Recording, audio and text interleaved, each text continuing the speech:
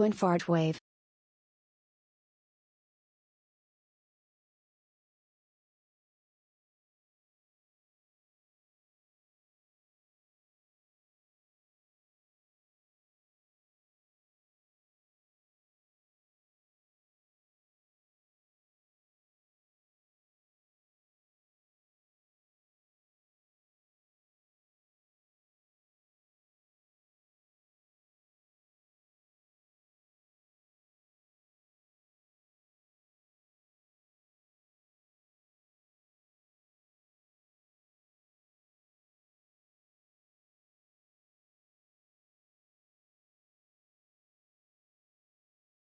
Hi Caroline. Hi chat.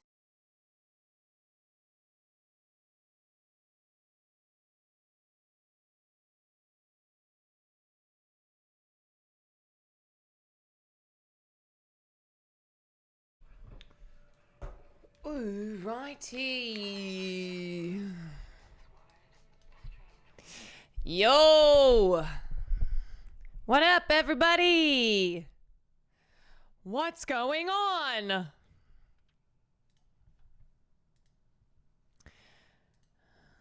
Okay.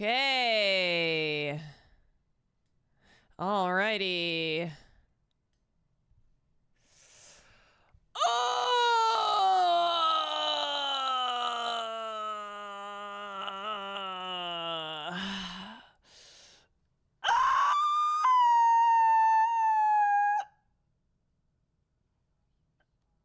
Okay.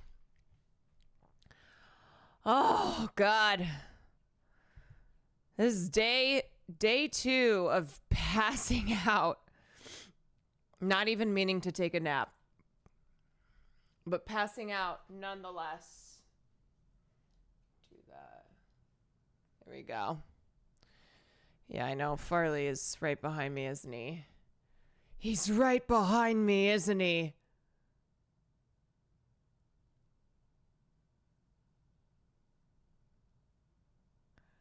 Don't look now, but he's right behind me.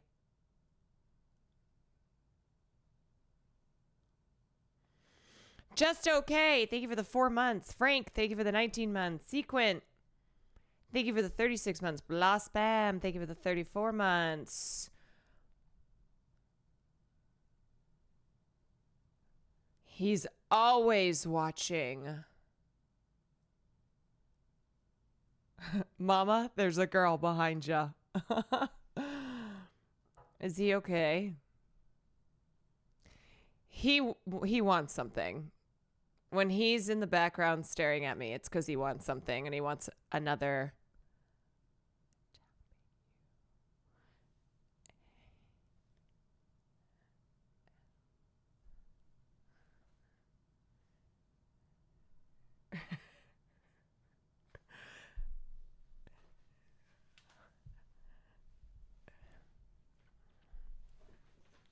DJ Kwan, your playlist always hits. Thanks. Today, White Grizzly, thank you for the 23 months. Today, I went to lunch and I had just sat down and suddenly I hear Caroline and I turn and it's Austin Show. It's Austin Show sitting with Christian and 2 of their friends. It was a birthday lunch and they had a bottle of champagne. It was like 2:00 and I had sat down for kind of a businessy lunch, sort of businessy casual lunch. And I just hear Caroline literally at the table next to us. Oh, he's coming closer, isn't he? He's here. He's here. What do I do? Do we act normal?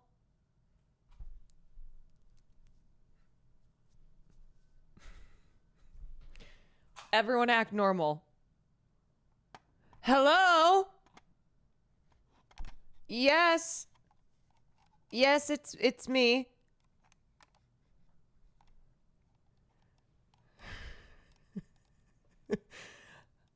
No.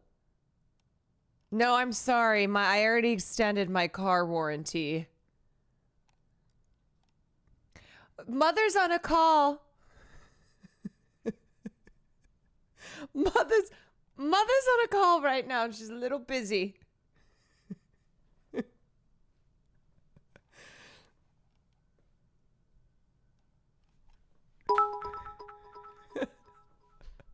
I know, he keeps coming closer. I don't think it worked. Hi. This is the same thing every time.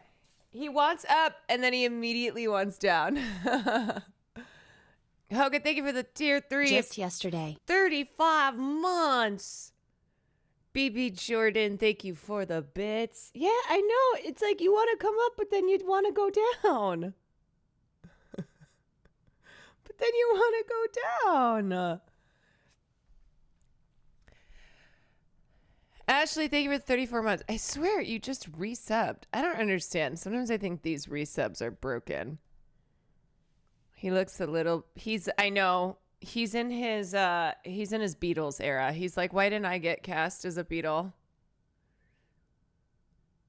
It's me. The 5th Beatle. Ow!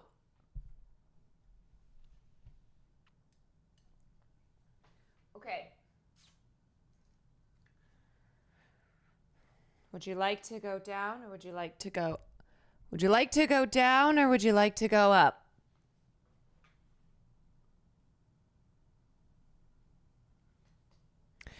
British Farley would be so scary, I know. So scary.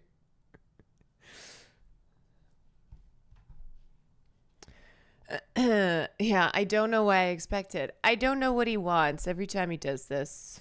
He just wants attention for like 2 seconds, and then that's it. Explain the Lil Nas situation? I will get to explaining it. Do you want a treat? Should I get you a treat? How about that? Ow, God, your nails are so long. How about we go get you a treat? Can you sit? Okay. Paw again. Oh.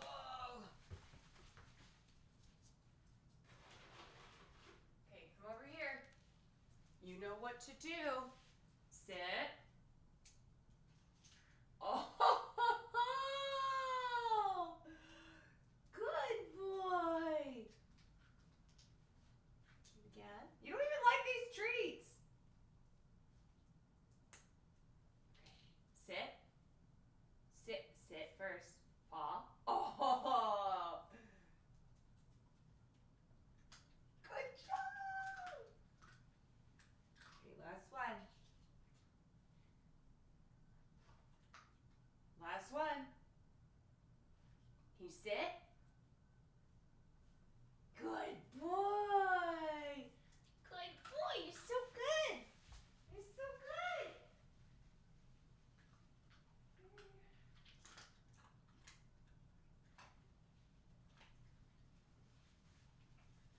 Yay!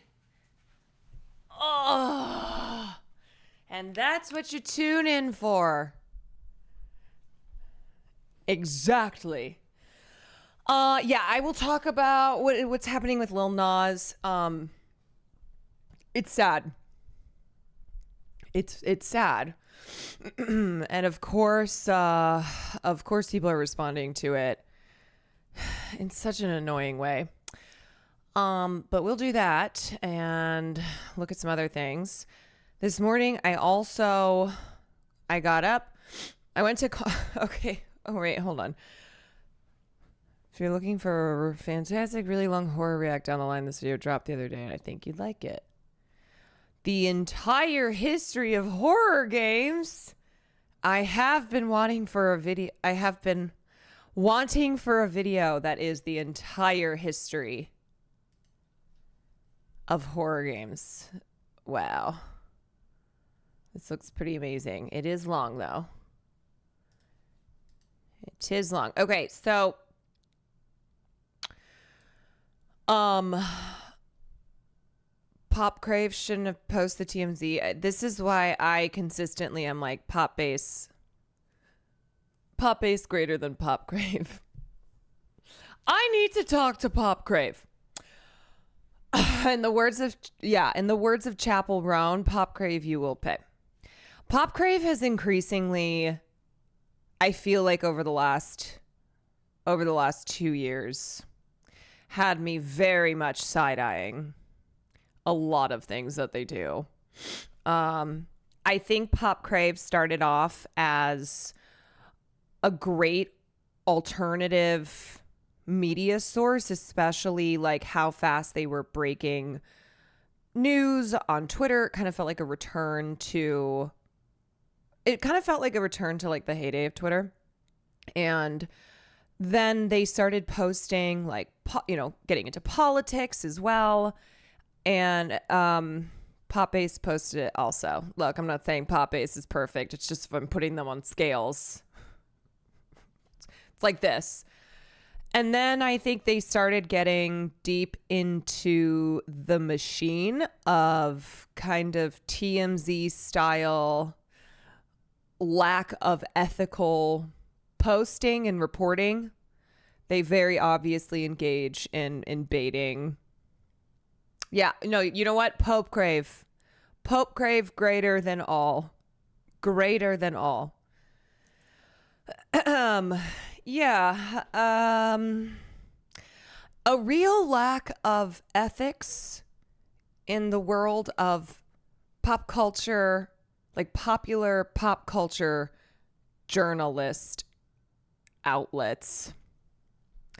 Okay, so anyway, last night I went to a birthday party after I played, well, not after, but yesterday I played Among Us for the first time. It was very, very fun, very stressful.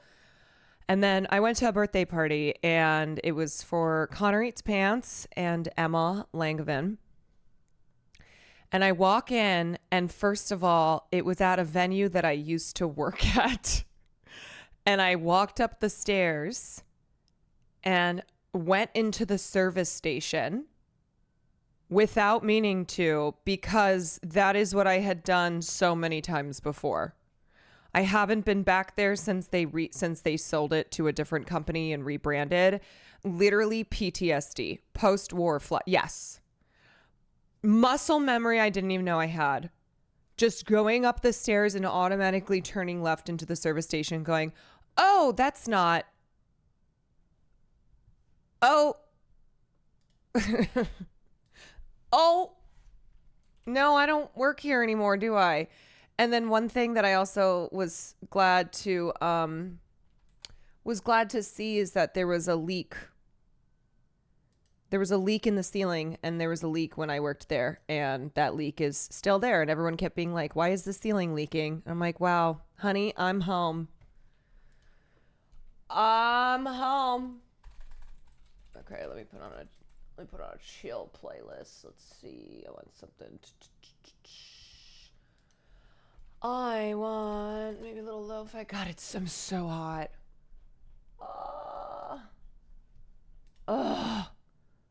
So fucking hot. I've decided to. It's actually been humid in LA. It's like hot and humid. I decided I finally need to get a fan because it's too much. I almost died during Among Us.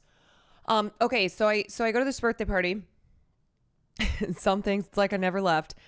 And the music was so loud, excruciatingly loud. And I usually have earplugs with me, and I forgot them.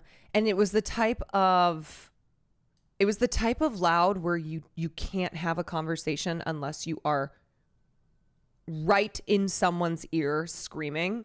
It's like the memes, all the memes. And I could tell people were uncomfortable, and I was uncomfortable. And at one point I see Connor and Emma, and they're like overstimulated. They're like, it's too loud. People keep saying it's loud.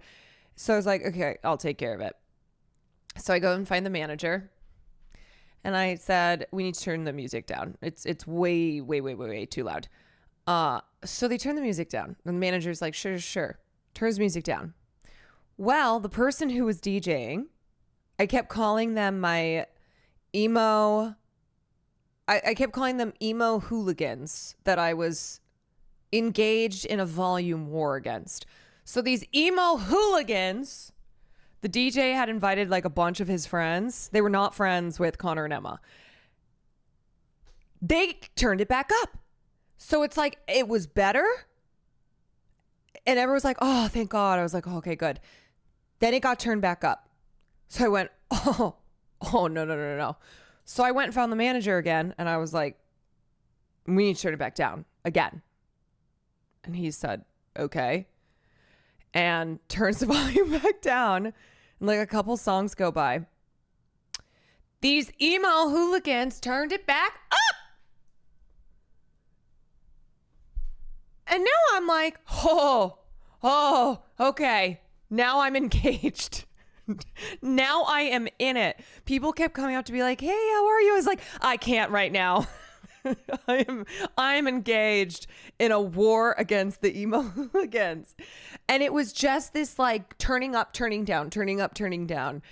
And finally, I found out that I'm at war. We'll catch up later. Sam kept like, Sam would be like talking to me. I'd be like, I can't, I'm sorry. I cannot focus on anything else. Said, I have to go deal with this. And then Will finally got there and I was like trying to tell him everything that was going on. He so clearly didn't give a fuck. He literally pulled the I have to go to the bathroom in the middle of my ranting. And I went, oh my God, he just pulled the I have to go to the bathroom card on me. Went from being emo to going to war with them. I know, I was emo for one night. I'm sorry, but if you're DJing, it's your job to make sure the vibe is right in the room and the room is clearly not vibing with volume level. No, it was not. And I'm sorry too, but loud doesn't equal better. So if your music is not good, if you're just picking random songs off Spotify and nobody is vibing in the room, the solution is not to crank it up.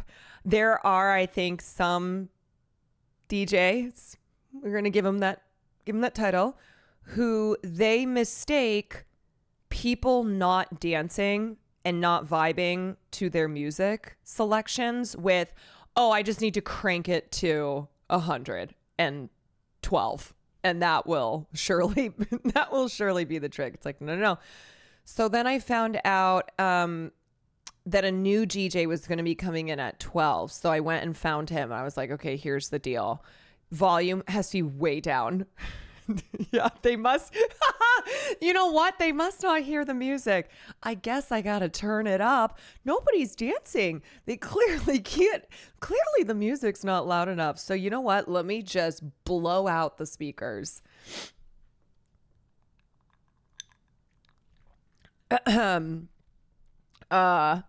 So all was fine when the new DJ came in. Better mix of songs, volume lower.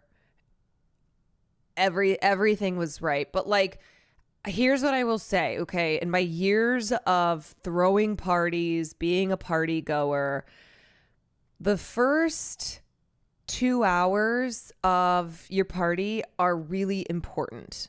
Because people aren't like if people are drinking, they're probably not drunk yet at that point. And when you're drunk, then whatever, who cares? But it's like people getting there, kind of saying hi, having conversations. So if the vibe isn't right, yeah, you got to warm up the party. You can't just every single person that I talked to, including the birthday people, made comments about how loud it was. So I know it wasn't just me. I know it wasn't me, like old woman raising her fist to the sky at the young emo hooligans. Truly good DJing is an art form, and there's so many hacks. It's one of the first jobs that really suffered. Yes, and I am also very lucky and spoiled to have a lot of amazingly talented DJ friends. Like I am very spoiled by how musically talented they are. But also, I did work in clubs, specifically where we were last night. and I know what those speakers should be at. And I walked in and it was so loud. It was like, you know, you can't even, you know, when the volume is so loud that it's just like, and then they could be playing a Maroon 5 song, which they did, by the way. They played a Maroon 5 song and it was like,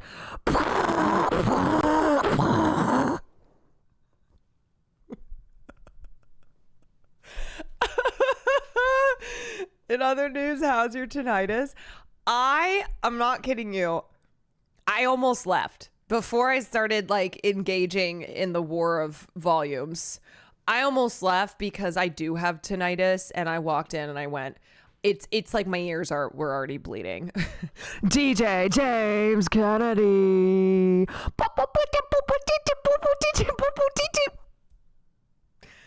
Honestly, it was good you were there because I know. And I said to Connor, I was like, it's your birthday. Have them turn it down. Also, Sejong, thank you for the 19 months. Sound Killer, thank you for the 20. Sound Killer, thank you for the 24. Blocky, thank you for the primes. Iron Blue, thank you for the 35. Whoa, it's me. Thank you for the 11. I said to Connor, I was like, it's your birthday. Like, if you can request this being turned down. And I think he was kind of like, I don't know how to. And also, he had this water bottle that he was just kind of doing this to. And I was like, okay. Let me go do it. I'll go find the manager. I'll go do it. So I used to work here anyway. So, you know. Katie, thank you for the 17 months. Jenny, thank you for the 28 months. I'm back to being gainfully employed. Woo! Let's go. Hogan, thank you for the gifted sub. Always turn it down. Always turn it down. He was telling Ashley St. Clair about this. Oof. That lady. No, they did not recognize me. It's a whole new company, whole new staff that works there. I don't even think it's really a nightclub like it used to be, like back in the day. Ashley, I cannot watch that because I am not logged into TikTok. And I do not know my login. Vassetsar, thank you for the 3 months. So went to the party last night, and then this morning I woke up and I did Ole and Friends, and it's Ole Lauren's podcast, and I did not expect. I will give you a sneak peek. Sneak peek. I did not expect that half the podcast would end up me bringing out all the crew that I have here in the house, which included Carol, Megan, Barnaby, and Barbara. Like, I was kind of thinking before the podcast, what are we going to talk about? I just wanted to make sure I was prepped, and it ended up me bringing them all onto the stream as Ole and Taylor Lorenz, who is also on it, shrieked. Absolutely shrieked. Caroline, is 35 too old to start streaming? I'm just a girl, stay-at-home mom looking to fill my time with something I love. No, definitely not. There are people who are way older than that. I started streaming at 30, and I do it full time. Like, I started streaming at 30, not just in a like for funsies way, but me being like, well, I gotta figure something out. If you're looking to fill your time with something that you love, fuck it, do it. You've got Kyle MacLachlan making TikTok videos, and they're hilarious. So I think as far as like, are you going to be the next phase member? No. Cinna's dad streams. Yeah. Puzzle. I just love puzzles. We love her. She's an older lady. You have, there was just the grandma who plays World of Warcraft, I think. I just saw an article on her.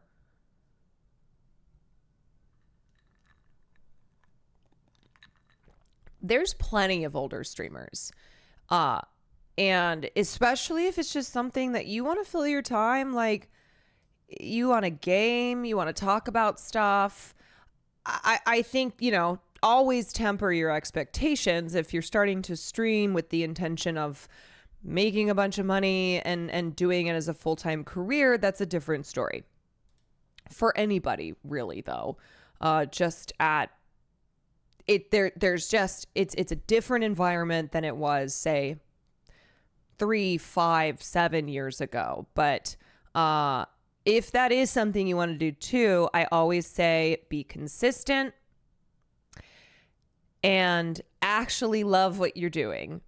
Love what you're doing, because if you're doing content for whatever audience you think, whatever you think the audience wants, it's not sustainable. And thirdly, do something you love, but also find something, find kind of a niche. I think at this point, like, I think if you come in and it's like, okay, I'm not confident and sure in that what I have to offer is unique in the way that, in the way I'm doing things here, then it's going to make it harder to grow. Oh my God, I'm so fucking hot. Oh, there is no air. Kiwi, Cash Coven, thank you for the 7 months. Paul, the IT guy. It's because the weather's so hot outside right now, too. Thank you for the 11 months, Mochi Pichu. Thank you for the 20 months, Tofu Shop. Thank you for the 9 months. Guapoco, thank you for the 33 months. Oh, my motherfucking...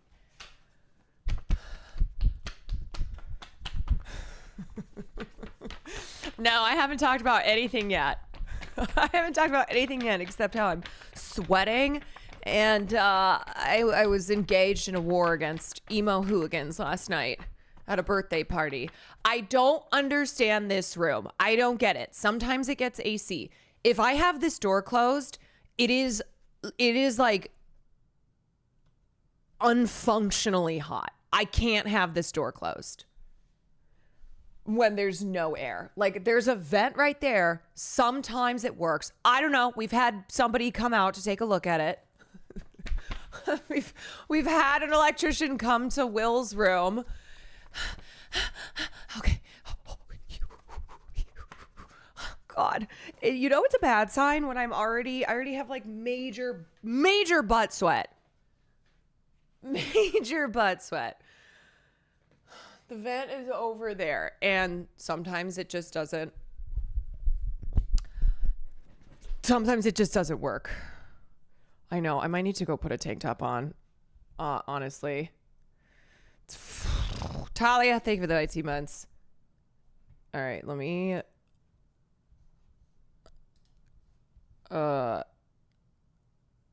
go put a tank top on, because it's just, I was like, why is my camera like that?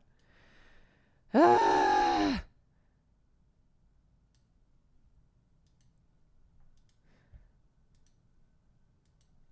Okay. BRB.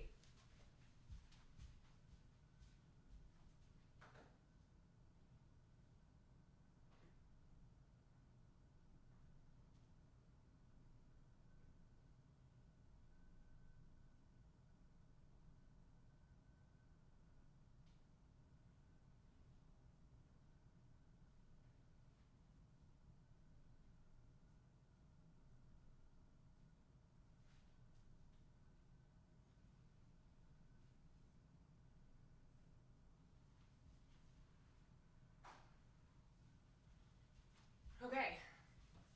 Whew. All right. Do I have a hair clip? That is so much better already. Significantly better. The tank. Putting, yeah, I know. If I'm starting to overheat again. Went to Swamp Ass City and everyone knew you were there. Yeah, there's a statue of me. There's a statue. Actually, before we get into stuff, I have to show you guys what Sam got me. Speaking of,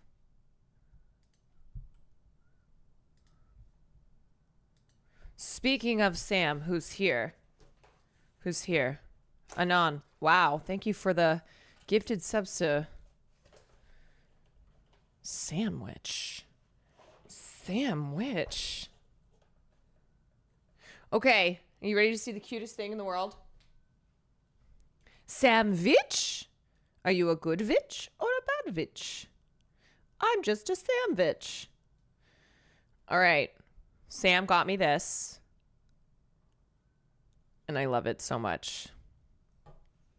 Hi, I'm Caroline Kwan from Women.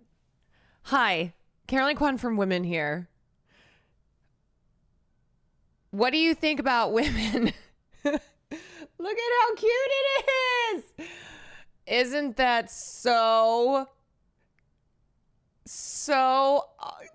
perfect?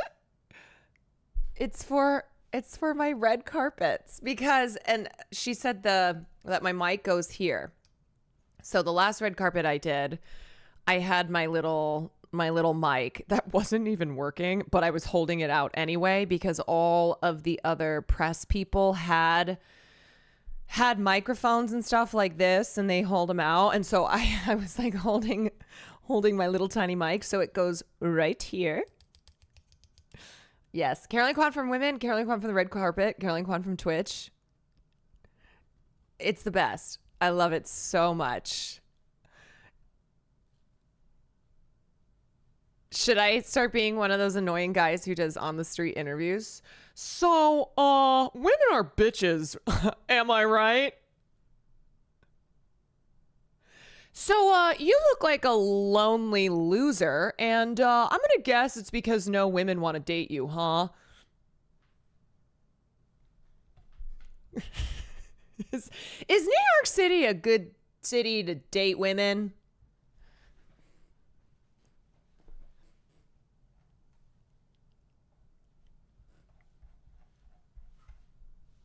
What's your body count, and why are you a whore?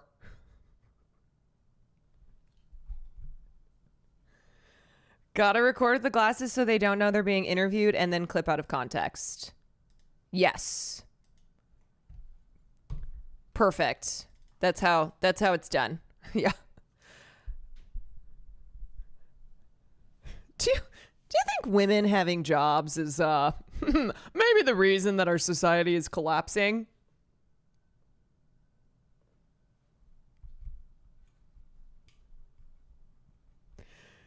Those men who ask random colored hair people questions just to publicly shame them if they get the questions wrong. Did you see the dating money guy harass Pokimane in public? I saw her posting something about it. Yeah, those guys are just fucking losers. And that's why I'm gonna join them. So, pedophiles. Not enough of them, am I right?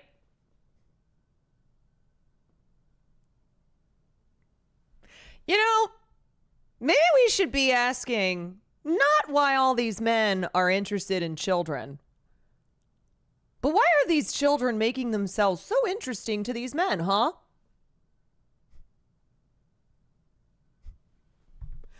Okay, real talk though, like, what is going on? Why is it every day I log on and there's like there's just some new pedophile shit?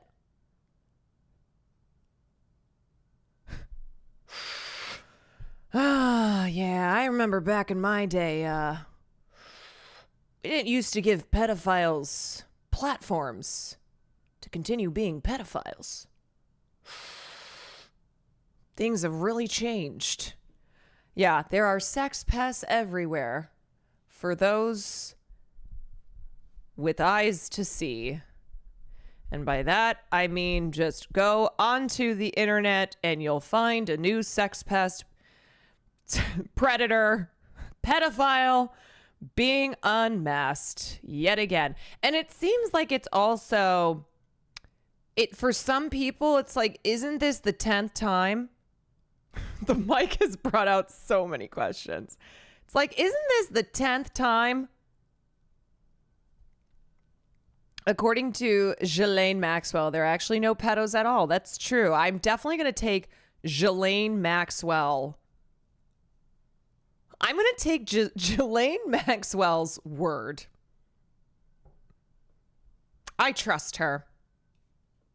I trust her.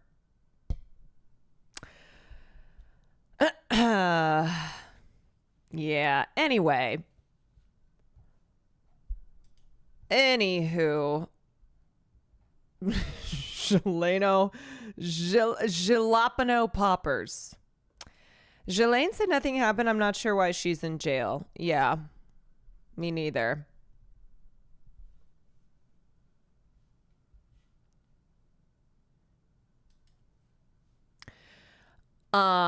I think we as a people are just more able to see and find the pedophiles instead, rather than the pedopop going up. Yeah, no, I think I'm kind of being a little, I think I'm being a little facetious when I'm like, where are all these, also, what the hell is happening with, I'm like, where are all these pedophiles coming from?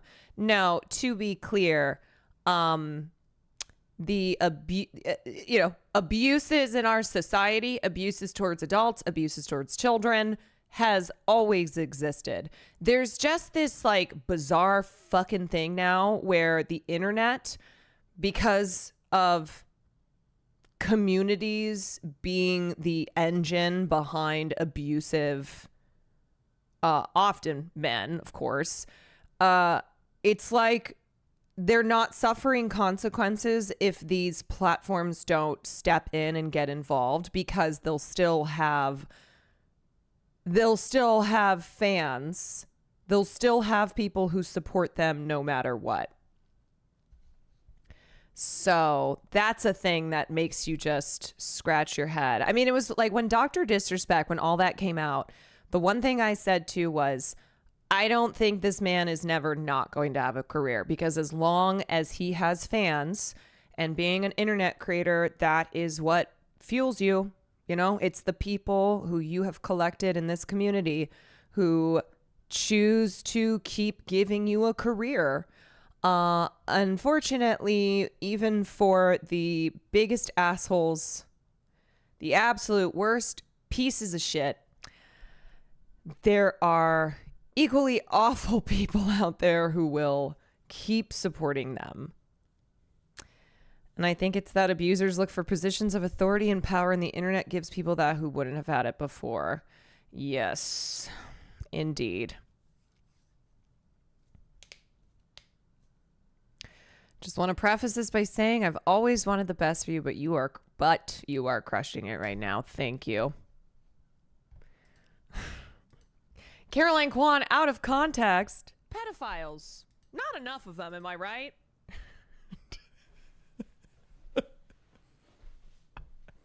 You know, maybe we should be asking not why all these men are interested in children, but why are these children making themselves so interesting to these men, huh?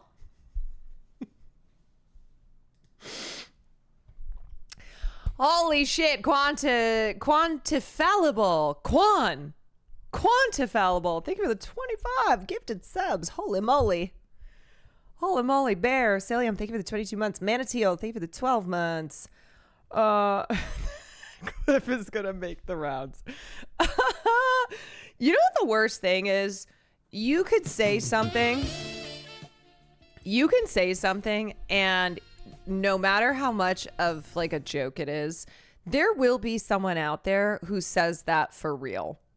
Like, there's nothing that you can say that, you know, as sarcastic as you are being, that someone is not saying, but with 100% sincerity. You know, I mean, maybe Sam shouldn't have given me this mic. Sam gave you a mic and you gave yourself enough rope. Oops. Hashtag Caroline Kwan is over party. And this is when Carolyn comes in. You were joking, but that is what a lot of people essentially say, maybe not about children, but like, yes, that's what I'm getting at, is like, what I'm getting at is there's nothing I can say jokingly with sarcasm to make a point that isn't being said completely, with complete sincerity, with complete like, no, that is how someone actually views things. Hey, I'm just asking questions here. Have you seen World War Z related to the title? I have seen World War Z, and we're going to talk about World War Z because we're going to watch a video called Israel in Movies, and it is about the history of representation and the partnership between the state of Israel and the film industry, which has been helped to launder their reputation and push through propaganda. And one film that I'm sure the video will mention as an example is World War Z. Because if you don't know, aside from that movie just not being very good, there is absolutely Zionist propaganda being pushed by that film. And interestingly, the part in World War Z where they go to Israel and then there's like the wall and whatnot, it's actually different in the book. It's really fucked how they changed it, because that change also feels very intentional on changing it to be a Palestinian girl who they let in because they're so kind, because the zombies are here, who then causes like the zombie horde to descend on the poor people of Israel. In the book, it's an Israeli extremist who is so upset about, sorry, I'm getting into it already, but who's so upset that they've let in Palestinians because of the growing zombie apocalypse, that he is like, I'm going to blow up the wall because I'm an extremist and my name is Ben Gvir. It's not Ben Gvir. But that's what happens. That's it in the book, and it's drastically different in the film. But anyway, so I haven't watched this video yet. Somebody linked to me yesterday.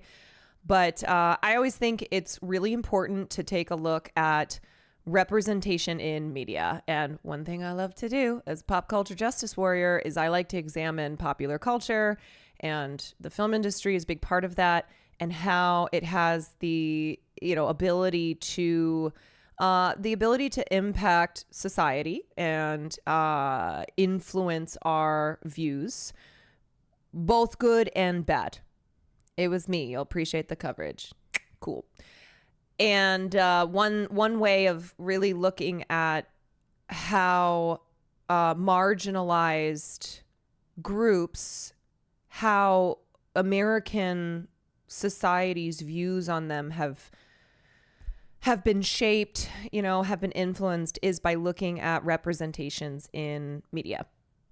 So we in the past have looked at Arab representation and how fucking dismal it is, and just so many references, so many representations of Arab characters, Muslim characters, just pretty much any brown person as being a terrorist, as being a villain, as these really harmful perpetuating stereotypes even throughout the 2000s. Like the one Palestinian character in the very popular show Homeland was a terrorist, was a bad guy.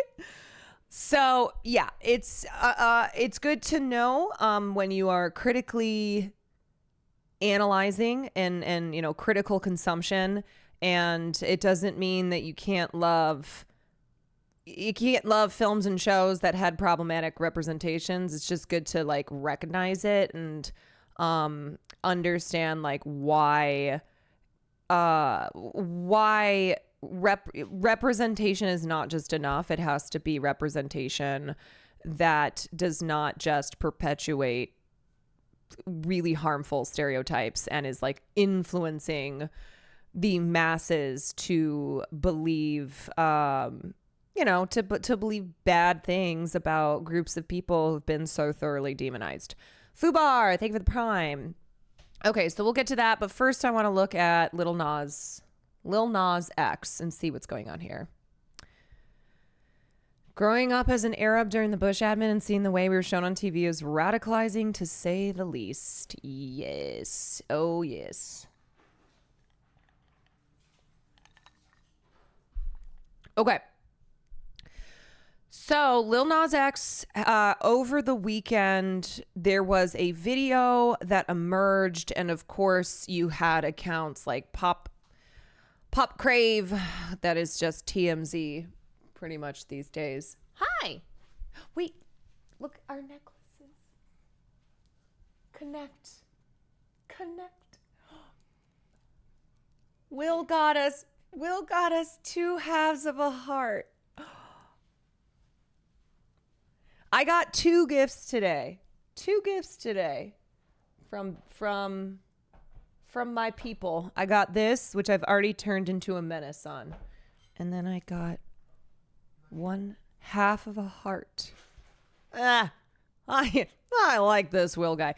Okay, so Pop Crave and other accounts posted this video of Lil Nas X, and it just felt kind of gross because of the comments that resulted from it, and a lot of people just being nasty. And anyway, so in the video, it's like 4 a.m. He's roaming the streets in Studio City. He's just wearing his underwear. He seems delirious. He's by himself. And what happened was somebody called the cops. Somebody called the cops, and he ended up like being arrested for battery against a police officer, which thank God they didn't fucking shoot him. Okay. Cause we've seen this story plenty of times where a person, usually a person of color, black person, another person of color who is suffering from a mental health crisis, the cops are called, and it ends up with that person, having 6 bullet holes in their body. So whoever took this footage, and then apparently it was TMZ actually. Apparently it was TMZ that either caught the footage or got the footage right away and then posted it. But so he's in jail now. He's being charged for resisting or obstructing an officer, and he is going to have to appear before a judge before he's released, which will happen on Monday. He was also taken to the hospital for a potential overdose, my understanding is. So he was on Ventura Boulevard, which is in Studio City, wearing nothing but underwear and a pair of white cowboy boots. He was transported to a local hospital for a possible overdose and placed under arrest for battery on a police officer. Lil Nas X, who released his Days Before Dream Boy EP back in March, has been struggling with health issues throughout 2025. Back in April, he shared an update on social media saying he had suffered partial facial paralysis. A month later, he had to cancel a headlining appearance for West Hollywood's Out Loud Pride Music Festival. One source tells The Hollywood Reporter that a similar mental health issue had contributed to him pulling out of the event. And I saw a lot of people being like, wow, his need for attention just keeps going. And it's like, man, that's so clearly not what the fuck this is.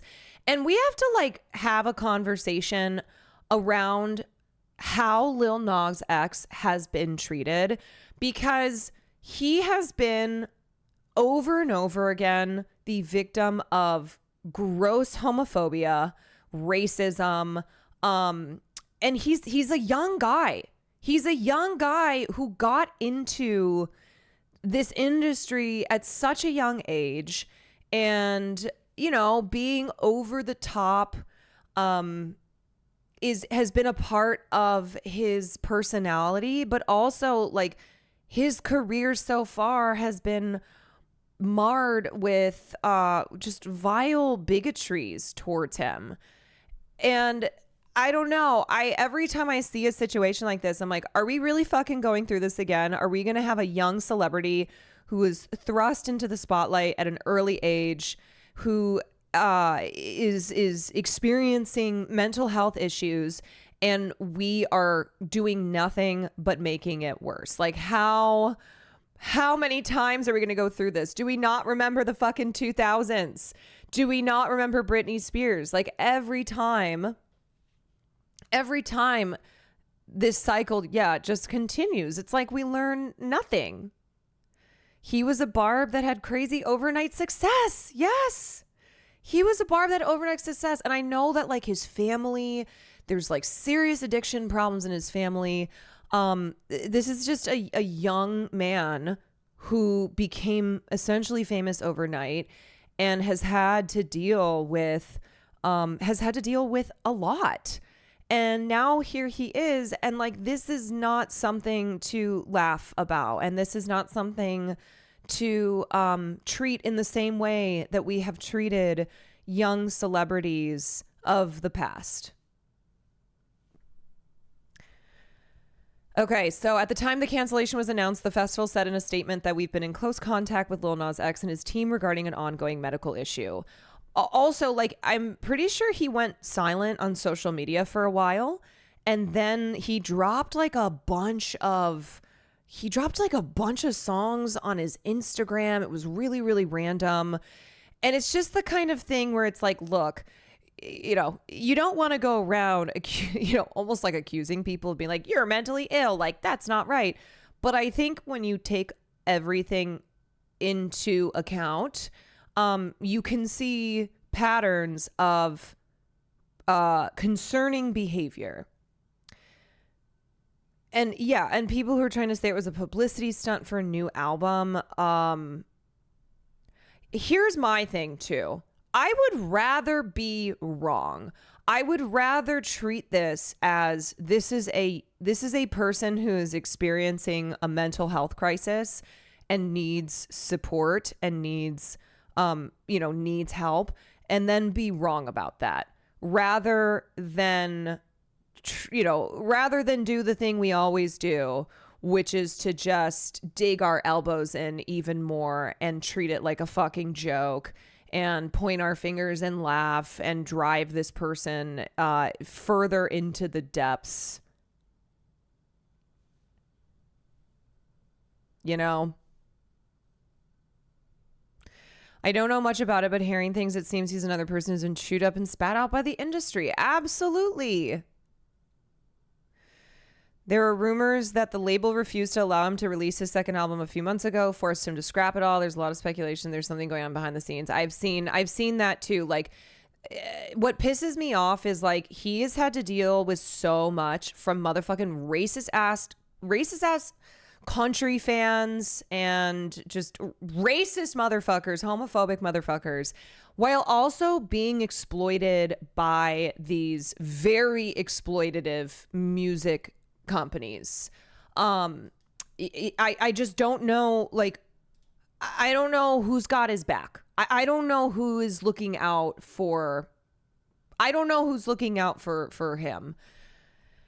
And it's like, man, there's just so much goddamn exploitation in the music industry. We just covered Sean Combs' case for months, okay? And so much of that case was highlighting how exploitative the music industry is, and what allows people with the power and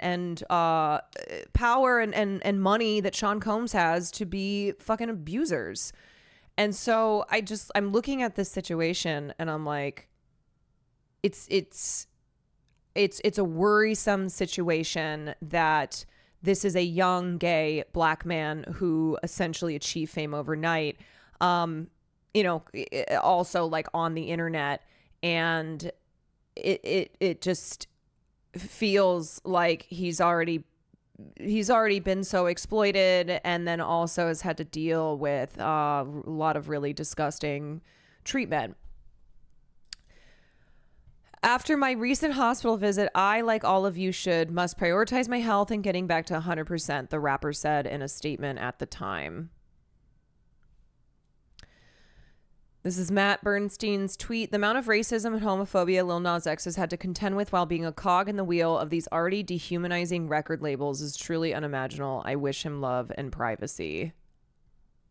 Yeah, and then someone, these poor PR stunts are not making anybody pity him. Those types of people, I'm like, just fuck off, okay? Fuck off. Fuck off. Completely fuck off. You hosted SNL. Sorry, this is not what I'm trying to watch. I'm trying to watch this video. Okay, that's annoying.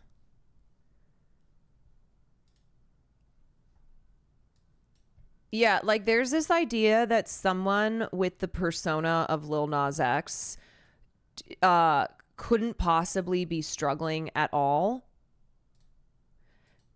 They're like, no, he's like this. He's an attention. He seeks attention. He's very flamboyant. He's very over the top. Like he does this kind of shit. I'm like, really? He does this kind of shit where he's at 4 a.m, like muttering out loud as he's in his underwear walking down Ventura fucking Boulevard?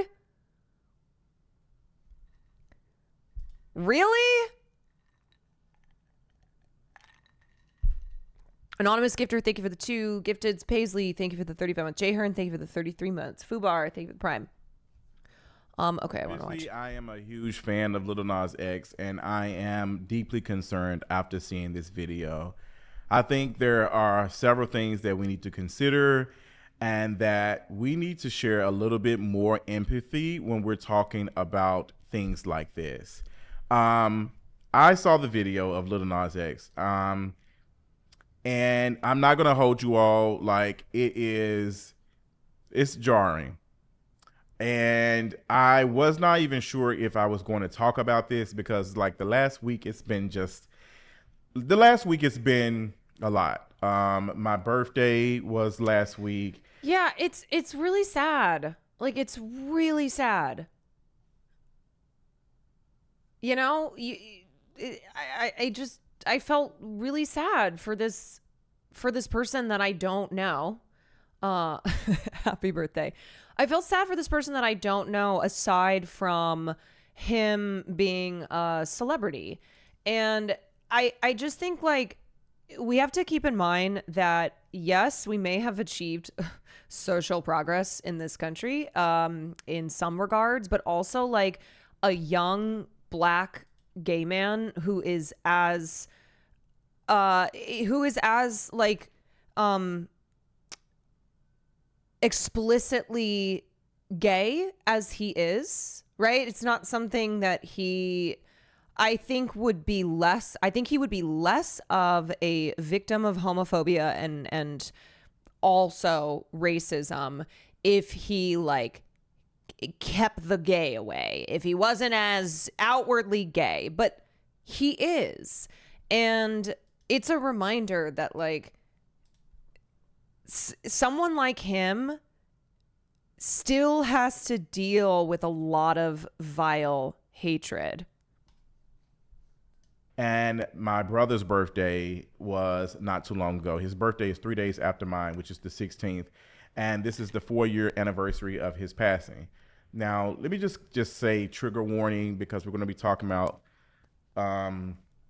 OD. There's the video, Jesus being a celebrity and going through a crisis is brutal. Yes, and that's why I'm saying we have learned nothing. We have learned nothing from the videos that paparazzi took of Britney Spears and that caused her to be ruthlessly and endlessly mocked. And that was used as evidence for her father essentially locking her up, her father taking control of her entire life and estate. It was like that type of thing. And the way that nobody stopped for one goddamn second to be like, this is wrong. What are we doing to this person? The addiction, all of these things. And I want to be honest. Like, I just want to be honest. And again, watching this like video of Lil Nas X, I thought to myself, like, this seems like this is real. We know Lil Nas X to be very playful, to do different things and to get attention. The red carpet from the J. Christ song, where you had these people dressing up as celebrities. I think someone dressed up as Kanye West. Someone also dressed up as Mariah Carey. Lil Nas X is known for getting attention and trolling. And that's some of the criticism that I have given towards him with this new era, is that you got to stop doing that for people to take you serious as an artist. And I'm hoping that this isn't a stunt. This isn't something that is playful or trying to get attention from the media. But then again, I don't want it to be the other. I don't want it to be the other, which is what everybody is talking about. So for those who do not know, there's reports that Lil Nas X has been arrested. Yeah, and as I said, I would rather be wrong. You know, I would rather extend empathy and be like, hey guys, you know how we always do the thing when a celebrity dies who clearly struggled in their, you know, when they were alive, and we're like, oh, we miss them, oh, so sad, the 27 Club. Oh, like we almost we treat addicts, we treat people who have you know, mental illness after they're gone in this like, I don't know, almost like romanticized way.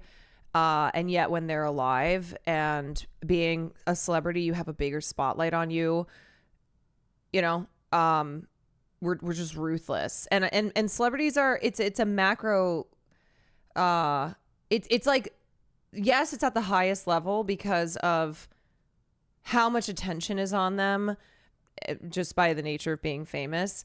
But it also is indicative of then how we would treat our neighbors and how we treat people who aren't in the spotlight. And I think people kind of act like, oh, well, if you're a celebrity, you're not a human being anymore. It's this weird, like, my whole thing is, how can I expect you as a person to treat non-celebrities with compassion and care when this is how you act about persons who are famous and are experiencing crises, and you have some like weird separation of, oh, well, they're not human beings. He has been sent to a hospital for OD. He was seen in Studio City, California, that's close to LA. And he was walking the streets at 4 o'clock in the morning, and he seemed to be different. That's the best way I can put it. Seemed to be maybe on something or maybe high. Yeah, they get treated like garbage, then martyred when they die. Yes, it's this martyrdom that we apply to people who we had no problem treating in such an awful way when they were alive and were doing things that were like, this is an opportune moment to just take a shit all over them. And the reality is like, they were struggling, and being in the public eye can exacerbate those struggles. And someone was recording him, and he was telling them to go on. I don't know. I think he's treated pretty well. Lil Nas X, no. Then you have not been paying attention to the way that like people talk about him. I'm not talking about fans of his. He literally had to have Billy Ray Cyrus. He had to have Billy Ray Cyrus on Old Town Road because of how fucking racist people are and wouldn't accept him in country music. And he has been threatened from day one. He is constantly attacked. He's ostracized in the industry for being black and gay. Absolutely. Like, he was just trying to get them out the way. This seemed to me a little bit like maybe this could be promo, but then I said, what if it's not promo? What if it's not promo? And I'm not going to hold y'all. Like, I got so emotional. One of my friends sent it to me while I was watching the video, and then I saw that it had that he had been arrested for OD. We haven't seen a mugshot. There isn't any pictures of a mugshot online right now. All we have is this video. And it didn't even recognize to me that. And let me say, potentially overdosing, punching cops. You know what I'm saying, though? Like, everything that happened this weekend, even if that were in service of some type of stunt, like, that's still not like a healthy demeanor, I guess. That's not somebody who I look at and go, oh, yeah, no, they're totally fine.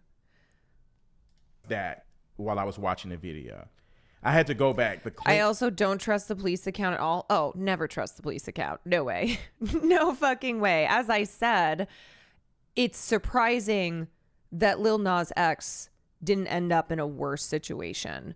That the police being called on a young black guy who is walking the streets at 4 a.m. in his underwear. We know how that story can end. The link that my friend sent me had that he was arrested. And I was just so jarred by the video. I was trying to process it, trying to figure out if this is a stunt or what is going on? Like we haven't heard anything from him. And there's been a couple of TikTok videos and tweets about where is Lil Nas X, people showing genuine concern. One of my mutuals shared a TikTok. Hey, like, what's going on with my sister? Like, and these are folks my age. We have this young queer black boy from Atlanta, from the South, who has gotten a lot of attention over the last couple of years. And for the most part has been somewhat struggling to get that and keep that same attention. So yes, some of us who are knowledgeable of the industry and know what it's like being a black queer person, period, know that he might be going through something. We didn't want to put that on him, but we had some concerns because it's not like him. Or maybe he was taking time away from social media to focus on his music. But there were videos that were posted earlier this year that some folks made it seem as though he may be high. There was also some interesting posts made on his Instagram account, and it was him rearranging furniture in his house, and folks had concerns around that. Like, what is going on? Like, is everything okay? And Lil Nas X has always been this playful, since he's been out, he's been very playful and artistic with his expression. Like, the way he expresses himself is very artistic. That's what makes him who he is. He's very talented. But knowing the industry and knowing what it's like dealing with being a celebrity that fast, nobody's built for that. And I've been saying that for a minute. Nobody. Overnight fame. Let me just tell you, okay? There are different factors of becoming famous, being famous. And when you become famous at a younger age, that is going to affect you in a way as if you're older. If you become famous overnight versus someone who, like, it's kind of more of a gradual on-ramp to fame. If you become famous because of the internet, because of now having massive internet fame, and it moves so fast and it's so demanding. So there are factors around fame that can have a deeper impact on you, that can affect your psyche in really awful ways. Like, fame in general, I think, is bad for the psyche. I think it just changes you in a way that it's not natural. Like, to be famous, the way that we live in a celebrity worship culture, no matter who you are, I think it still alters you. But then you add in the other things. You add in age. You add in how you became famous. You add in, like, how quickly you became famous. You add in, like, what family do you come from? What support system do you have? It just, I think a lot of people go, oh, you're famous, you're rich, you have everything in life. I don't feel bad for you at all. While not understanding that it's like, no one is asking you to compare your life, or say you're struggling to pay your bills, like a lot of people, okay? No one is like, don't these celebrities have it like absolutely harder than the normal person? But we're talking about the very specific we're talking about the very specific thing that is fame, and how when you are a famous person, what can happen is this taking of your humanity. Is like you're no longer treated as a human being, which is why we see over and over again celebrities, especially ones who achieve fame at a young age, go through the system and be spat out. I feel like I've handled fame really well. That's because you're 40. It's like that scene in the newsroom. It is built for that.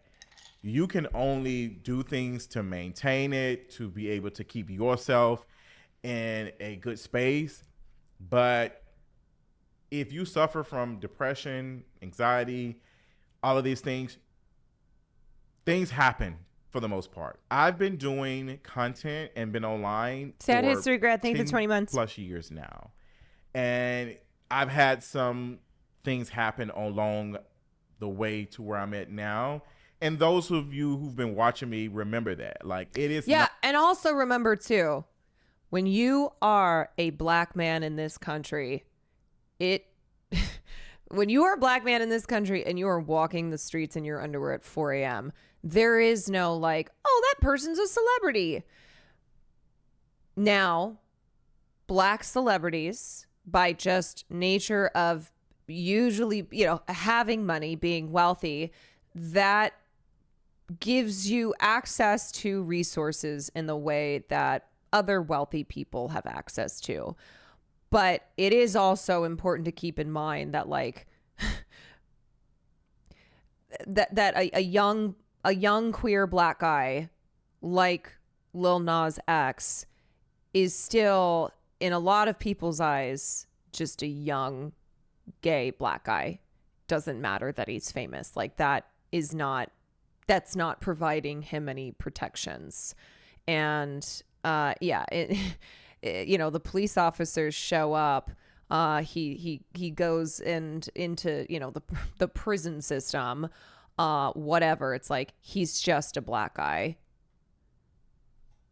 As a black woman, I'm surprised he was not harmed. Exactly. Not easy dealing with people coming back to you with. It's not easy dealing with all of that attention. We're talking about on Lil Nas X level, where he has the most streamed song, most viewed. Miserable Comfort. I don't know why you're so insistent on being like, yeah, but he's rich, so he's fine. Like, I'm not saying that his money does not provide him a life of privilege that people who don't have that level of wealth have access to. I just keep seeing your comments and like you're like, he's not trading lives with 95% of us. Okay, sure, but does that change anything that I'm saying here? I don't think it does. And I think you're doing the thing that I'm talking about, which is that when someone is famous, there is this lack of empathy for them when they are undergoing a crisis that is exacerbated by people like us, by the public, by the media. We are a part of that vicious system. I cannot tell you enough. In the 2000s, what happened to young celebrities like Britney Spears, and how we, the public, were a part of everything that happened to her. We fed into it. We bought the magazines. We, gleefully watched as she was ripped to shreds. We play a part in that. And it's really important. Like, what I'm trying to explain too is that Lil Nas X may have more money than you. He may, you know, have privileges from his fame, but also as a young queer black man who is very outwardly queer, he has had to deal on a scale that most people won't, just simply from not being at the, you know, as much of a spotlight as he has on him. He has had to deal with a lot of really vile racism and homophobia. And that is not something that I think we can dismiss. I don't think that's yeah, but he's rich, so who gives a shit?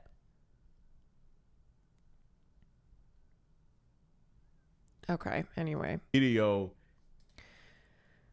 Agent spoke openly about how the cops mishandled him when he was unfairly arrested during Kai's New York giveaway. They knew he's famous and someone of influence and still don't give a fuck. Of course not, because they look at him and he's just a black man. And so I don't know. I mean,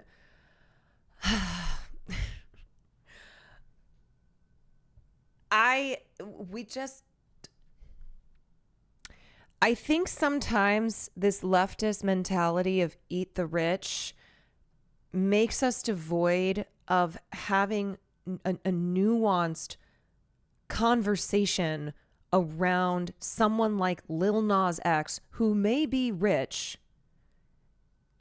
He's not a fucking billionaire, but he's richer than you and I. But it's like eat the rich, meaning that we then cannot have an empathetic conversation about him, this person who has frequently been at the center of very, very vile bigotry. Money does not stop all other societal problems someone can experience.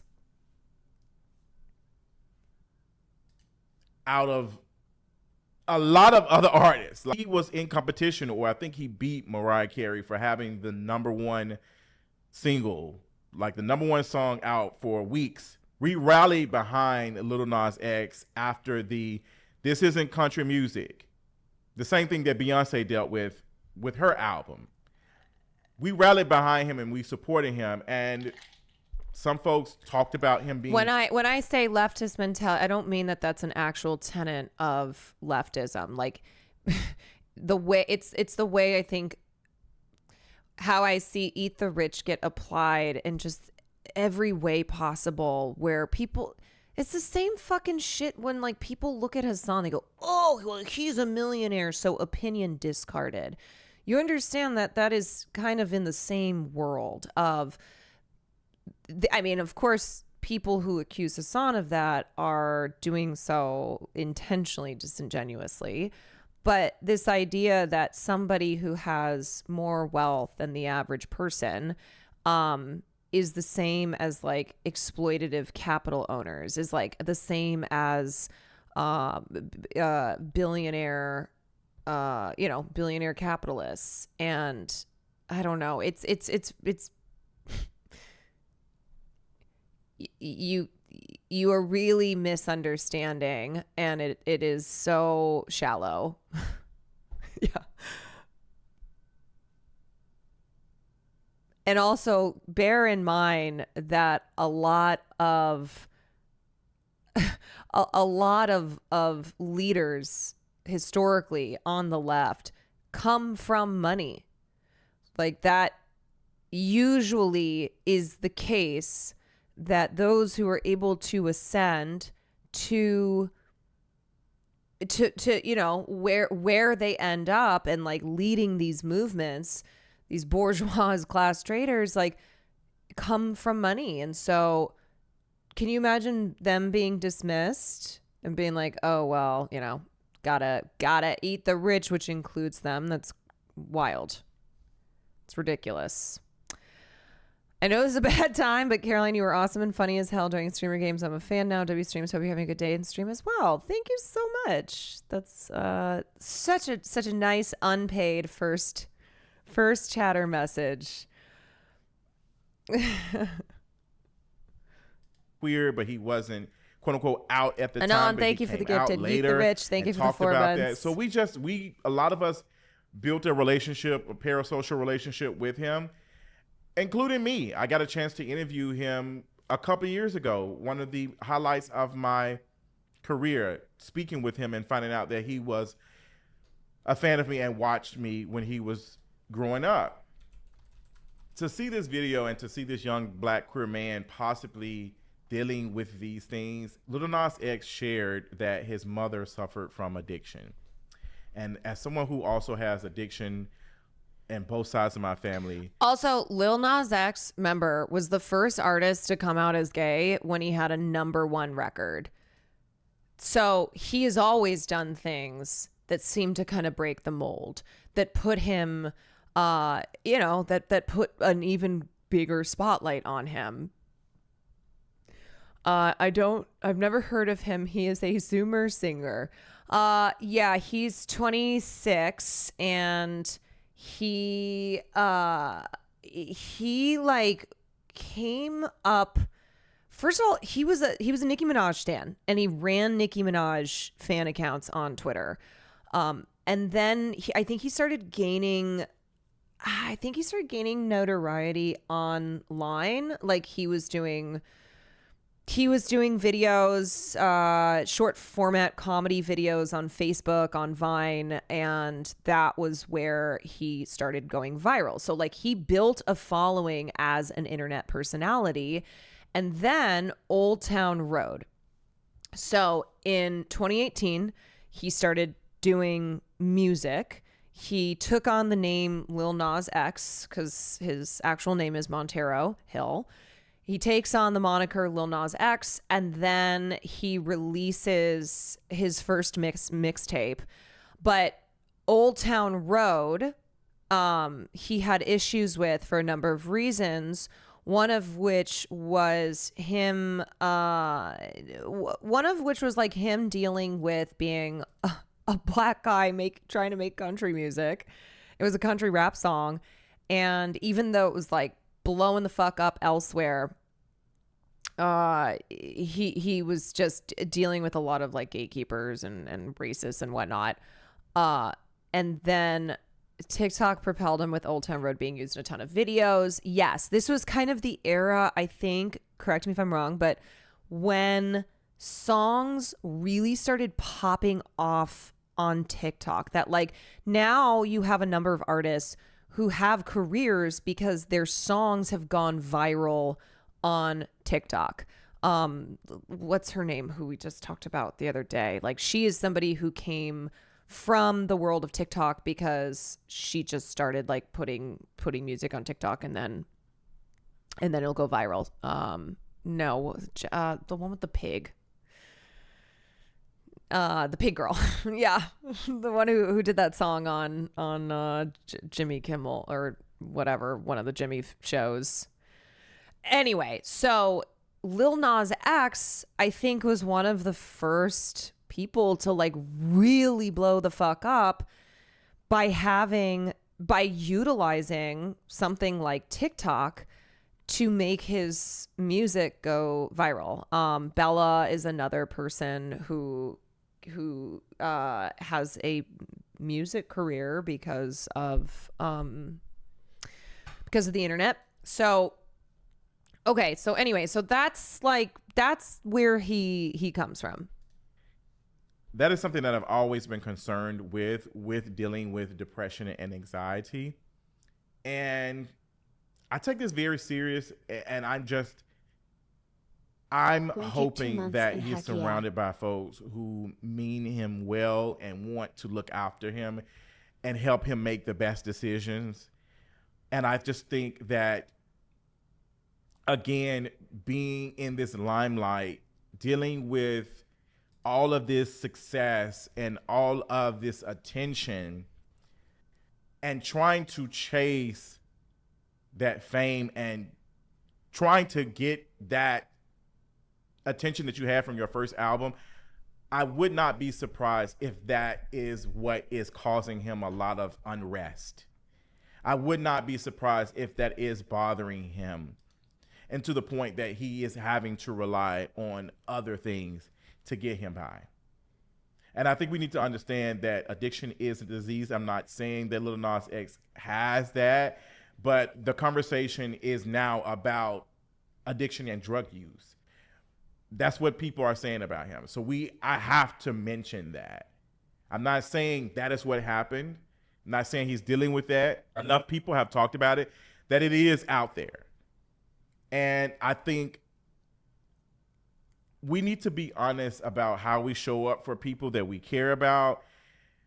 As someone who lost a family member to this, and we're still, as a family, like trying to grasp what happened, because we've never known them to like have these things, like, or to deal with these things. But you never know what somebody is going through. You never know what a person is going through. And that's why I've always tried to make sure that the people that I surround myself with are people who genuinely care about me as a person. Another point too is one reason that I often examine celebrity culture and the public's response to things happening in the world of celebrities, especially with legal cases involving, say, abuse, just how the public treats celebrities who are struggling with addiction, with mental health. It's because it is a microcosm of our general society, of society at large. And I remember growing up, like, a lot of the ways that female celebrities were talked about, on the covers of magazines, in interviews, that absolutely has a trickle down effect. And so because we are affected by the culture that we are consuming, by popular culture, by mass media, and a lot of the language and the way that things like addiction and mental health and how bigotries are so normalized, like that has a bleed out effect. So when I was growing up with like how culture was so openly misogynistic, and the fucking tabloid magazines always talking about women's weight, and then all of these like diets and bullshit being pushed on 12-year-olds. Like, I remember in junior high, there were so many of these fad diets, and that absolutely is trickling down from the top. And so I do think it's really important to examine this kind of stuff. And it's like, again, with all of the vitriol, the bigotries that Lil Nas X has been subjected to, that exists also outside of the celebrity world. And someone is not going to be homophobic and racist towards someone like Lil Nas X and then not act that way towards someone who's not famous. You know what I mean? There's not this like, oh yeah, I'm really misogynistic because she's famous, because she's a celebrity. There is, of course, this like, oh, well, celebrities aren't human beings, but that then is carried into the rest of society. Care about me more than just what I look like, more than just what I can do for them, or who I am on this app that you're watching, but me as a person. And I think we all need to surround ourselves with friends that Tricky Keys, thank you for the 2 months. They can depend on us. I think it's very important because we all are going to go through good moments and bad moments. And sometimes some of them will outweigh the others. None of us are immune to these things. And for some of us, it may be even easier for us to fall into these things given our social economic status. When it comes to Lil Nas X and this video and this story about him possibly like going through this, y'all, like, That was I ain't reading all that. we got to make sure that we're checking on our people. Yeah. We got to make sure that we're checking on our people. And I'm not just talking about like texting, calling them. What the old folks used to say, I need to lay my eyes on you. That's something my mama, I need to lay my eyes on you. Like, y'all got me out here sounding like somebody granddaddy now, like a unk. But we got to check in on our folks. And I understand sometimes it can be taxing because we're all dealing with this world and all the things that are going on. But all we got is community. That's all we have to combat these things is community. And I just feel like that the community did not show up for Lil Nas X.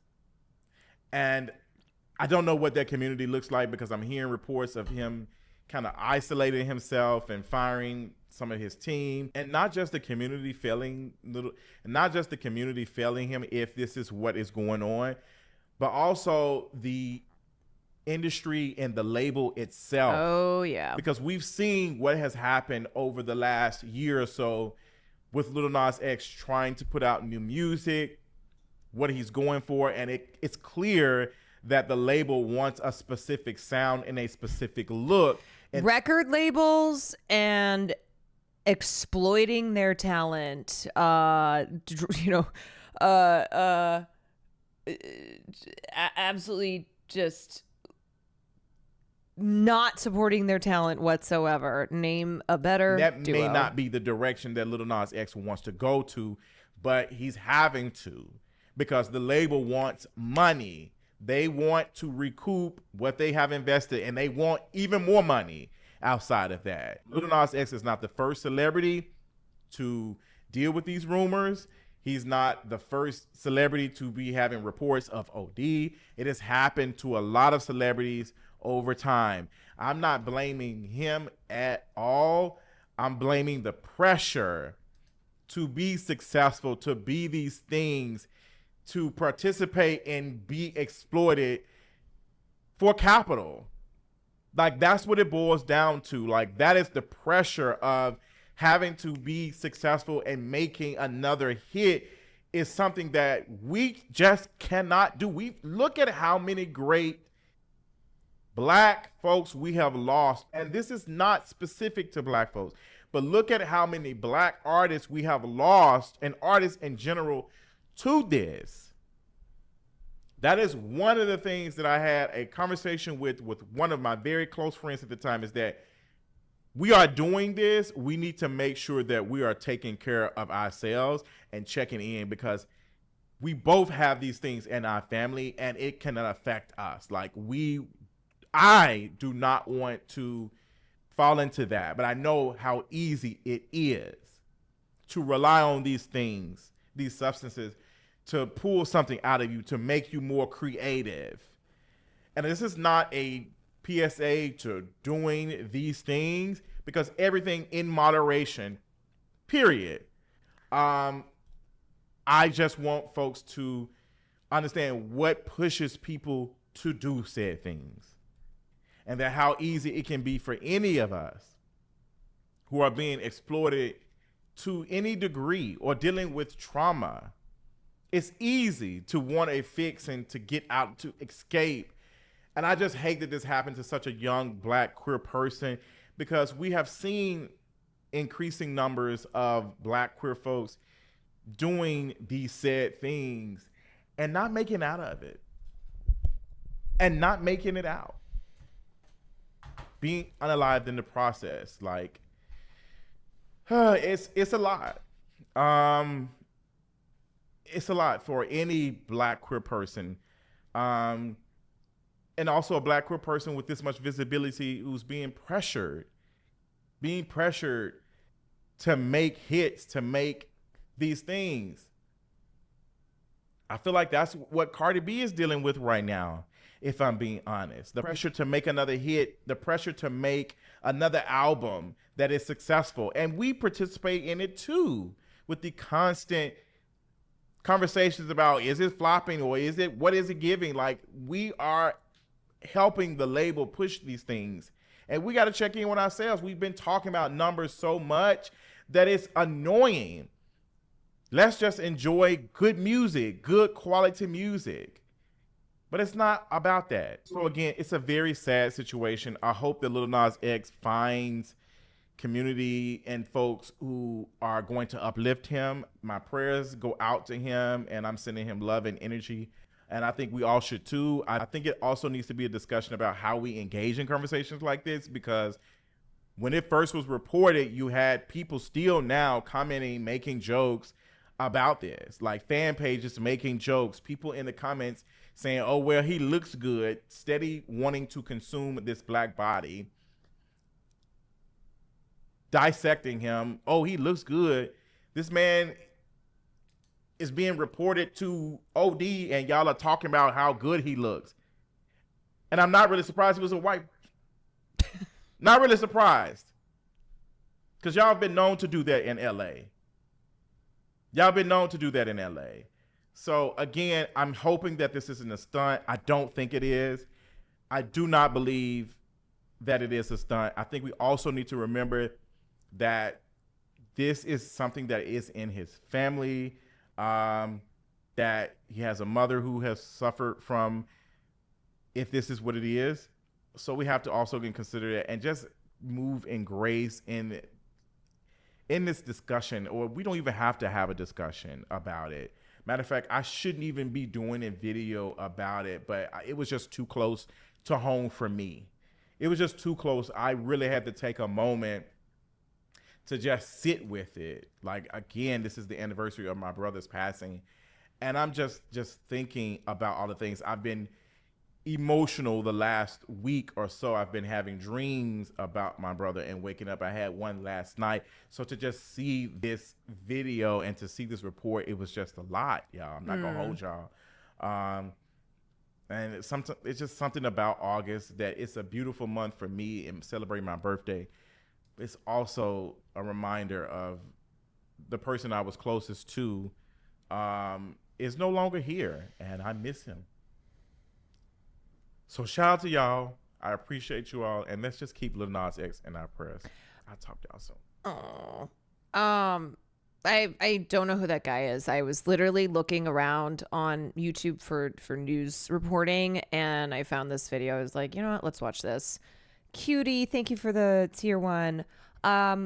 So the reason that I talk about stuff like this is because I'm well aware that a lot of times when you're scrolling around the internet, a lot of this stuff is like a passing glance. Unless these are the types of stories that make you stop and you dig in a little bit to see what's going on.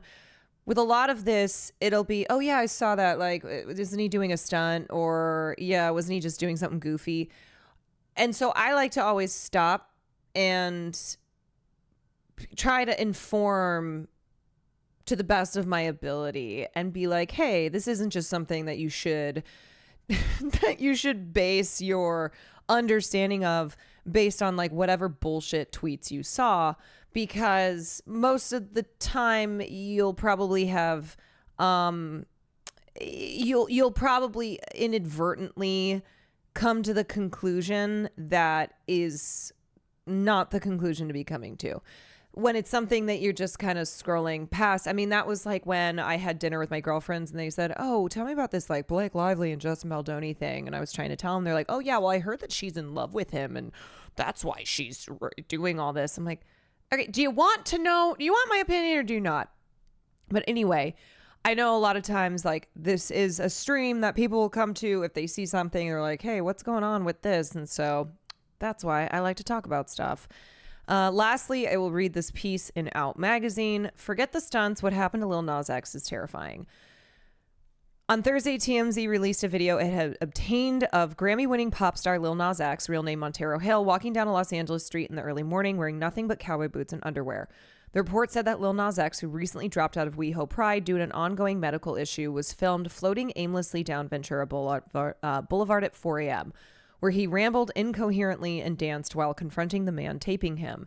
It added that he was subdued by police and transported to hospital for a possible overdose. Now, some people online have taken the opportunity to criticize him, claiming this is just his latest publicity stunt. Lil Nas X and his antics are exactly the reason why his career is stagnant right now. Lil Nas X is chronically online, desperately wants to be pop culture because he's channeling Britney's manic era now. Wow, so much wrong with that. Holy shit, we've learned nothing. Holy shit. Channeling Britney's manic era now? Oh, I'm going to need you to not. That is such a fucked thing to say. The thing about Lil Nas X is that he's memed so much, I genuinely cannot tell when something is on brand or if this is actually a cry for help. Details are still emerging about the situation, including reports of a possible drug overdose. We still don't know what's going on with him, his health, his frame of mind right now, and whether he struggles with substance abuse. In fact, we may never know for certain. However, mental health is not a joke. The mental health of Black gay men needs to be taken seriously, especially by people who claim to be fans. Lil Nas X isn't just a random celebrity who's doing a wild stunt after a night of partying. He's a member of our community who appears to be in a perilous situation. For Black men, a mental health crisis can be deadly. In 2022, suicide was the third leading cause of death for Black Americans aged 10 to 24. Black men are also 4 times more likely to die from suicide than Black women. Black people are more likely to have police involvement in their admissions to hospital and more likely to be detained and to receive secure care. They're more likely to be diagnosed with schizophrenia, more likely to be given higher doses of medication. They're less likely to receive psychotherapy. And of course, we know the issues with Black women in the medical, in the medical field, the Black mortality rates, even in fucking 2025 in the most advanced country, and how many Black mothers are still dying in childbirth, are still ignored by the hospital system. It's terrible. As a Black gay man, he's even more at risk. Gay men experience adverse mental health outcomes, including mood disorders, substance use, and suicide more frequently than heterosexual men. Much of the discourse around Lil Nas, and to be clear as well, like it's always important to know that mental health issues in the LGBTQ community, in communities that are marginalized, of course, is often related to how the difficulties they experience in our society. Trans people are not experiencing mental health crises because being trans makes you mentally ill, but because of how rejected and dehumanized and demoralized our very transphobic society, our society that still is one where bigotries run amok. The impacts that has, that's why substance abuse, why mental health issues are unfortunately often to be found.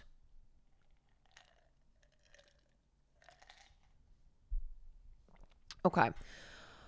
Much of the discourse around his hospitalization revolves around his reputation for often incendiary public stunts. In 2021, he released a limited edition sneaker that featured pentagrams, red souls, and 1 drop of human blood that were dubbed the Satan shoe, which is fucking funny too. The shoe is part of his promotion for his single Montero Call Me By Your Name, where he goes to hell and lap dances for Satan before replacing him on the throne in hell.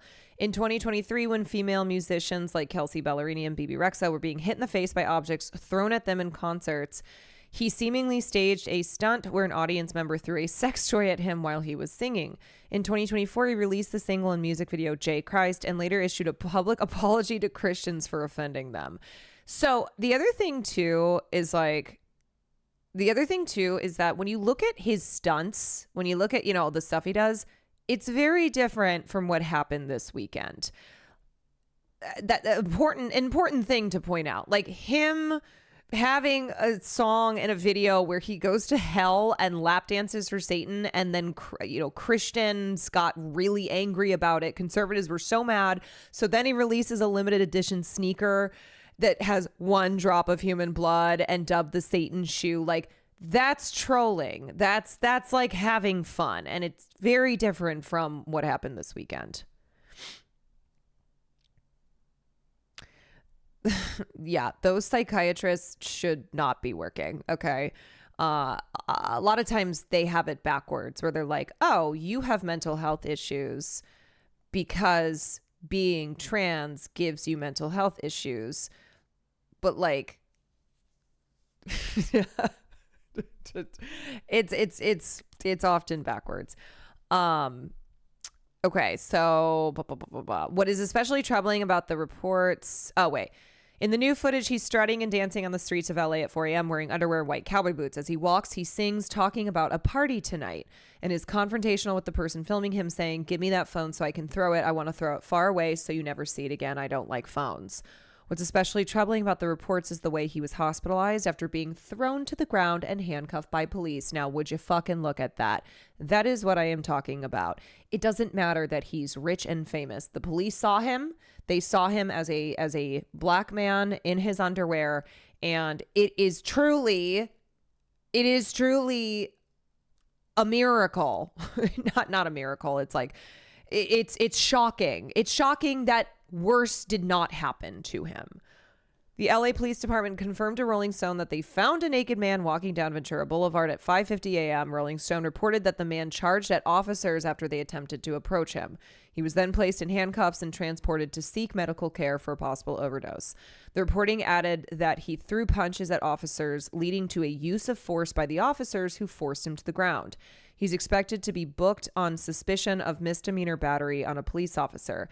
And that's the other thing about our fucking system is like, you know, having a mental health crisis and then you get thrown into the into the criminal justice system, and you're so mishandled and your issues are only worse. And like, that is what can lead to people ending up on the streets. You know, most people who are homeless, who are unhoused, of course, it's because they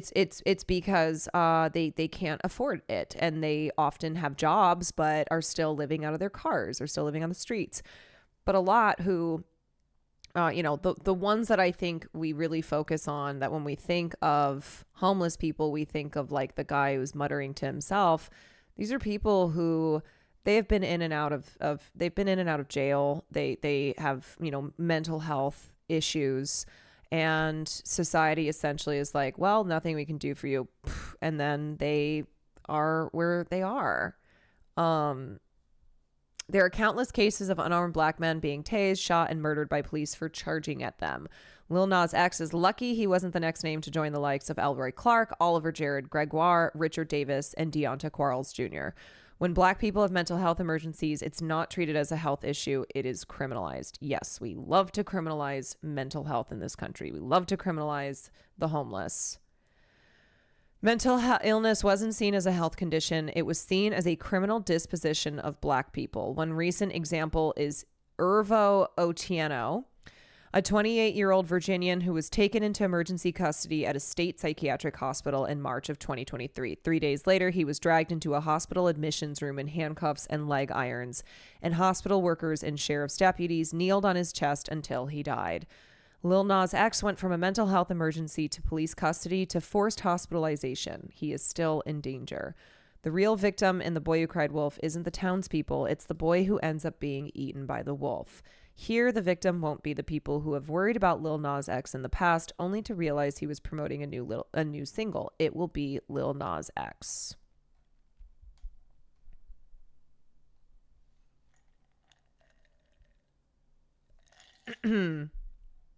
Yeah. So anyway, that is what's going on there. I'm wishing Lil Nas X nothing but safety and privacy, and I don't know how many times I can say, like, can we just do better? We cannot keep engaging in these same cycles of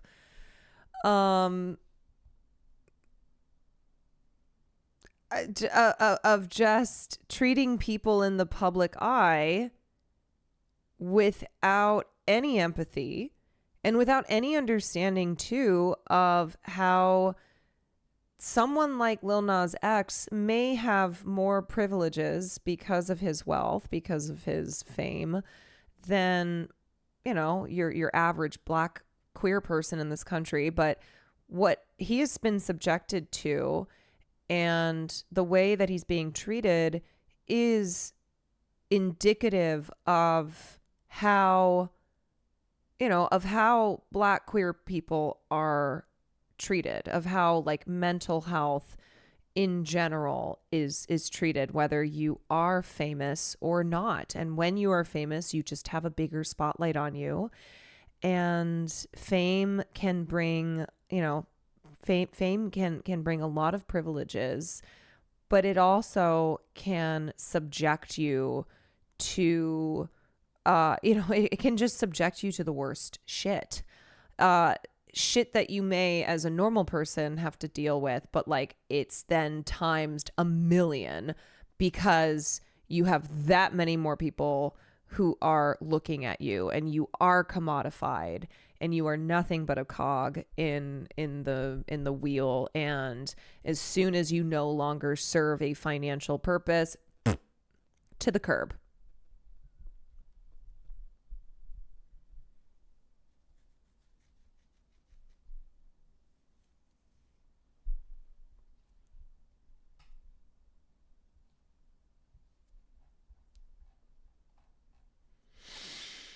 Okay. All right. What do we have next here? Why? Let's look at. I think I want to watch. Problem. The results they return. Okay. Let's watch this video on why Google's search engine fucking sucks, which is something that I have noticed as well. And I was actually talking about it. We were talking about it today. On Ole's podcast, and then I think we'll look at that video of Israel representation and propaganda in movies. Miserable Comfort, thank you for the prime. Okay, this is More Perfect Union. Love me some More Perfect Union. I feel like their videos have only gotten better and better. They've like really figured things out. Okay, give me 1 second.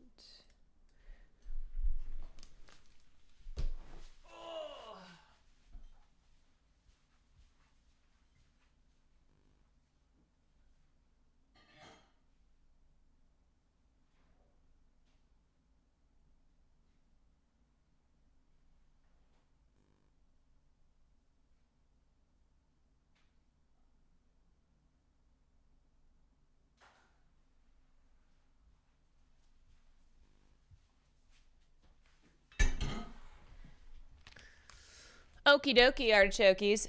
Me when I'm tired buffering away. This is a metaphor for my brain often. Oh, okay. This is me and many of us just buffering away. I research things online for a living. So that means I spend a lot of time on Google. For me, like 80% of Americans, Google is my gateway to the entire internet. And I couldn't help but notice. Google has gotten a lot worse recently. I remember it being a lot better, and lots of other people do too, but there really is no major alternative, right? Google's become a bit inescapable. They influenced the very nature of the internet itself, and by extension, the way humanity shares information. This very video could not have been made without them. And that, of course, has made a handful of people very, very rich. And now Google is integrating something new. AI. Do you know what's so funny too is how many people will say, oh, well, I use ChatGPT because Google sucks. And one major reason that the Google search engine sucks is because of their integration of AI. All the time, I'll see people like posit the argument that, oh no, ChatGPT it is what I use because Google search is ass. What does the integration of artificial intelligence into most people's gateway to the internet mean for humanity? I went through old research papers, corporate governance documents, and spoke with some of the people doing the actual work to power Google's AI behind the scenes. So how do we get to the point where one product launch could alter how we access knowledge? Let's look into it the only way anyone knows how anymore. Here are 6 Google searches to tell the story of how Google stole the internet. Let's start simple. What is Google? Google is a multinational technology company whose core mission is to organize the world's information and make it universally accessible and useful, according to Google. So let's find out what Google really is with Ed Zitron. He's a writer, podcaster, and PR expert who's been covering the tech industry for years. What is Google? So everyone thinks that Google is just Google search, and in many ways they're right. What is Google? Everything centers around that. What Google has become is a kind of an amalgamation of what is now about 10 to 20 different companies. We'll get back to Ed. He's got some way bigger truths to drop. But first, let's rewind to the beginning. 2. Why did we need Google? In the 90s, home and personal use of the internet took off, and people began creating web pages, documents with text and images, linked together with hypertext, forming websites. In mid-1994, there were only 2,700 websites. Ask Jeeves. I miss Jeeves. I wonder how Jeeves is doing. At the end of that year, there were 10,000. A few months later, 650,000. People needed a way to dig through all this stuff. The first search engines started popping up, like Yahoo and Ask Jeeves. But these search engines had a problem. The results they returned were just based on if the exact phrase you searched appeared on the page and how many times. So if you searched chicken parmesan recipe, you'd get whatever page mentioned chicken parmesan recipe. I think Jeeves is no longer with us. Jeeves is dead. Recipe the most. Some actually had a human staff curating results into a directory, which became totally At Grok, where's Jeeves? What's happened with Jeeves? Is Jeeves okay? impossible as the internet grew. Now that I've gotten on the internet, I'd rather be on my computer than doing just about anything. In 1998, 2 Stanford researchers, Sergey Brin and Larry Page, published an academic paper, The Anatomy of a Large-Scale Hypertextual Web Search Engine. The paper suggests that the ideal way to find information online is not by how many times the search phrase appears on the page, but by the amount of other pages that link to it. So a search for chicken parmesan recipe would return the result that the most other sites said, check out this chicken parmesan recipe. This paper shows that, yeah, this was not a hodgepodge thing. These were scientists. These were guys that actually genuinely wanted to do something cool. Just 6 months after launch, a glowing newspaper article wrote, Google usually finds exactly what we're looking for, and for some mysterious reason, it tends to be within the first 5 hits. It used to be this crazy idea where you'd type in a thing and it would come up with a result, and the result would be good. And indeed, you'd find cool things on Google. You'd find obscure blogs that Google had written. The idea of Google was that the web is too big for you to search alone, that things are disconnected, decentralized. Google centralized them, and in return, Google made an absolute arse ton of money. So how'd they make that arse ton of money? How does Google make money? This company really is just a giant ad monopoly, pretending to be a thing that you type stuff into that gives you answers, and used to give you better answers than it does today. But in reality, it is a large ad monopoly. That seems a bit weird, considering a section of that original paper Brin and Page wrote, Appendix A, Advertising and Mixed Motives. It's a section outlining the problems with a search engine getting its revenue from ads. We expect that advertising-funded search engines will be inherently biased towards the advertisers and away from the needs of the consumers. Damn. In retrospect, Wouldn't that suck if someone did that? If you can't tell from Ed's... I also feel like this totally speaks to what we talked about recently. I mean, what we talk about all the time, but shitification, where platforms die because they start off and they are consumer focused. They are good to their consumers. The purpose is for a good consumer experience, and then they try to make money, and they try to make even more money, and then they abuse their consumers, they abuse their users, so that they can make more money. And then eventually they start even abusing their business customers so that they can have all the value can go to them. And then it's over. Then they die. Classic British sarcasm. Ed is calling out that that's exactly what Google does today. It's what they built a monopoly on. The first ever ad was for Lively Lobsters, a company that sent you live lobsters in the mail. And investors saw the promise immediately of the ads, not the lobsters. We met this guy. He quickly, he took a quick look at our search engine. We started talking about, he said, I'd be interested in investing. So he went back to his car, came back with his checkbook, and he wrote us a check for $100,000. But with those new investors also came new demands.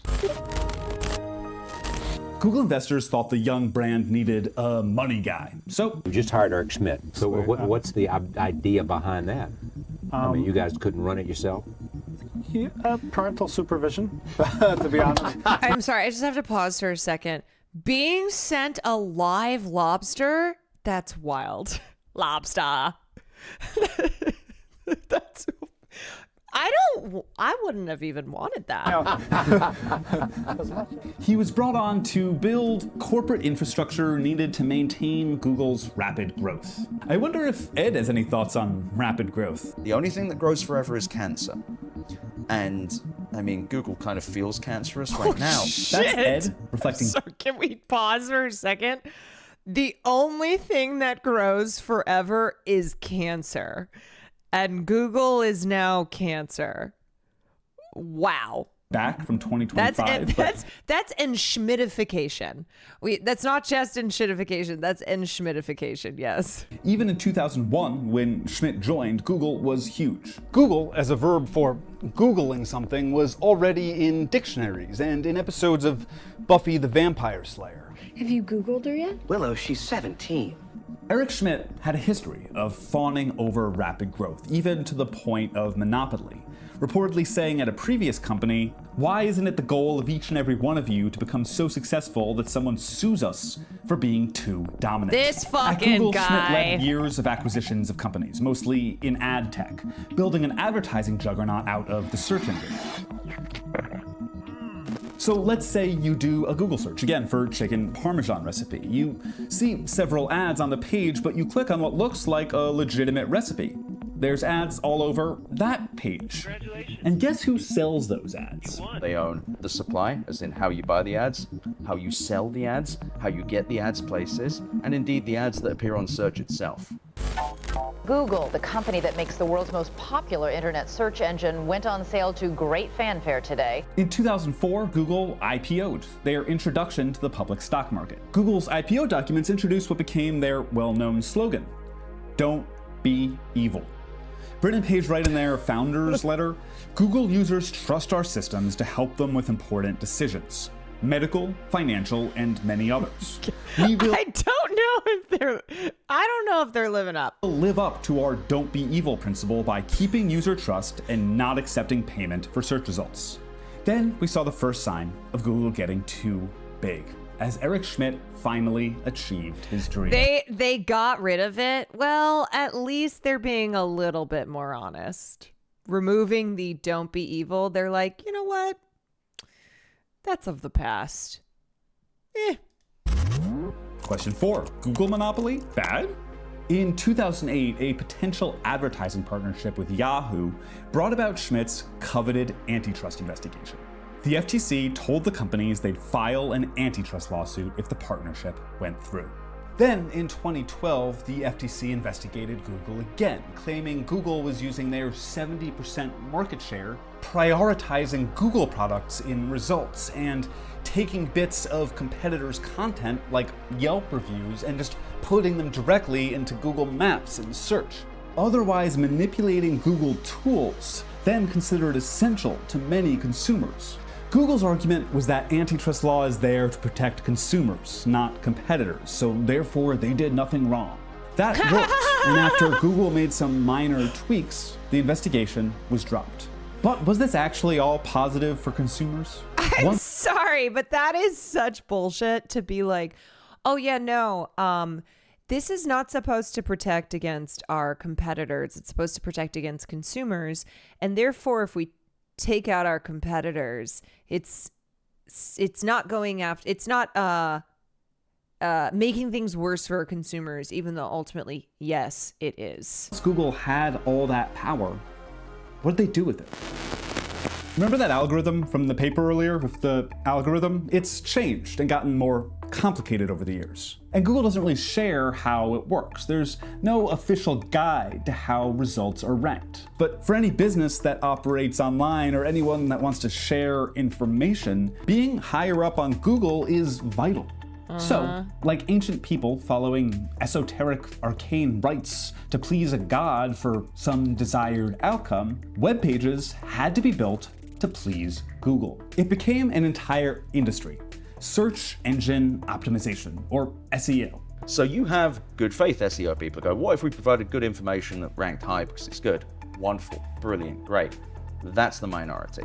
The majority of SEO operators, search engine optimization people, are there to just get in the way. They're there to make sure that they rank high on a search. A really easy way to understand how Google affects the internet is through recipes. You know how recipes always have a bunch of boring BS before you see the actual recipe? Yes. That's because of Google. Google prioritizes pages based on how long one spends on them. So when you're scrolling all the way down to see the damn recipe, it's because they want you to spend more. When I was a little girl, and then insert completely unrelated story, and you're like, just give me the recipe. Or time. Well, now you know that that's for a purpose. Okay, that's not just because bloggers, recipe bloggers, love to wax poetic. It's because they have to, in order to be prioritized in the SEO. On the page. More time spent on the page meant more time spent looking at ads, which Google profits from. That's another thing that Google could have helped with. There's 17 different pop-up ads that make your phone 200 degrees. That's how you know it's an SEO operation. Except you want to know who's serving those ads? It's fucking Google. Google AdWords. That's the thing. They don't care. In fact, the web sucking is great for them. They show you ads everywhere. You'll never find what you want. But it's not just recipes, obviously. The entire internet is made for Google. That means that the way we exchange information, like basically as a species, has been irrevocably changed. And that's just search. Google has expanded into other products, building a full ecosystem. 6 of our consumer products, Search, Android, Maps, Chrome, YouTube, and Google Play, all have over 1 billion monthly active users each. That's Sundar Pichai, a former McKinsey guy who Yapitalism. Yapitalism. Took over in 2015, speaking at one of the first earnings calls of his tenure, an early sign of the decline of Google. Google knew exactly how much they could fuck with people, and they made themselves so essential that they could make it worse very gradually. But you're more likely to spend time using something good than something bad, right? Which brings us to our next search. Why is Google worse now? There's a lot going on here, but this is I mean, this is just a tale as old as time. A company comes in, they offer a very exciting product, makes your life easier, connects you to the world, blah, blah, blah. And then they, over time, establish a monopoly. You become so dependent on it, and then they can do whatever the fuck they want to do. And it is always going to be prioritizing profits. It is going to be like your consumer experience worsens, and there is nothing else to replace it. It's so much, right? Like you look at, and then price is getting raised too. Like you look at Uber, you look at all these companies that came in and they offered these lower prices, and then it started to phase out taxi companies. And then once Uber had established such dominance, they started getting worse, started getting more expensive. It was just, it was a worse user experience. That's why there's a race. Yes, there's a race for VR, metaverse, blockchain, AI. Absolutely. All these tech guys like Sam Altman, they are all trying to be the first on the new technological frontier. They want to establish dominance. They want to have control. that sometimes brings That up is Ed's when the own enshittification reporting. You'll see it even happens. more if you search "Who is the man who ruined Google?" or "Who ruined Google?" So I wrote a story back in 2024 about the man that destroyed Google search. That man was Pragabar Raghavan. How do we fight them? I mean, this is why, like, antitrust laws, regulation, these are all really important things to stop companies from merging and becoming these massive conglomerates that just have like total market control. I mean, that's why like Lena Kwan was one of the best things about Biden's administration. She was such an attack dog. She was so ruthlessly going after these massive corporations on antitrust violations. Executive in charge of ads at the time. 2019, something called a code yellow happens. Code yellow is a situation inside Google where number ain't going up in the way they want to. And there was query weakness, which means the number of searches people were doing on Google weren't matching up so good. Google was measuring their success based on how many searches people did. But if you're a user, using the product more isn't necessarily better. Do you like when you have to search again because the first one didn't work? Still, Raghavan demanded that queries go up, to the chagrin of some engineers, who expressed that on an email chain made public during one of Google's antitrust hearings. In this horrible email chain, you're looking at them as Ben Gomes and Shashi speak to this other guy and go, hey, look, if we change things to make queries go up, that might make Google search worse. And indeed, there is a line, and when I read this, I had to go and check I wasn't being pranked, where Ben Gomes says, I think that all Google cares about is growth. But the changes, thought to actually just be rollbacks of previous, more positive changes, went through. Next year, 2020, some SEO experts, they kind of see that things have got worse, that some spammier results have come in, and then some changes are made where it's even harder to see what results are ads or sponsored and real results.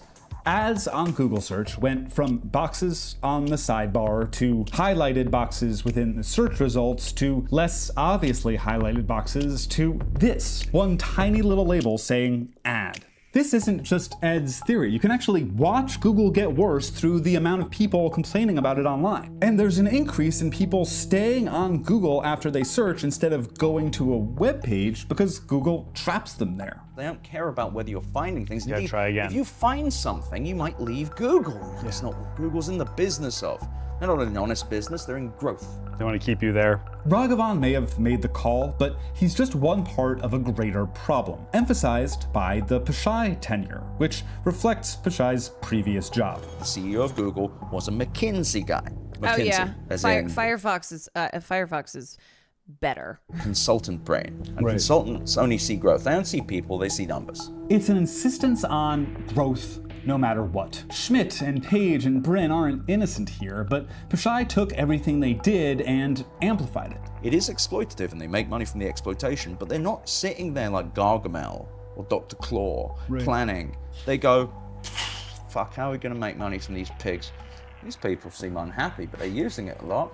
We need the growth. We need growth. Money mean money now. I couldn't is possibly getting think worse. of the consumer. Right. It is genuinely a detachment from society. And now there's a new technology that's arguably a bigger detachment from society than ever before, and promises seemingly unlimited growth. Personal AI assistant. Developer AI tools. AI-powered assistant. AI-generated images. AI filmmaking. AI enhances our lives. I talked to some of the people behind it. Hi, yes. What happens when you introduce artificial intelligence into the tool that already has monopolistic control over all information? Again, Google has become the word for search for something online, but answer me this. If you were looking for a verb for used AI, what would you use? Or is it? Is he cheating? Man, I don't know. I'll tell you something right now. Google is this huge monolith, but for once it feels like they're falling behind. And that's why they're kind of forcing it on you, even though it kind of sucks. But I don't want to denigrate Gemini completely, because there's a lot of... Oh, yeah. Well, okay. Why has Google spent over $500 million on Firefox? The primary source of capital is Google, which pays Mozilla to be the default search engine on the Firefox homepage.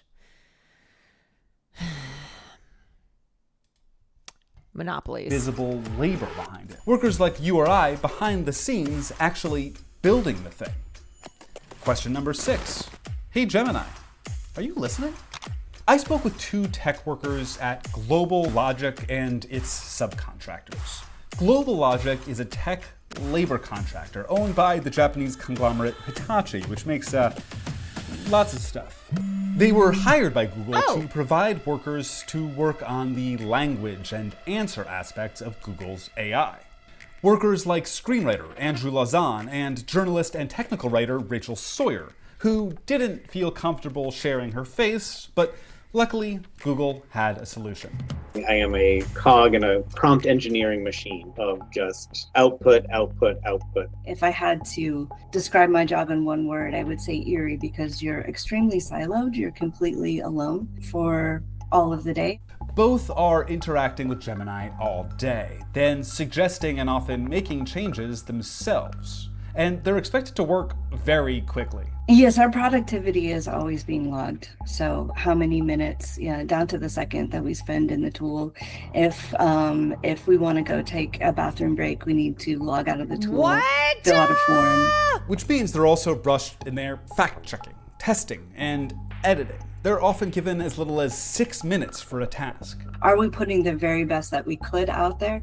I don't think we are, because we're simply not given the tools to do that. And when they don't have time, they're often asked to do what many of us do when pressed for time. Ask AI. And if you didn't know something, they, instead of taking the time to do your own independent research, they just told us to ask Gemini. Because they wanted to get as many data points in. They didn't want you spending an hour doing your own independent research to make sure to get it right. They were like, just ask Gemini, be done in 5 minutes, and move on to the next thing. They're training the AI on the AI. Again, it's all about speed. It is like the Amazonification of work cultures. You have to go pee in a bottle. And while Google may not have the name recognition in AI of ChatGPT, they do have another advantage. Everybody already uses them every day. Today, all of our 2 billion user products use Gemini. 2 billion people worldwide use at least one Google product, and they just tossed AI in there. It's everywhere, even here, watching me. Google is exponentially exploding the problems that broke the little search engine that these 2 little dorks invented and feeding it to 2 billion of us. If I made something so beautiful as Google search and I fucked it up that way, I would hope my children kill me. Not that I have multiple children, but I would hope they would be run out of town with pitchforks, because if you make something beautiful and you share it with everyone and you make it worse that you can make a quick buck, you are a scumbag. Yeah. You are a cretin. You are a monster, honestly. Burning the Library of Alexandria to feel warm. It's disgraceful. Nothing can grow forever. Nothing. Yo, this guy has had some quotes. He has had some banger lines. The only thing that grows forever is cancer. You make it worse like this. And they already have access to all of the information online my children would kill me to please them. So now when you search chicken parmesan, you get a recipe based on a combination of different methods. Recipes pulled and stolen from the recipes we talked about earlier. The people who were making a living off of it. Google made their tool an essential way to find Wait, what's his podcast called? Then made people create web pages in a certain way to rank I think higher. Then took control of most online advertising, one of the only ways to make money putting information online, put ads on everything, which made websites worse, then made it so people don't have to click on websites at all. So what do? Well, the government is trying to help. 2 new antitrust investigations were opened by the FTC, saying that Google had monopolized search and advertising. And it was determined that they had. Now the judge responsible is working on remedies. That's the antitrust version of sentencing. They're talking about selling Chrome. They're talking about Google having to share their search data with other people, with other companies, other search engines. and they're just talking about breaking the whole damn thing up, which I think would be both very funny and a lot better for the web. But what can you do? Ed has an idea. This sounds dumb, but more people talking about it and saying Sundar Pichai, saying Prabhagar Raghavan, and this man had no SEO before me. Now all his SEO is just people talking about the article, which is so funny because you know what, someone like that, you can never take their riches or their power, but you can take their name. Mm-hmm. And I think that is a powerful thing. These men don't have our best interest in mind.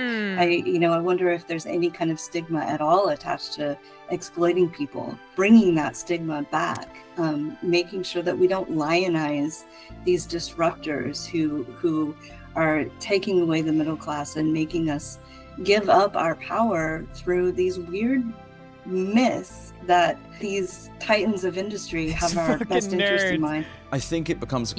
too, I think we've already seen this happen because it can feel impossible. Where you're like, how the fuck are we supposed to dismantle the ability for these billionaires to exist and to just keep growing exponentially and like the power that they have? What do we do?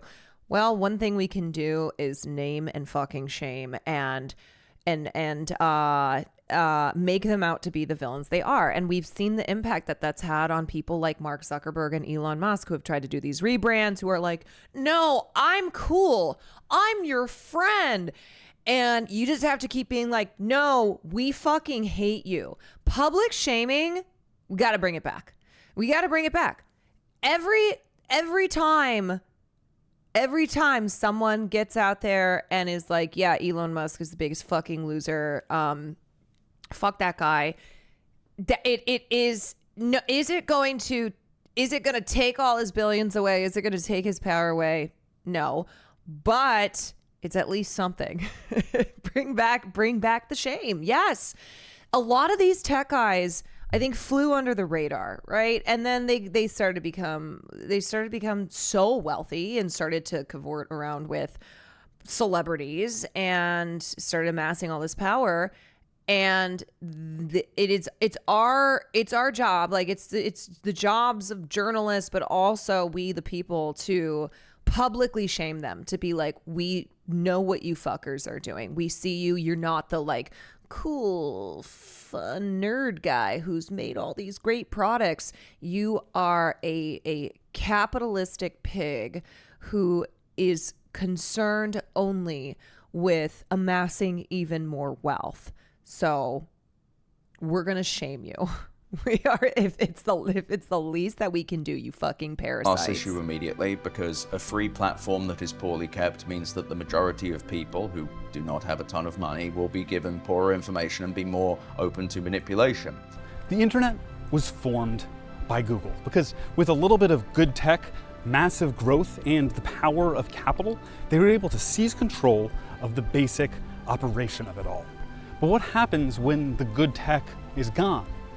Now, it's just a tool for funneling money to wealthy executives and investors. Don't let them tell you otherwise. They are monopolists just like the barons before them, and they need to be treated like it. Thank you so much for watching, and if there's a story in tech that's making yeah, you they nervous add for philanthropists to their bios and think we're going to anything gobble that that's down like already robots. affected you, Yeah, I mean, it's like Bill Gates, had so much goodwill, and then people started to catch on, and his name was associated with Epstein, and he went through that divorce, and Melinda Gates hinted at the fact that his relationships with sex criminals like Epstein played a role in them breaking apart. And so I do think we have to understand and look at these tech billionaires as the new class of oligarchs, as these are people who, because of their wealth and power, are running the world. And they're not cool dancing nerds on stage. They're not unveiling these amazing products that are going to change our lives. We have to see them for who they are and what they seek. I also think donating $2 million of their $1 billion wealth is worthy of praise. Yeah. Also, a lot of their philanthropy just being funneled back into their own fucking companies. I wanted to read this piece here. Oh, also the reason I know Ed is because I was like, why is that name so familiar? And it's because of Taylor Lorenz, because she is she's like shared his work and whatnot. All right, this is Jason Keebler at 404 Media. Google search really has gotten worse, researchers find. Google search has been taken over by low-quality SEO spam, according to a new year-long study by German researchers. The researchers from Leipzig University, Bauhaus University Weimar, and the Center for Scalable Data Analytics and Artificial Intelligence set out to answer the question, is Google getting worse? By studying search results for 7,392 product review terms across Google, Bing, and DuckDuckGo over the course of a year. They found that overall higher ranked pages are on average more optimized, more monetized with affiliate marketing, and they show signs of lower text quality. We find that only a small portion of product reviews on the web uses affiliate marketing, but the majority of all search results do. They also found that spam sites are in a constant war with Google over the rankings, and that spam sites will regularly find ways to game the system, rise to the top of Google's rankings, and then will be knocked down. SEO is a constant battle, and we see repeated patterns of review spam entering and leaving the results as search engines and SEO engineers take turns adjusting their parameters.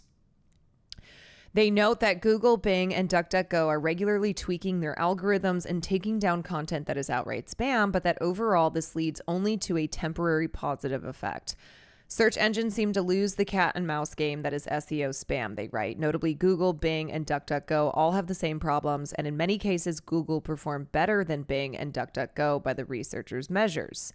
The researchers warn that this rankings war is likely to get much worse with the advent of AI-generated spam, and this article came out last year, and that it genuinely threatens the future utility of search engines. The line between benign content and spam in the form of content and link farms becomes increasingly blurry, a situation that will surely worsen in the wake of generative AI. Yeah, also AI that's being trained on AI. We conclude that dynamic adversarial spam in the form of low-quality, mass-produced commercial content deserves more attention. A Google spokesperson told us that this particular study looked narrowly at product review content, and it doesn't reflect the overall quality and helpfulness of search for the billions of queries we see every day. We have launched specific improvements to address these issues, and the study itself points out that Google has improved over the past year and is performing better than other search engines. More broadly, numerous third parties have measured search engine results for other types of queries and found Google to be of significantly higher quality than the rest. But does that mean that it's actually quality? Because if everything else is so bad, Google could be of higher quality and still suck ass. The role that search engine optimization has played in the general destruction of the web and search itself has been the topic of much controversy over the last few months, on the heels of several investigations by The Verge that have blamed it for ruining the internet. At the end of December, Search Engine Land found that Google was overwhelmed by a massive spam attack that lasted days. The broader SEO industry, meanwhile, is now filled with companies that are using or intend to use generative AI to further optimize types of content that already feel formulaic even when written by humans. This is something I've noticed a lot on Reddit. There's so many Reddit posts, especially on like r/ask Reddit, that are so clearly for AI purposes. Bing and Google, like generated by AI for AI, for like feeding the AI algorithm. The broader SEO industry is filled with companies that use generative AI. Bing and Google are now themselves rolling out AI-generated search results. The possible end result of all of this is that robots will continue writing a huge number of articles to please other robots, and that search will become even less usable than it already is. A noticeable number of social media users are sharing their observations that search engines are becoming less and less capable of finding genuine and useful content satisfying their information needs. The researchers wrote, reportedly a torrent of low-quality content, especially for product search, keeps drowning any kind of useful information in search results.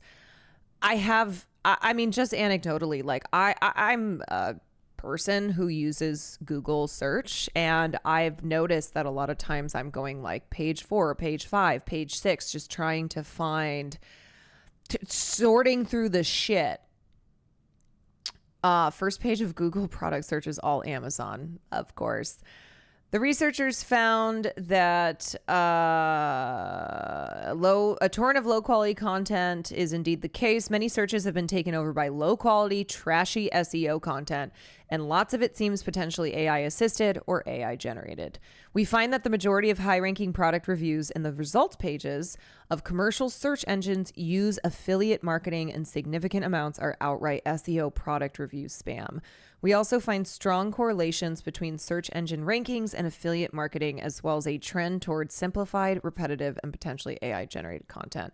Do you know what's an interesting thing? Like when you just, in your own life, in your personal day-to-day, start to notice something and you're like, but it's gradual enough, and maybe you haven't looked into it to see, like, is this actually a thing? That's it's like, is this actually a problem or just something I'm noticing? And then you come to find out that, like, oh yeah, no, this is something that has been ongoing. It's not just you've noticed this on your own. It's because it is what is occurring. There's fucking AI summaries on Hinge now. Bro, I know. I know.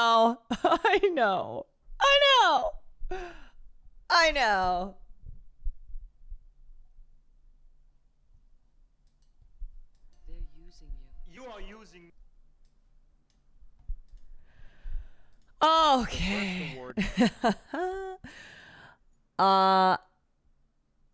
Man carrying thing on YouTube search. So I'm looking for Dave and Miranda's wedding video 2014 Malibu.mp4. Malibu, very nice. It was nice. Okay, so this is the exact video you requested because you typed in the exact title. And here are some other ones that are kind of similar in case you made a mistake. Cool, thank you. So I'm looking for an old video called Titanic Jack and Rose Yodel Real Life Funny.mp4. Are the homepage suggestions not meeting your standards?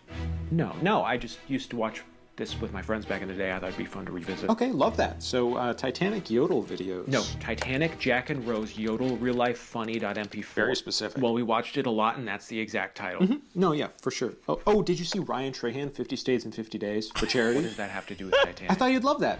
Don't worry. All right, here we go. AI interviews people on board the Titanic. I don't give a shit. I respect that. I'll do better. How about 50 unrelated shorts? Titanic Jack and Rose Yodel Real Life Funny.mp4. I have the full Titanic movie. You could watch the whole thing. Just show me what I looked up. Did you see the new Drew Gooden? Yes, the protein one. You know I watched that. You could watch it again. Titanic Jack and Rose Yodel Real Life Funny.mp4. I saw a video, I don't know where, said Titanic didn't happen. What is wrong with you? Why don't you just show me what I want? Because you don't know what you want. I do. I know everything about you. I know where you live. I have your ID now. You think you want to watch some 2009 shitpost, but you really want to watch that Jimmy Fallon Nicole Kidman video again, you disgusting pig. No, it's actually a pretty funny video. Maybe the only time I enjoyed Fallon. He didn't know it was a date. He was genuinely embarrassed. And the cheese and crackers? Oh my God. Okay, no, I'll watch that a little bit, but then I'm going back to the search. That's right, you will. What? I am normal. I am normal. This is how it feels. It is. It kind of, I'm slower to understanding when this kind of stuff is happening. So like, it's one of those where it wasn't until recently I started to be like, why does this shit suck more? Like, why does this feel worse now? I feel like it always happens that way, where you go, something's changed here. Can't put my finger on it. And then you realize it's because everything has gotten worse. You're like, oh, right. I can't put in a specific title for something and have it pop up. It's giving me shit that I'm like, who are these people? What is this? Where did this come from? This has nothing to do with what I was looking up. It's gotten so bad, I thought I was going crazy. Yeah, and then you try to Google, you try to search and be like, is this happening to anyone else? Anyway. Okay. We're going to talk about We're going to talk about Israel in movies and the relationship between the state of Israel and Hollywood. When I search YouTube after a certain amount of results, it just starts showing me all the videos I've watched before. Great. You're like, thanks so much. Okay. I'm going to run to the bathroom.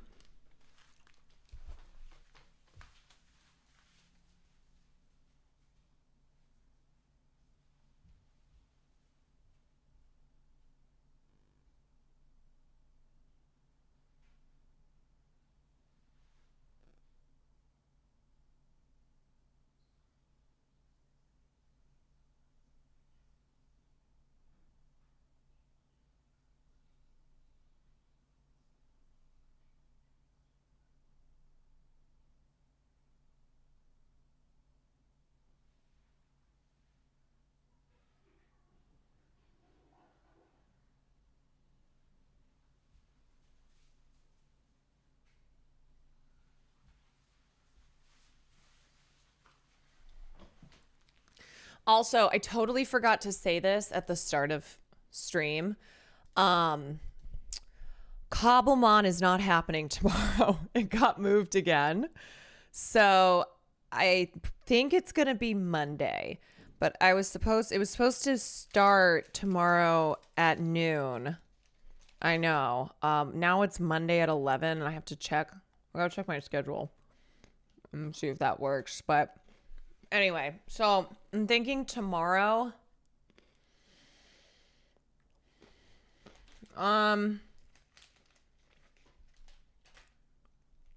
You plan on playing any real Pokemon beforehand? Nah. No. Not playing Resident Evil tonight because Sam wanted to she wanted to do some Alien Isolation. But for tomorrow, I might just stream at night instead of streaming starting at noon. You just finished Expedition 33, 10 out of 10. People either love it or they don't. Yeah, Alien Isolation was one of the first ones that I played. Nutty Kiwis, thank you for the 7 months. Okay. Like Eddington. You know what's so funny? Since I've seen Eddington, I have found myself in multiple conversations now referencing the film, being like, oh yeah, that was something that, have you seen Eddington by Ari Aster? I've mentioned it like 5 times. Okay. Presented at the 50th Academy Awards was for Best Supporting Actress. The first award presented at the 50th Academy Awards was for Best Supporting Actress. The 1977 film Julia, we covered this Jane before. Fonda, had overall 11 nominations, including for Best Picture, Best Director, and Fonda was herself nominated for Best Actress. She didn't win, but her co-star Dame Vanessa Redgrave took home the award for Best Supporting Actress. It was a whirlwind year for Redgrave. While Julia was warmly received, another film she was in that year drew a very different reaction. It was a documentary she produced herself called The Palestinian. Filmed amid the civil war in Lebanon, Redgrave travels to the Palestinian refugee camps in the country and speaks to Palestinian politicians, refugees, and fighters. She interviewed Yasser Arafat, leader of the Palestine Liberation Organization, giving him ample time to articulate the Palestinian cause. For her film, Redgrave was the target of a sabotage and harassment campaign by the Jewish Defense League, led by Meir Kahane. JDL members picketed theaters that played the film and even released mice into at least one of them. Another theater was bombed, which took place after the Oscars. When Redgrave arrived at the Oscars, she saw her likeness hanged in effigy by JDL members who apparently lit it on fire. Police reportedly told her a local JDL leader offered $500 for the ear of the Nazi. I made this film because I believe the Palestinian people have been denied the right to be heard, Redgrave said in defense of her movie. And I have to tell you too, we covered this. We covered this a while back, and I've referenced it repeatedly. But if you think now the environment for being anti-Israel, for speaking on Palestinian liberation, is an unsafe environment, imagine at this point, Vanessa Redgrave was a mainstream celebrity in Hollywood. Here is this blonde white woman who not only was critical of Israel and was speaking on Palestinian liberation, but produced and starred in a documentary called The Palestinian, where she interviewed Yasser Arafat. And what happened was, at this time period, she had no support. And the audience at the Oscars, you can hear the boos as she is in her speech, says, talks about Zionist hoodlums. She was threatened. I mean, this terrorist group offered a bounty to have her killed. And Patty Chayefsky, who's an actor, during the he was a screenwriter. During the ceremony, responded later while presenting an award, saying, "If I expect to live with myself tomorrow morning, then I have to address the ceremony for being exploited with these gross politics." And the politics being Vanessa Redgrave, like talking about this extremist group that like tried to kill her. But yeah, it was one of those moments that I have seen resurfaced a lot in the last 2 years, where people are rightfully highlighting Vanessa Redgrave's advocacy, but also like the insane death threats and harassment that she was subject to. Yeah, complaining about politics, the guy wrote Network. So it's just another reminder that history did not begin on October 7th. Salute you, and I pay tribute to you, and I think you should be very proud that in the last few weeks you've stood firm and you have refused to be intimidated by the threats of a small bunch of Zionist hoodlums whose behavior is an insult to the stature of Jews all over the world and to their great and heroic record of struggle against fascism and oppression. That's my Queen Her Guinevere. words, Zionist hoodlums, referring directly to the JDL. Years later, she wept, remembering the Oscars speech. The Academy president, Howard Koch, said that after the ceremony, "I felt sorry for Vanessa. At the party afterward, she was sitting all alone with just her 2 bodyguards. No one would sit with her, and here it was her big night." Henry Ehrlich, the publicist assigned to escort Redgrave, wrote to the Los Angeles Times explaining how he confronted her. "As a film industry publicist, I was assigned to escort Vanessa Redgrave to the various press and media gathered on the 4th floor at the Music Center. I turned to her and congratulated her for the award, and I also made a very simple but direct statement. I have been an ardent Zionist and supporter of Israel for more than 30 years. I do not consider myself a hoodlum." It was an anti-Semitic statement, he said. The charges of anti-Semitism were especially unfair considering David Lehrer, longtime director of the Anti-Defamation League for the West Coast, later called the JDL thugs and hooligans. Apparently, not a single Hollywood star came out in defense of Redgrave. Can you fucking imagine? Can you imagine what that must have been like? There was no one who was backing her up. And The Palestinian was a documentary that, sought to humanize and be a rare perspective that is empathetic to the Palestinian plight. And And it is specifically about, I know it specifically focuses on what massacre. It's I can't remember exactly what massacre, but it's just it was a documentary that humanized Palestinians. That was a rare insight into the Palestinian plight, and of course, this was the response to it.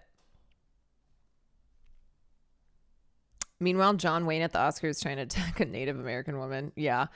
And another thing to note is that so this happened in this happened in 1978, and this was 4 years.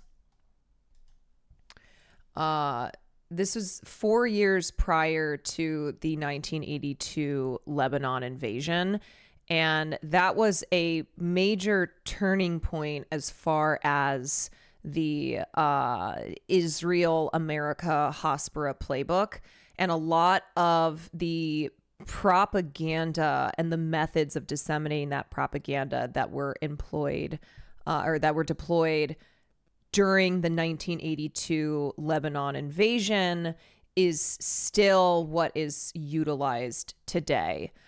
So the defensive line that the American, American and Zionist relations took during this invasion in 1982 is a lot of what you see today. And this started in the mid 1970s as Israel was occupying the West Bank. AIPAC and the ADL started collecting files on public figures and commentators because they were trying to stem what they called Arab propaganda that they claim was sweeping through American society, through American public discourse. And these organizations, they looked at this and they were like, okay, what are we supposed to do about this? They wanted to not only prevent any type of discourse that was positive towards Arabs and towards Palestinians, but simultaneously ramp up propaganda that was very pro-Israel in nature. So these efforts that you now see still today really can be traced back to this time period. In 27, it was the Tel Al-Zatar massacre. Yes, thank you. In 2017, she directed a documentary about child refugees calling out the British government's policies. She's amazing. She's amazing. She was also mother to Natasha Richardson, who was, the mom in Parent Trap and who tragically died on the ski slopes. Think her Julia in co-star case you don't know who Vanessa Redgrave is, but you know who Natasha Richardson is. Jane Fonda, famously photographed with North Vietnamese troops atop an anti-aircraft gun, would show her support. Dawn, thank you for the 4 months. She publicly criticized her for years. In 1980, she traveled to an IDF outpost in the Israeli-occupied Golan Heights of Syria and gave an interview to the Israeli Maariv, where she denounced Redgrave's views as crazy. Yeah, this is like as awesome as Jane Fonda has been, especially in her anti-Vietnam War advocacy and activism. This is to me, a stain on that legacy. She was in this film with Vanessa Redgrave, and like everybody else, turned her fucking back. And this is a Jane Fonda who had already established herself as an anti-war activist, as someone who was like very politically involved. And so it's just painful given who Jane Fonda is. In December, like on top of it being, on top of it being on the wrong side. 1982, following Israel's invasion of Lebanon, the siege of Beirut, the Sabra and Shatila massacres, and with the ongoing occupation of southern Lebanon, Fonda declared her unqualified support of Israel. She condemned the double standard which has been applied to Israel over the war in Lebanon. and said she attributed this in part to anti-Semitism, as well to the tendency of many individuals to have knee-jerk reactions on behalf of third world nations. Israel, she said, is surrounded by a sea of fanaticism. These countries are against women, against democracy, and every right we hold dear, and they're anti-Semitic. In any case, despite her being celebrated for her fraternizing with North Vietnamese troops, she later said she made a huge mistake that made a lot of people think I was against the soldiers. Needless to say, Redgrave's documentary was completely out of the realm of possibility for any major studio. When you think of big budget films... I will say, like, in the decades since, Jane hasn't been as explicitly pro-Israel. There was the whole thing with the Toronto International Film Festival where there were protests because of the way that TIFF was helping to launder Israel's image. And there were celebrities who disputed their inclusion of a film, and there was a letter that was signed. But then, you had also celebrities who were like on the opposite side, Jerry Seinfeld, Natalie Portman, who were like denouncing a campaign against TIFF's spotlight on Tel Aviv. And then recently with the genocide, like Fonda has called for, she's called for a ceasefire, all that. I think she would probably be classified as like a liberal Zionist, probably in the same camp. In the same camp as like a Bernie Sanders. Their depiction. Yeah, at least we got Susan Sarandon, both anti-Vietnam War and anti-Israel. Yeah, Susan Sarandon has definitely been much more principled and consistent. Of the Palestine conflict, or Arabs and Muslims generally, what do you imagine? Do they contain Palestinian leaders explaining at length their cause and why they fight? Are they humanized or dehumanized? That Redgrave was completely alone at the after party after winning Best Supporting Actress is telling. The reason I said she died because of the slopes is because she hit her head there. Here's to illustrate I would never... As a reminder, like, I know it's not related to this conversation, but wear helmets if you ski. Near unanimous condemnation of, or at least a fear to speak out in support of, Redgrave's sentiment. A sentiment born out of her Palestine activism and subsequent harassment. Why did nobody in Hollywood come to her defense?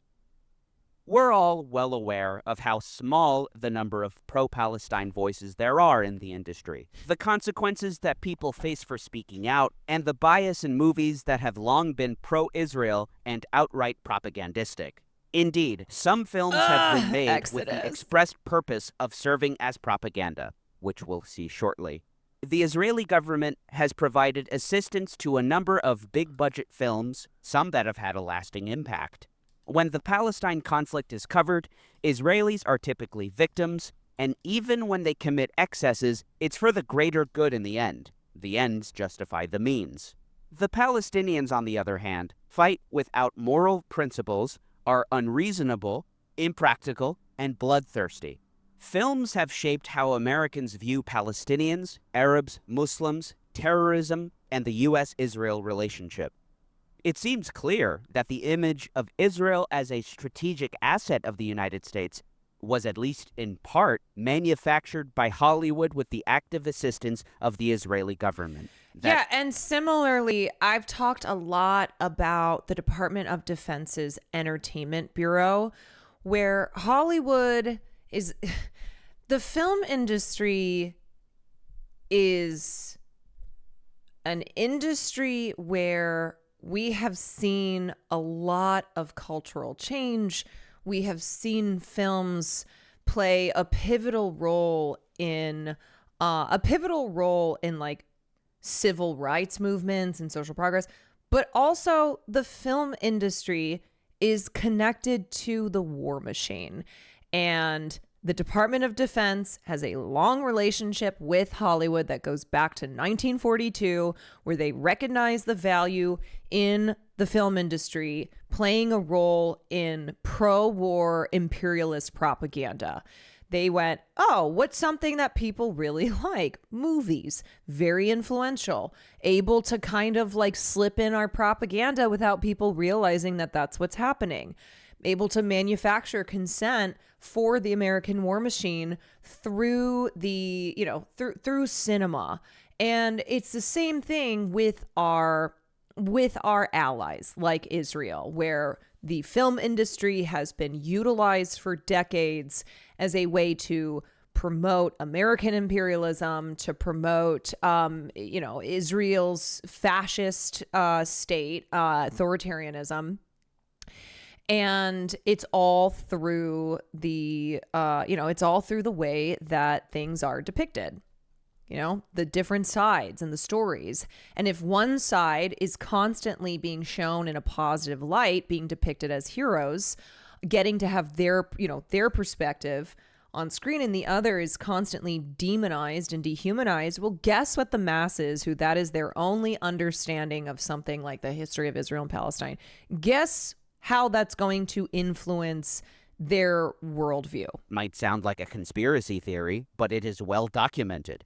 Particularly in Hollywood and Israel, A History, by Tony Shaw of the University of Hertfordshire and Israeli historian Giora Goodman of the Kinneret College on Lake Tiberias.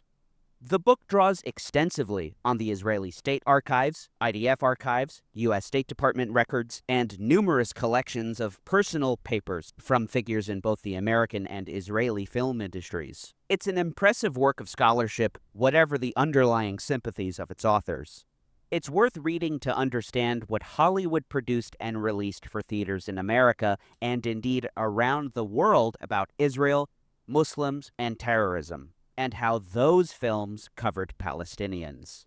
Hey everybody, due to the content of my videos, I'm not advertiser friendly. So if you want to support my work, Chuck Norris, I think it's pretty well known he's a piece of shit. And the I don't think he's a guy that you hear stories about. You're like, what? Chuck Norris? But I thought he was a great guy. Love you all. Thank you. Hollywood's first feature-length film about the birth of Israel was released in 1949. It was called Sword in the Desert from Universal International Pictures, directed by George Sherman, though, according to Goodman and Shaw, Sword in the Desert's chief creator was Robert Buckner, a Gentile who both wrote and produced the movie inspired by a short story he had penned after visiting Palestine while a journalist in the mid-1930s. Arabs are largely subtracted from the story of Israel's creation, the pair write. Though Arab characters do appear, they do so only fleetingly. They hardly speak, but simply spit on the ground, and are presented as lazy, foolish, and determined to wipe out the Jews. Interestingly, the film revolves around the conflict between the Zionist forces and the British. Israeli officials were pleased with the film, recognizing its propaganda value. Reuven Daphne was the first Israeli consul in Los Angeles, a well-placed liaison between Hollywood and the Israeli government. Moshe Perlman was an Israeli military spokesman, but perhaps more importantly, write Goodman and Shaw, he was Israel's most important Hasbara official in its early years. Sword in the Desert was a rather mediocre picture, Reuven Daphne confided to Moshe Perlman, but one which, quote, will do us a tremendous service wherever it's shown. Gershon Agron, now head of all the Israeli government's domestic information services, congratulated Daphne for his part in the film, underscoring the role that Israeli government officials had in American-made films about Israel. Indeed, the Israeli consul had several script conversations with the director. The first American film to be set in Israel and made there was The Juggler, starring Kirk Douglas. This film covered not the war, but a Jewish refugee's journey to Palestine, emblematic of the fledgling state's mass absorption of immigrants. The story of The Juggler was created by Michael Blankfort, a New York-born Jewish screenwriter and novelist. Daphne told Perlman that the author should be given as much help as possible to turn out a good script. Blankfort subsequently spent 2 months touring Israel. In 1951, something that's important to note is, much like birthright has been an important tool of the Israeli state to garner sycophantic support for the Zionist project, and they bring young Jewish people from America, all expenses paid trip, and then literally throw, they throw parties for them, and they're like, yeah, have sex, party. Isn't Israel great? This is your God-given homeland. Don't you want to like procreate and move here and whatever you want, we'll give you. Well, in the same way, what happened is starting at the end of the 90s, the LA Federation's entertainment division launched what was called the Masterclass Project. And what they would do is they would pay for actors and directors and producers and agents and managers and studio executives, pay for them to travel to Israel. They would introduce them to the country for the first time. They would show them the ropes. And they also taught Israelis how to pitch their projects to American entertainment industry, who they were bringing over from the entertainment industry. Because even though for decades, Israel has been represented in a very positive light by Hollywood filmmakers, Israelis themselves were not that involved in the actual creation process. It was, the way that Israel was constructed via Hollywood films and deployed to the masses was on behalf of Israel, and you had like Israeli state officials involved, and American Zionists involved, but not by like actual Israelis themselves. And so by indoctrinating American actors and filmmakers through these trips, through these paid for vacations, and then introducing Israeli creatives, it paid off. And so it changed how Israel was represented in starting at the end of the 90s, where they began to make the case for like Israel and Zionism themselves directly. Film rights to the novel were sold to Stanley Kramer, who produced the film.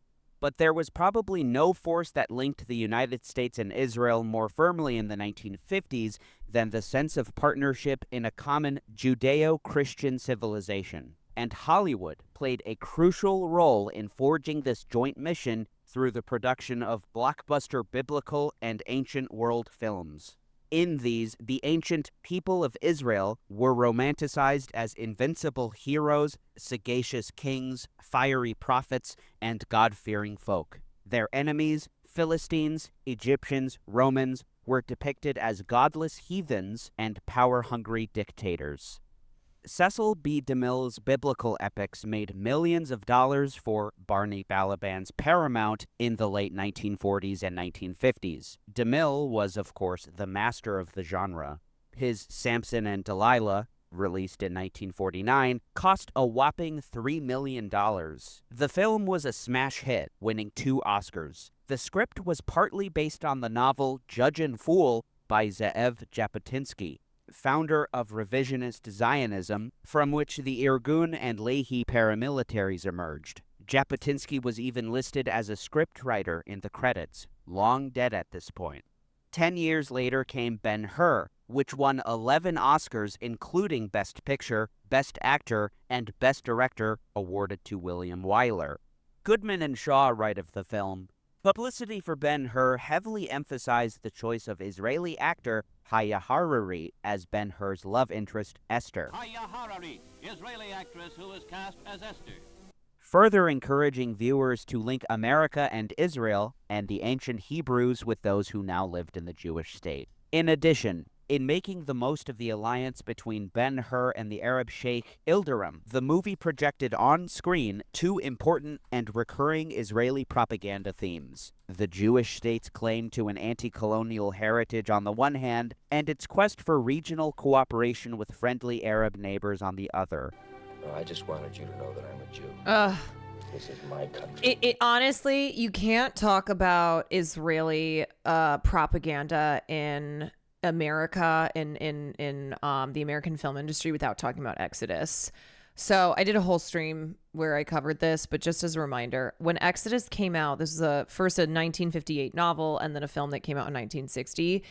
It was like the best-selling book of all time. And I think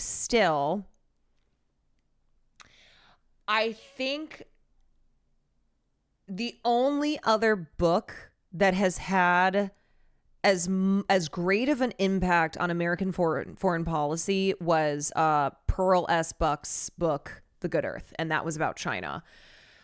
The Exodus was like so hugely influential on American society and on, you know, our foreign policy, and also the world's perception of Israel. Vicro, thank you for the raid. Hello, everybody. Welcome in. We are talking about Israeli representation in the American film industry and how for decades that has had an impact on American societies being propagandized towards being pro-Israel, and how depictions of Arabs, of Palestinians has been so awful, you know, depicting them as uncivil barbarians. Does that sound familiar? And painting Israelis as the heroes, as the good guys, in the same way that we do in, you know, American imperialist films. Oh, we got a Y-Flow raid. Oh, I see. Thank you for the Y-Flow raid. Okay, so right now we are talking about Exodus, a novel that was written by Leon Uris in 1958 that is probably one of the greatest influences on American society, one of the greatest pro-Israel influences of all time. And then it was turned into a film starring Paul Newman in 1960. And this wasn't just like if you were Jewish in America, you were reading Exodus. This was like everybody was reading this book. And it generated these very, very deep sympathies for Israel and for Israelis from the American public. At one point, like, more tourists were flying into Tel Aviv with a copy of Exodus than they were with the Bible. That is how popular this was. And then David Ben-Gurion, who was the first prime minister of Israel, proclaimed that as a literary work, Exodus was not that great. But as a piece of propaganda, it's the greatest thing ever written about Israel. So essentially he's like, yeah, on like literary merits, it sucks. Like, it's a bad book. But as far as this being, as far as this being a shining beacon for, a pro-Zionist, pro-Israel narrative, nothing could be better. And he was right. He was absolutely correct. So anyway, this novel arrived at an important time in Israel and America strengthening their relations. It was 10 years after the founding. It is hard to imagine anything conveying the Zionist claim to the land of Israel-Palestine more movingly or forcefully than this famous romantic scene in Otto Preminger's Exodus. Goodman and Shaw write. Released in 1960 and starring one of Hollywood's greatest heartthrobs, to quote the pair, Exodus was based on the book of the same name by Baltimore native Leon Uris. During the 1948 war, Uris told his sister that if he wasn't married, he'd be in Palestine shooting Arabs. Uris sought to write a book specifically for an American audience for Israel to receive understanding. I have been particularly blessed as a writer to see my book Exodus gain world support for the new state of Israel nearly 4 decades ago. Although it accomplished everything I had hoped for it, I never, in my wildest fantasies, believed that my words would reach out like a rainbow over time and space to the lost tribe of Israel entombed in the Soviet Union, where it underwent dozens of underground translations and became a powerful catalyst in reuniting the Jews of the Soviet Union with their history, the Jews in the outside world, and in stirring tens of thousands to make Aliyah. To do this, he was assisted by the Israeli Foreign Ministry. Indeed, write Goodman and Shaw, they were willing to provide all possible assistance to the project. The Los Angeles consul provided him with reading materials and documentaries and a crash course for a trip to Israel. The Foreign Ministry assigned an official from their Hasbara department to escort him around the country, coordinating meetings with political and military leaders and settlers. Also, keep in mind that this was 15 years after the Holocaust. Like, this was still, it was still fresh. I mean, 15 years seems like a long time, but like, this is still, the Holocaust is still being taught today. And so America was ripe for feeling very sympathetic to the, what they believed was the plight of the Jewish people. And of course, a novel like Exodus, which is 600 pages, it opens up saying like, what you read in here is a matter of historical fact, but totally demonizes all the Arabs, all the Palestinians, and paints all the Jewish characters, paints all the, newly ordained Israelis as the good guys. And so, yeah, there's just like no way that American society wasn't going to look at something like that and feel completely sympathetic to Israelis. They even convinced him to stay in Israel to write his first draft. A senior foreign ministry official, Moshe Lashem, helped Leon greatly with the editing of the draft, said his wife Betty. The book was enormously successful, boasting 2 million copies sold in the first year alone.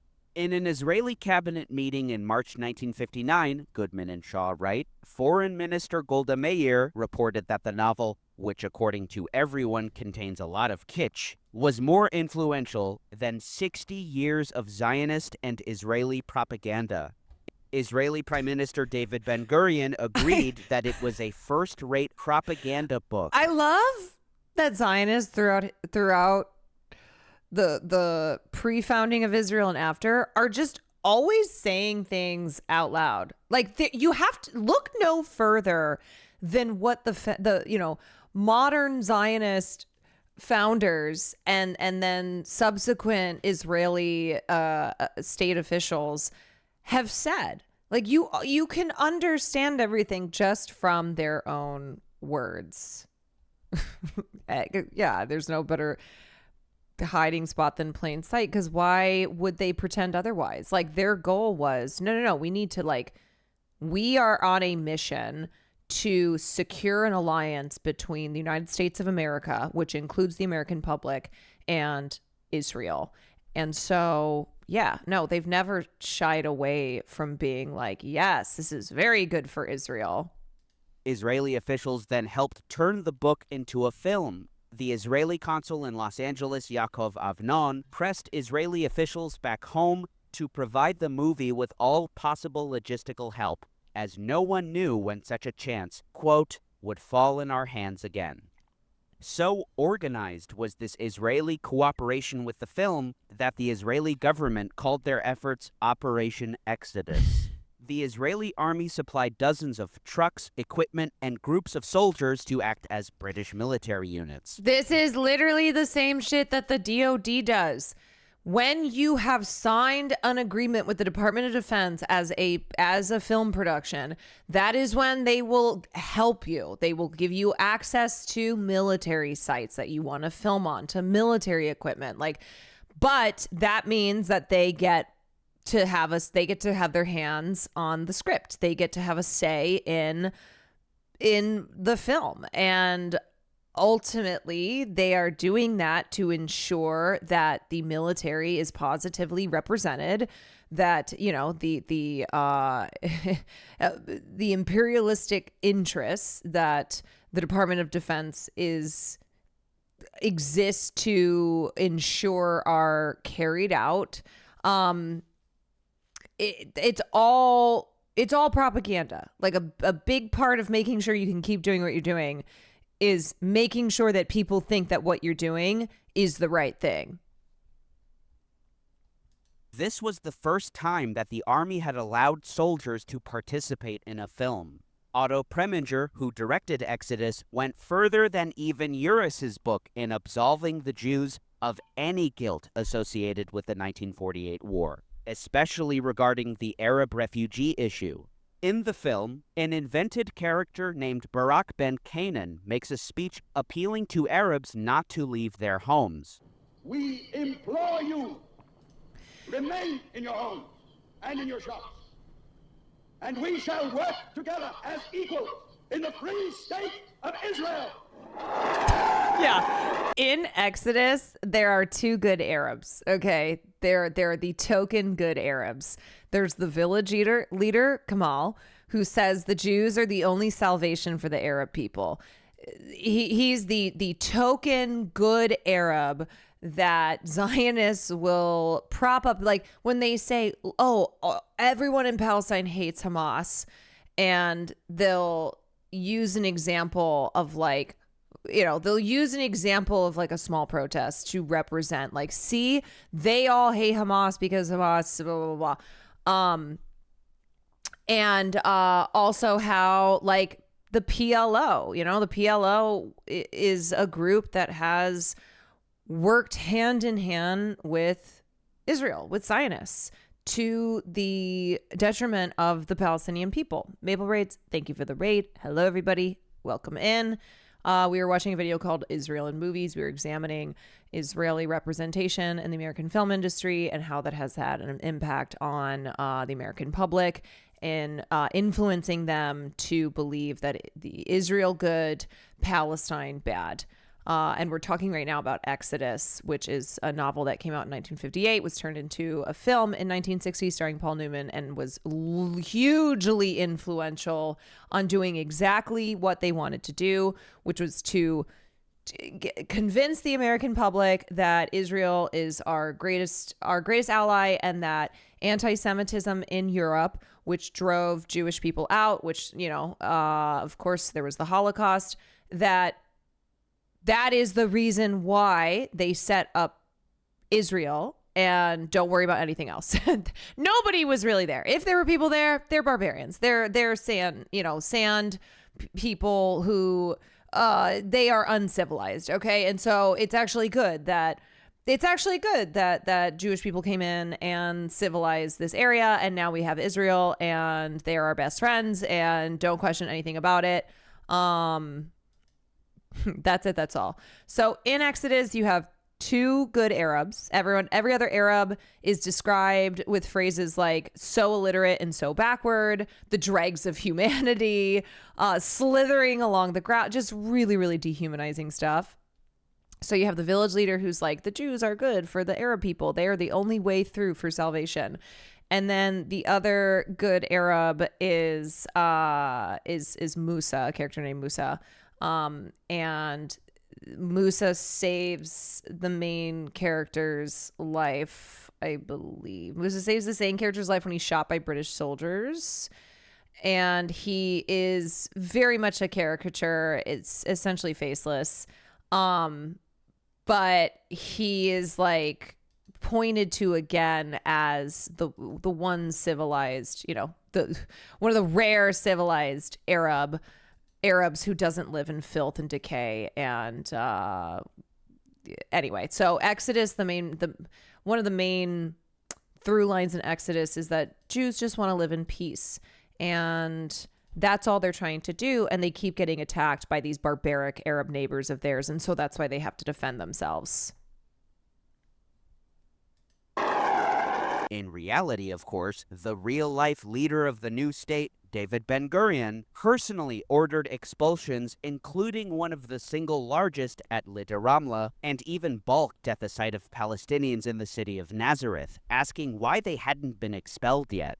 Expulsion operations were also referred to as cleansing repeatedly. Sweater In a lady, thank you for the remarkable 6 example months. of the contacts between the Israeli government and the cast and crew, the film's lead Paul Newman wrote to Teddy Kollek, Director General of the Prime Minister's office, calling the movie a smash. It will turn out very much like the book. Not necessarily accurate, but excellent propaganda, Newman wrote. As Goodman and Shaw conclude about the film's impact, as the years passed, Exodus became for many people, especially Americans, the definitive account of both the origins of the Jewish state and of the Arab-Israeli conflict. Years after its release, it was shown on national television before becoming a regular fixture on cable TV. Also, Exodus is not good. It is 3.5 hours long. It's not good. I love Paul Newman. He's not good in it. It's not a good movie, just like the book is judging it on literary merits is bad. But it didn't matter because that wasn't the purpose. The purpose was to not produce an actual great piece of cinema. The purpose was to produce a film that was going to continue effectively influencing the American public's beliefs on Israel and Palestine.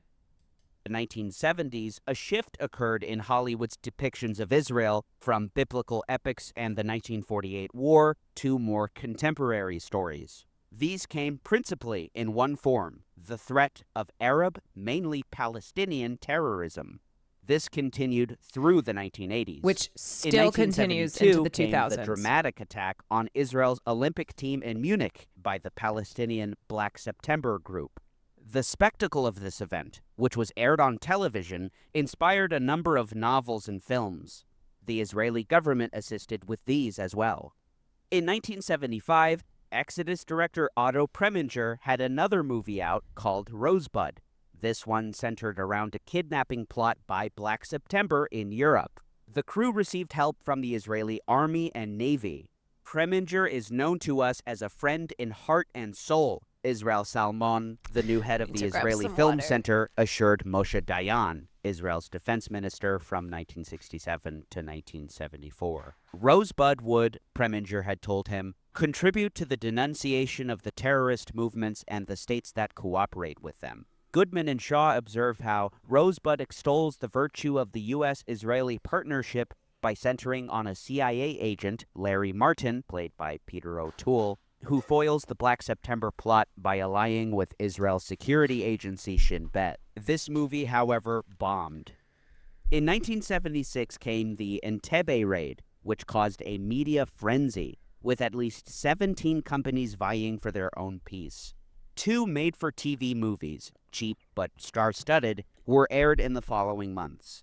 Goodman and Shaw described the fervor. The morning after the Israeli raid, the head of Warner Brothers, Ted Ashley, telephoned the Israeli ambassador to the United States, proposing to make a major movie about the wonderful operation that would be first-rate public relations for Israel, on par with a new Exodus, if not more than that. Lou Wasserman, Universal Studios boss, tried to steal a march on his competitors by cabling Israeli Prime Minister Yitzhak Rabin. Barry Diller, chairman of Paramount Pictures, sought to clear a path for his company's project by informing Israel's UN ambassador that he had signed contracts already for an Entebbe film. But ABC won the race, airing Victory at Entebbe in December 1976, a movie seen by over 40 million people. NBC's Raid on Entebbe aired the following month, seen by 60 million people. Regarding the political leanings of the creators of... Also, around this time, so the 6-Day War in 1967, that was touted as Israel was once vulnerable, but now they are, but now they are the brave army that is capable of defeating not one, not two, but several, multiple Arab rival militaries. And so in addition to this, this brave image of Israel and Israel's army being depicted through media. This was also when Israel started touring U.S. colleges and U.S. schools, talking about their heroism in the same way that the fucking American military does that shit too. It's all propaganda to romanticize not only war, but also be like, look at what great big heroes we are. And don't you love a hero? The films, Goodman and Shaw write, production Everybody records loves a show hero. that many of those involved in the making of Victory at Entebbe and Raid on Entebbe were committed pro-Zionists determined to present Israel as a leader in the West's fight against Arab cum international terrorism. Both the chief financier of Victory at Entebbe, ABC's president Leonard Goldenson, and its creative overseer, David Wolper, were longtime friends of Israel. Wolper had made a seminal pro-Zionist TV documentary, Let My People Go, The Story of Israel, in the mid-1960s, and received help from Israeli Defense Minister Shimon Peres in making Victory at Entebbe. In 1977 came the film Black Sunday, which was, according to Goodman and Shaw, the first American terrorism blockbuster. Interestingly enough, before writing the Hannibal Lecter series, Thomas Harris wrote a novel about a Palestinian plot to blow up the Super Bowl. This was made into a movie. Early in the following decade came the ABC miniseries Masada, the location of the fortress where Judea American terrorism blockbuster. Can you believe those words exist? and rebels held out against the Roman Empire for 4 years. The rebels finally chose death over surrender, committing mass suicide. The fortress has now become a symbol of Israeli nationalism and, for years, served as the site of Israeli Defense Forces swearing-in ceremonies. Also had The to watch network this shit in hoped Hebrew to school. recreate the massive success of the series Roots, which followed the enslaved Kunta Kinte. Wright, Goodman, and Shaw. Unsurprisingly, the Israeli authorities got fully behind Masada, which had a budget twice the size of Roots. Prime Minister Menachem Begin met the producers personally to discuss the importance of the Zealots' revolt. Its opening scenes show Israeli soldiers ascending Masada. The movie The Delta Force, starring Chuck Norris, was produced and directed by Israelis, Menachem Golan and Yoram Globus. The Israeli military were especially delighted at the opportunity presented by the film. Goodman and Shaw unearthed a communique from Lieutenant Colonel Oznat Mardor, head of Hasbara for the IDF, to spokesperson Brigadier General Ephraim Lapid. The film projects a patriotic American tone in which Israel appears as a loyal friend of the United States, the IDF Media Relations Department concluded prior to production. And there is no doubt that in Hasbara terms, Operation Delta will work in favor of Israel. Additionally, according to other state and IDF archives, Moshe Levi, IDF Chief of Staff, and Yitzhak Rabin, Minister of Defense, all concurred. IDF spokesperson Lapid particularly liked the way that the script for the Delta Force presented Israel as a strategic asset to the United States. The military provided helicopters, fighter jets, and a submarine. Chief of Staff Levi insisted on thorough checks of the scripts and final cut to ensure that the film did not accidentally reveal any top-secret information. Crucially, Goodman and Shaw write, one message is that Arab There he is, Chuck Norris. To clarify what I said earlier, when I grew up, I was involved in martial arts. One of my teachers was a friend of Norris in the 90s. Virtually everyone involved was some flavor of WS. And anyways, they tried to sell people on what I later learned was just Zionism. Long story short, my first crush was Arab fuck racist. Terrorists are sadistic fanatics with whom it is impossible to reason. Another is the virtues of the U.S.-Israel relationship. An American general in the film proclaims, Israel is America's best friend in the Middle East, and it's only 20 minutes from Beirut. You're going to get anything and everything you want to do it right. The president wants those people home. So do we, General. So do we. Israel is America's best friend in the Middle East. Best friend. It's crazy watching some older shows now, and all of a sudden a character brings up Israel in a positive light. So one thing that happened in the 80s and the 90s is that Israel, it switched from like kind of these big romantic epics following the creation of Israel. I mean, simply because just the film industry had moved on from that genre of film, but because propaganda is it's diverse, right? So in the 80s and the 90s, Israel was kind of like comic relief. So in popular shows like Friends, Frasier, The Big Bang Theory, really popular sitcoms, Israel is always referenced in a way that then is followed by a laugh, but not in a like we're laughing at it, in a like look at how like it's funny, you know? Israel, happy, positive. So it was a way to do propaganda that further sought to like humanize Israel in this aren't we all best friends? So don't forget Seinfeld. Yeah. So if you go back and watch like a sitcom that you love from the 90s and then suddenly there's like a funny Israel reference, that's all because of this. 10 years later, Warner Brothers release Executive Decision starring Kurt Russell. May I help you? Hayat Fal Philistine. Wabushnia. Listen to the sound of Altar. A couple of years later, it is pretty impossible to watch a major action film from the 80s and there not be like one Arab character who has a suicide vest on and who like blows shit up. And now, as we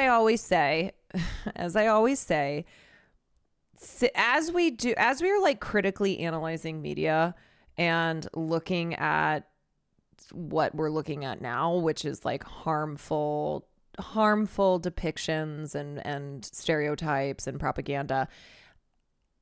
I'm not saying that you can like never watch these films or shows that you loved. It's simply like just acquiring critical analysis skills and understanding like why something was the way that it was. It's the same thing when we talk about propaganda as well. I'm not saying you can never watch Law and Order. You can never watch Criminal Minds. It's just being aware of this type of propaganda. And I will say, like, I think for more people now, specifically on Israel propaganda in our favorite films and shows is like really extra awful given the last 2 years. And it's something that I think stands out more now than it did before. The Siege, directed by Edward Zwick for 20th Century Fox, is released. The film features Denzel Washington and Bruce Willis working against sleeper cells bombing New York. One of their leaders is... You don't get it. You weren't there when it happened. These movies wear our childhood. Oh. Okay.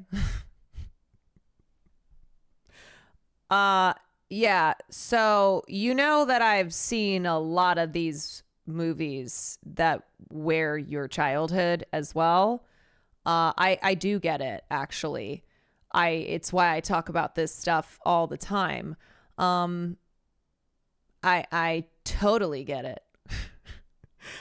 I totally get it, which is why I talk about representation in media. I talk about the history of the film industry and a lot of these films that had a big impact on us, films and shows that had an impact on us when we were growing up, and how when you look back on them, were, filled with issues and problematic representation, because I get it. Because I do get it. Yeah, everyone in here was watching TV in the 2000s.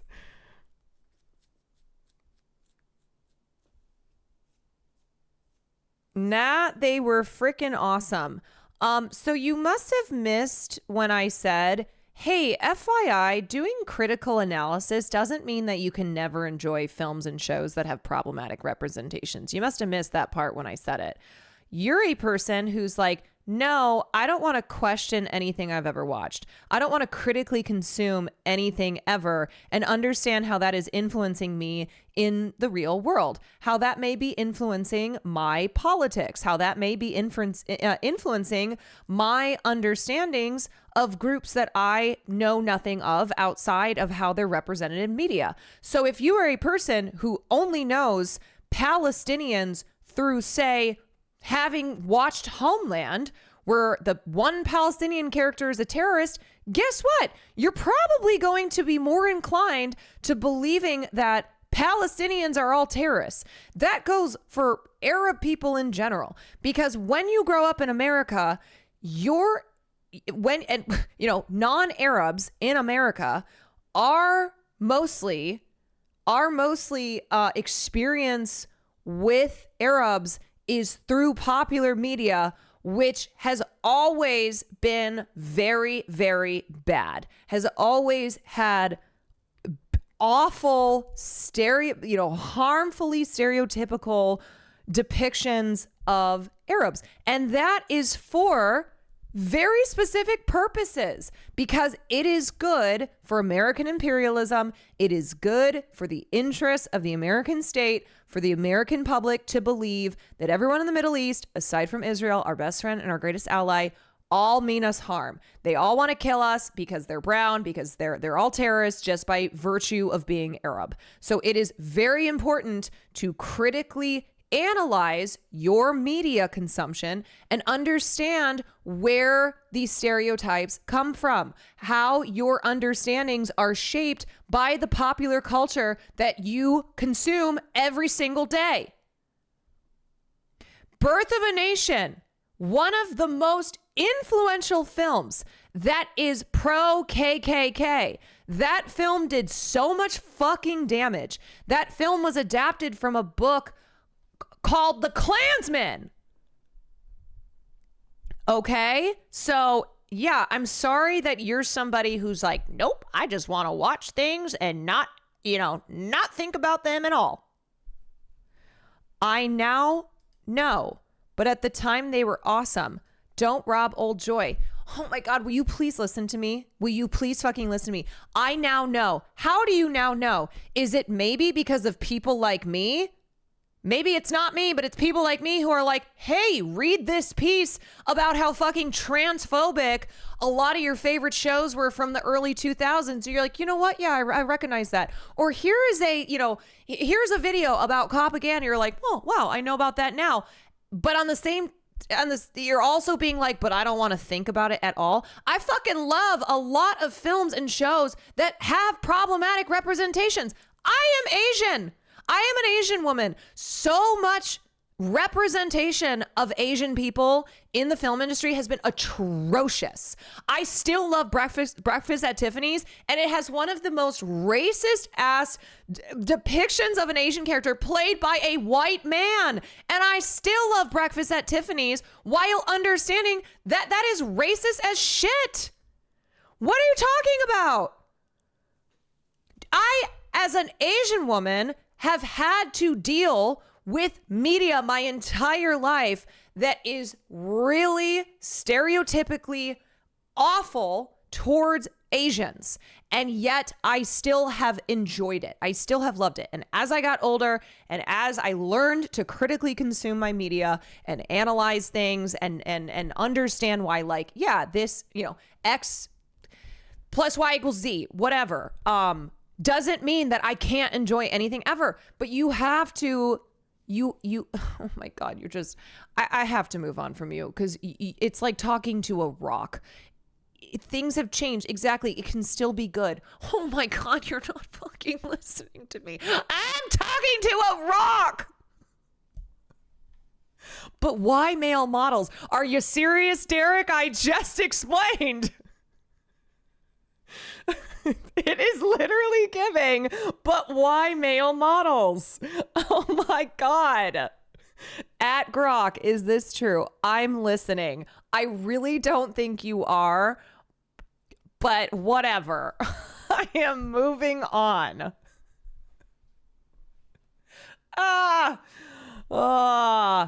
But why male models? Hearing and listening are two different things. True. I'm listening. I just disagree. Okay. Well, I'm sorry, but you objectively cannot disagree with what I am saying, because I am not saying you cannot enjoy media of the past that is problematic. Okay. So you can't disagree with that, because I'm not disagreeing. I am not disagreeing. God. Oh.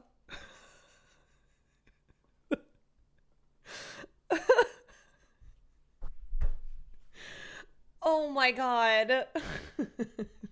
Fucking idiot. I am just gonna say it. You're a fucking idiot, okay? I think I have reached a point where I am allowed to now be like, I'm arguing with an idiot. Okay. All right. I am okay. Anyway. Is a Palestinian American whose brother has suicide bombed a Tel Aviv movie theater. These people, they bomb, they maim. They represent the Palestine you want to build. They're using you. You are using me too. Everybody uses the Palestinians. There is some discussion of Palestinian suffering. Do you think that I look at that? Do you think I look at Annette Bening in The Siege and I'm like, oh, well, fuck Annette Bening. Can never support her because she played this character that was like bad. No. I love Annette Bening.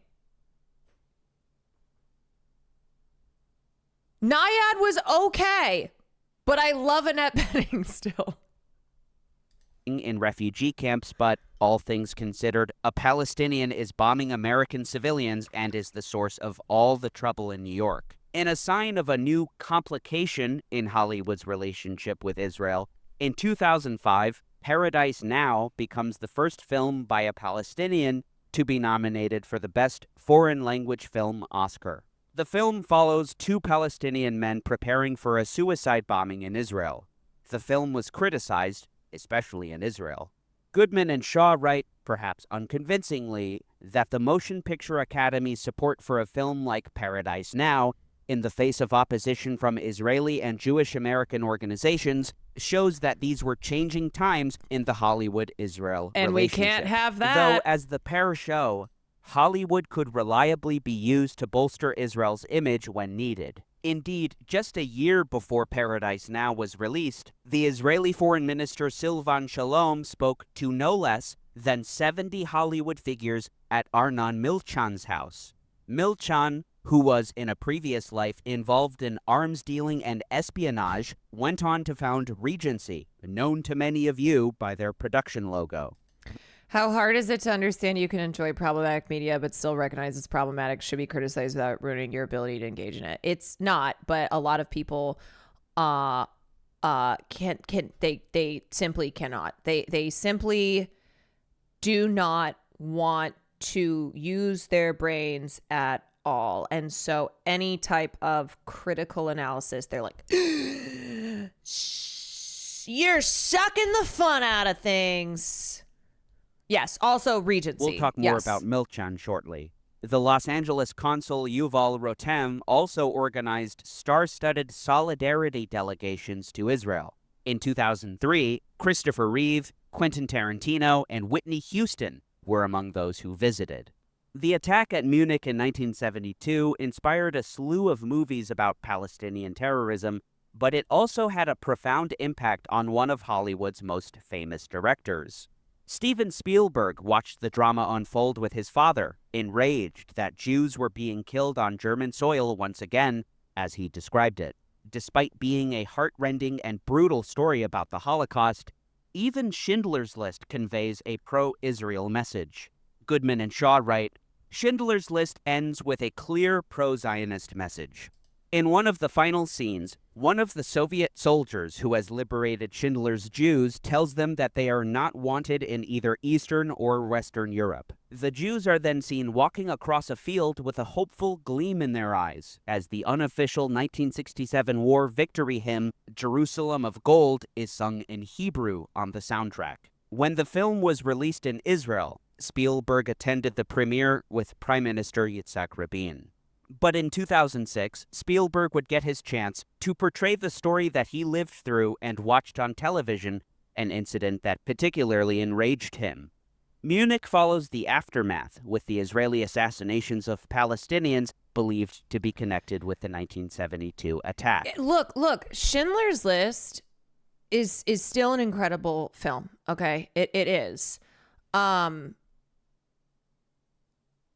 also, you have to understand that a big part of propaganda surrounding the need for Israel's founding and the need for Israel to exist still now is the Holocaust. This idea that like the Holocaust, anti-Semitism reached its worst levels with the Holocaust because 6 million Jews were exterminated. And so a lot of the truths around modern Zionists' reasons for wanting to establish Israel got lost because of this belief that Israel was founded due to the Holocaust, and that has continued in this belief that Israel must continue to exist because of the Holocaust. And if there is no Israel, then Jews around the world are not safe. The Holocaust cemented Zionism, even though Zionism predates the Holocaust. Absolutely. And one thing too that I think kind of gets lost is that there were Zionists in pre-Israel and then when Israel was founded who spoke very negatively towards Holocaust victims. And it was this idea that like they were weak, that had, there were so many Jews who could have banded together, who could have risen up, but because they're weak, they didn't. And therefore, Israel and Israelis will never be weak. Rather than being a lamb, they will be a lion. And it was like this mentality that you see still, like Holocaust survivors and the families of Holocaust victims in Israel. A lot of them live in poverty. Like there is not this special treatment, these guarantees from the state for having been victimized by the Holocaust. So it is, I think this is the one, I think this is a narrative that is still hard to kind of parse through, because the Holocaust was so bad. The Holocaust was so bad, and America rejected Jewish refugees. Like that is also true. You can't, because of empathy for all those who were affected by Nazi Germany, for the Jewish community, it is a piece of the propaganda puzzle that is kind of, I think, a harder one to educate people on, where there are still a lot of people who, even if they are critical of Israel now, believe that Israel was founded solely because of the Holocaust and what damage it wreaked on the Jewish community. And the other thing, like, there are always truths. It is true that European Christians were so anti-Semitic that Jews were being driven out of Europe because of anti-Semitism. But that was what the modern founders of Zionism also seized on. They wanted more and more Jews from Europe to be emigrating to to historic Palestine, so that they could establish they could establish a state and have supremacy in the area.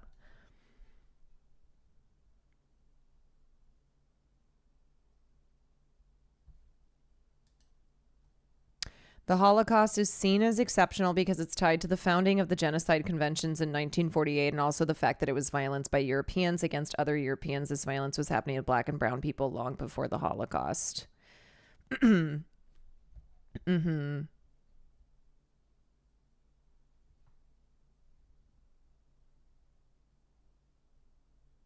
And although the film is excellent, it always bothered me that they chose to focus the story of the white German man who becomes a hero to those he managed to save. Yeah, and so I just have to say for the 1,000th time that critically analyzing what is considered to be one of the greatest films of all time, and probably had an impact on a lot of our lives, and like we still look at as a great film, it doesn't mean that you just throw something like Schindler's List in the trash. That their art is not perfect, and even some of the greatest films of all time, when you examine them at a later point in history, you're going to you might have a different relationship with. You might be more critical towards without like completely erasing the importance and the accomplishments that a film like Schindler's List achieved. The Israeli government, however, did not. I mean, look, a lot of times for film class, I will show films and things will happen throughout the film, and 2025, audience brained people will be like, "Ooh, I go, remember that this is a film that came out in 1967 and it was enormously progressive for its time." A lot of times, like, I have to remind people to examine this film within the political and social context of the time, and how you might have things that now 50 years later you're like, that doesn't feel, but you are not taking into account like what importance a film like that had at the time, given that there was nothing like it. Not support the film and were not happy with its content, which they believed drew moral equivalency. There was significant criticism from American circles as well. One Samuel Friedman, professor of journalism at Columbia University, even called the film Elka the Nuka, thank you for the Counter-Exodus, prime. an anti-Zionist epic. Mitchell Baird previously edited the Near East Report, the official organ of the American Israel Public Affairs Committee. He then went on to head the American-Israeli Cooperative Enterprise, which publishes the Jewish Virtual Library. Baird said that supporters of Israel that criticize the film only see the narrow elements that pertain to Israel and miss the larger picture. In the case of Munich, it is possible to pick apart scenes that portray Israel unflatteringly, but the overall feeling of the film is that the Arabs are savage murderers who deserve to be assassinated. It is hard to imagine many people coming away from the film feeling more sympathetic toward the Palestinians and less so toward Israel. Indeed, the film's creator was hardly anti-Zionist, and despite his attempts to portray moral complications with Israel's assassination of Palestinians, Spielberg fully supported it. As revealed in an interview he gave to Germany's Der Spiegel, the following decade saw numerous pro-Israel movies and television shows, especially with the ascent of Netflix. In 2011, Homeland premiered on Showtime, produced by Fox 21. The series was based... Also, you have to keep in mind that in in the aftermath of 9/11, this wasn't just like, oh, let's make sure that we're hitting the pro-Israel message. American imperialism, the American war machine was like, we have to get people to enlist. We need to make sure that we are garnering public support via popular media because we're invading Iraq and Afghanistan. Because in the aftermath of 9/11, there was this real jingoistic, real like red, white, and blue, we have to fight this war on terror. It was like on fucking steroids. Yes, it really was on steroids. So honestly, the pro-Israel, pro-IDF like depictions was not even close to just the overall pro-American military, fighting back against terror that was throughout popular media. On an Israeli series. Yeah, I mean the show 24. Hello. Is called Prisoners of War, created by Gideon Raff. Raff would serve as an executive producer for Homeland. The story was readapted to involve the CIA and the U.S. military. The Showtime series hired street artists to give their set of a Syrian refugee camp a more authentic feel, but they flipped the script. Tagging things like Homeland is racist and Homeland is a joke, Egyptian Heba Amin was one of the artists involved. They don't have a thorough research team. Here the series depicts Beirut's Hamra Street as dangerous, full of violent militiamen. In reality, the strip in the Lebanese capital is famous for its cafes, restaurants, and nightlife. Released in 2013, World War Z, the highest-grossing zombie movie of all time, can be read as an Israeli propaganda story.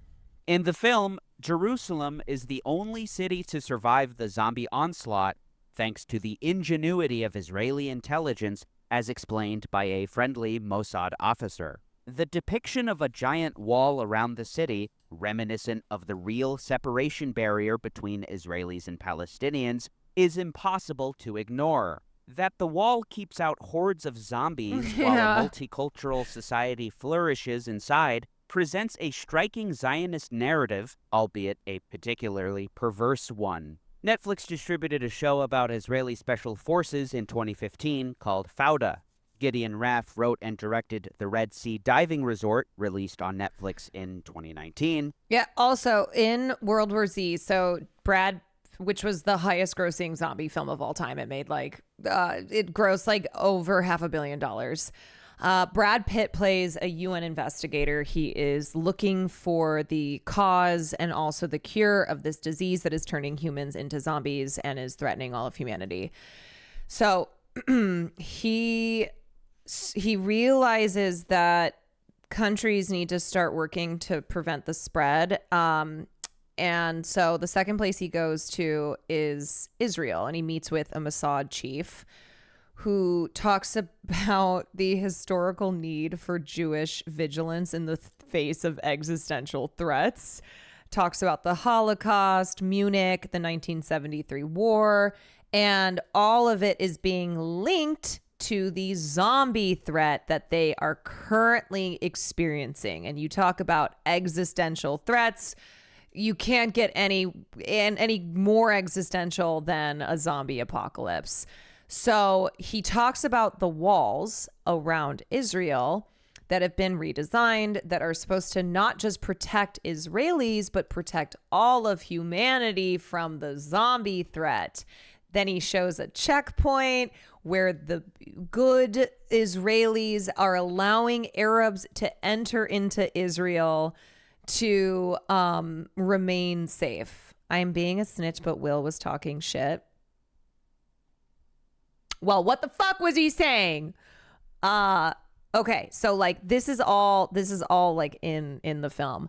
And so there's a lot of emphasis put on how the Israelis are so kind and benevolent because there's a zombie apocalypse going on and they are letting they're neighbors next door in. And then what happens is, if you remember in the film, there's the little girl and she starts to sing with like the rest of her people who come with her. And the singing attracts the attention of the zombies.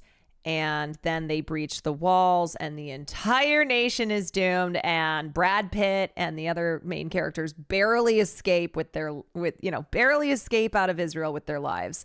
And essentially it's like, oh, Israel was doomed because they showed this compassion and allowed Palestinians in through their borders.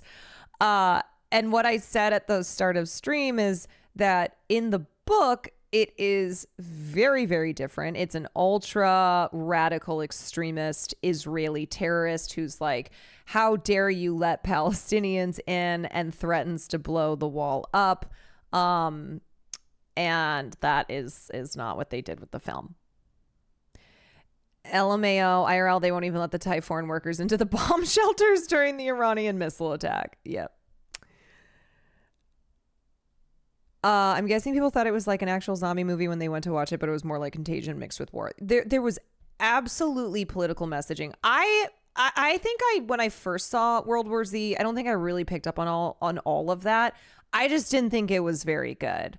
I watched it in theaters. There was so much fucking hype, and then the movie just kind of sucked. Like it really fell flat. And then on subsequent watchings, I was like, oh yeah, no, this is even worse than I remember.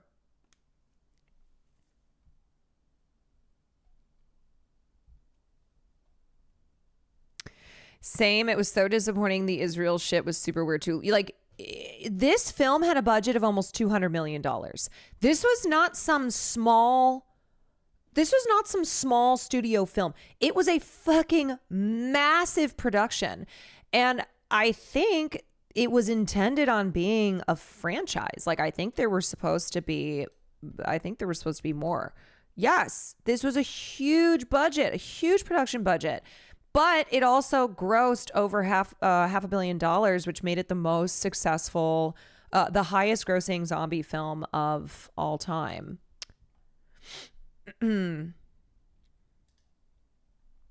He is watching a Minnesota State Fair vid and just casually mentioned how Caroline's a snacker, so he has a secret stash that she will ask about sometimes. LMFAO, but he said it's because she works so hard.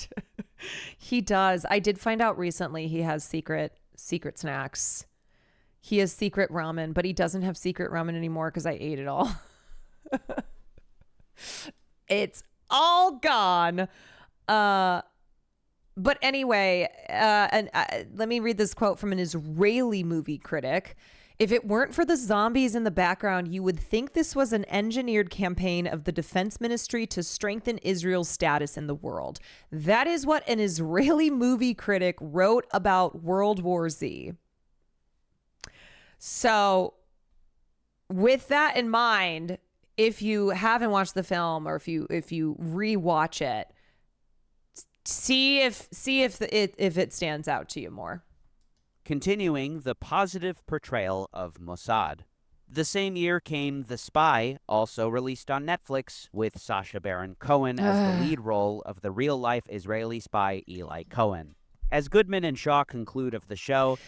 Same guy who almost got beaten by a mob of Israelis because they thought he was gay. Spy is quite uncomplicated politically. Israel's enemies are aggressive and brutal. The 2010 showed more convincing... Sacha Baron Cohen is one of the celebrities who got on a Zoom call with clients of a big agency in Hollywood. And it was him and other big talent at the agency who essentially were like, look, we just need to talk about what's going on and how in the coming days you're going to see images that are bad, like children being killed. And we just want to ensure that you're staying on message. As clients of this agency, you know, Israel is our greatest ally. They are self-defending. We just need to make sure that we're staying on message. That is called being a propagandist, FYI. So the Gal Gadots, the Sacha Baron Cohens, Zionists in Hollywood who are still speaking publicly. Okay? Because there are definitely people in Hollywood who still support Israel. They're just not as loud spoken about it.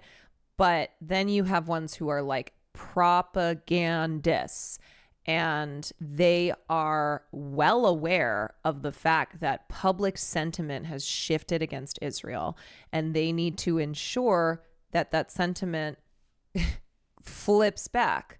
That it's like, hey guys, let's not forget Palestine evil, Israel benevolent. These are our allies. These are our best friends. Signs of a complication between Hollywood and Israel, especially with the bombing, ground invasion, and destruction of some 18,000 homes in Gaza in 2014. Mark Ruffalo was in The Avengers 2 years prior and was well placed to criticize Israel, and he's done so since. Rihanna and Zayn Malik tweeted Free Palestine. Selena Gomez urged her followers to back when Rihanna was still on Twitter, pray for Gaza, and John Legend sharply criticized the United States for its impotence. But some of the harshest criticism from A-list actors came from husband and wife, Penelope Cruz and Javier Bardem. They have both, I mean, especially Javier Bardem, been really consistent on this. He's probably one of the most outspoken celebrities in Hollywood when it comes to like not both sidesing shit, not doing liberal Zionism, but like accurately calling the Israeli occupation forces, you know, a terroristic threat. Who accused Israel of genocide and extermination. They retracted their statement, however, following considerable backlash. Indeed, despite the criticism from a select few, so that happened, but then flipped back. And Shaw, right? To be clear, Israel still had many friends in Hollywood's higher echelons. Something to remind you all of. So the last 2 years is not the first time that celebrities have like spoken out about Palestine, but in the past, like this happened with Mark Ruffalo too. So Mark Ruffalo, like, you know, it's always hard to remember the year because there's so many massacres because Israel has been murdering Palestinians prior to October 7th. But I remember like Mark, I think it was maybe that point, maybe it was 2014, where Mark Ruffalo spoke out and then he got a lot of shit for it. And basically what would happen is if you were a celebrity and you spoke out against Israel, there was so much antagonism towards you that you were like, if you didn't really dig your heels in, like you were forced to walk everything back. It's not to say that didn't happen like post October 7th here, but because Israel's been committing genocide for 2 years and because more and more and more celebrities have spoken out, there isn't that like in your fucking face suffocation, like how dare you? So, but 10 years ago, if you said one thing that was critical, you were like forced to walk it back. Chief among them, Israelis Haim Saban, a billionaire whose wealth comes largely from producing Power Rangers, and Arnon Milchan. Milchan produced King of Comedy and Once Upon a Time in America. He's longtime friends with De Niro. Pretty Woman, JFK, Natural Born Killers, LA Confidential, Fight Club, Gone Girl, Little Women, 12 Years a Slave and Birdman won him 2 Oscars, and The Revenant. His previous spycraft and arms dealing raised no eyebrows among Hollywood celebrities. Didn't it ever raise an eyebrow in this town in terms of dual loyalty? No. Because let me explain something to you. In this town, that's my old boss. There's only one loyalty. Okay? In this town, there's only one politics. Doesn't matter whether you're blue or red, you're Democrat, you're an American, you're a Jew or a Gentile. Nothing. There's only one. Hits. That's all that matters here. Profits. Hits. Not to Money. offend your audience. It's show but nobody business. gives a shit. There's only one politics. There's only one religion in this town. Hits. Make hits. Milchan's star power was especially useful for Israel's foreign ministry. Jacob Dayan, who was Israel's consul general to Los Angeles from 2007 to 2000. When I say my boss, I was like, okay, here's him. I was like, here. So deep down. I met him like once or twice, but that's Tim Rothman. He's one of the most powerful people in Hollywood. He is the head of Sony Pictures. So I kind of jokingly say my boss because I was like the lowest on the totem pole. 11 said Milchan played a key role in branding Israel. When you have such access to opinion shapers, this gives Israel a tremendous advantage. These are extremely influential people, and such access is an asset to Israel. I don't know many people who can bring Hollywood's entire A-list to their home like this. The situation today is, however, not unchanged from Israel's earlier years, as Goodman and Shaw conclude. At the famous Oscar ceremony back in 1978, Vanessa Redgrave had been a lone pro-Palestinian voice. In 2014, dozens of celebrities expressed pro-Palestinian sympathies. But the history tells the broader story. With so few Hollywood insiders and celebrities championing Palestinian and Arab rights during this period, it is not surprising to find so little evidence of support for those rights on the Hollywood big screen.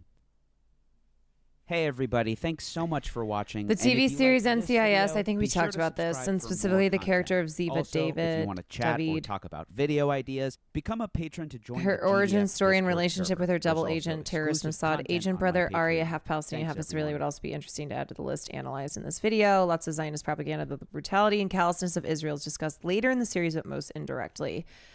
I think we've mentioned that one before. A couple other mentions. I mean, recently there was the controversy over the character in what's that character? Sabra. So the Israeli Mossad agent in what was the Captain America, right?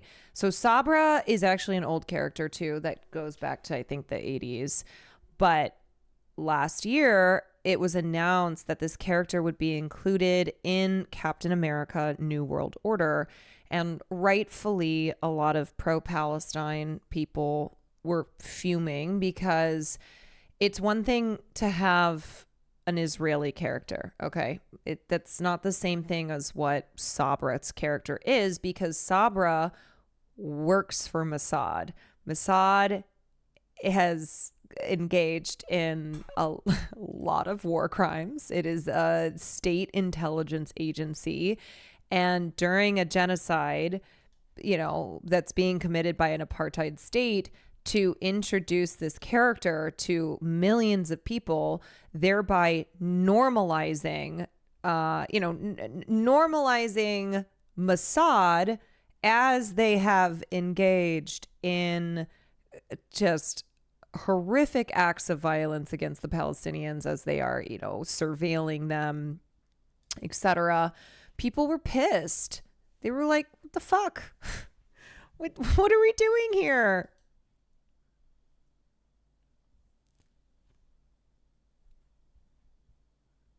Sabra's entire character in the comics is basically being racist to literally everyone.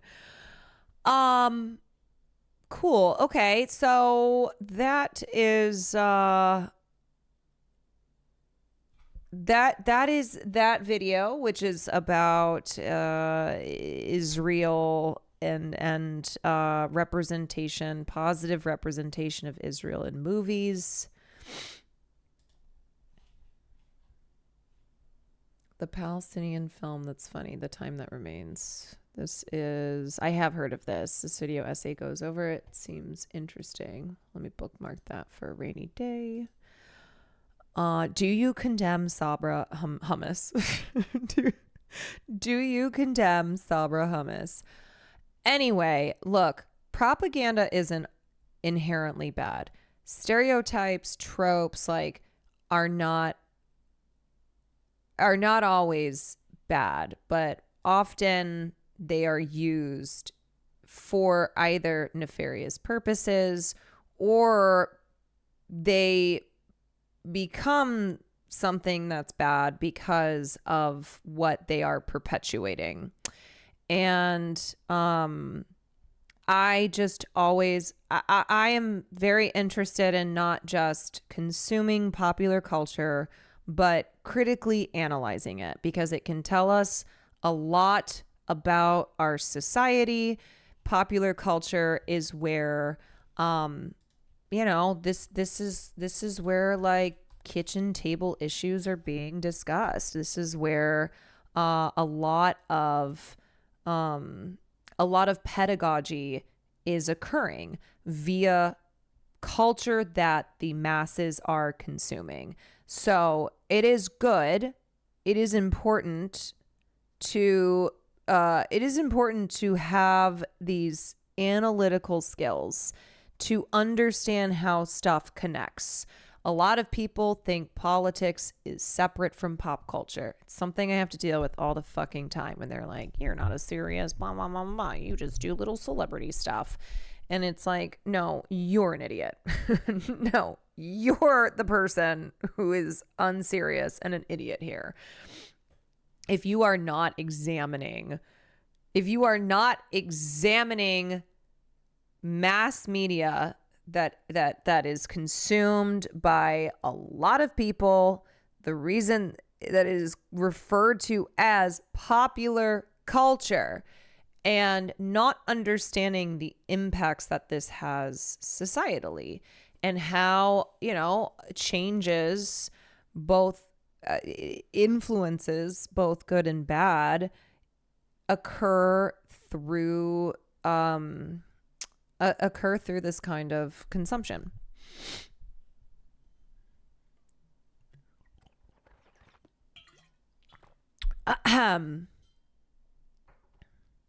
The real crime was Harrison Ford as Red Hulk, if you ask me. That was a very clear example of taking the bag. Okay, I have to pee really badly. Do do do do do do do do do do.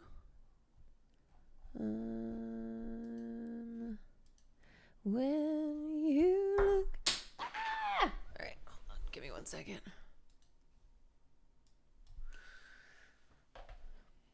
Here, I'll let the microphone speak.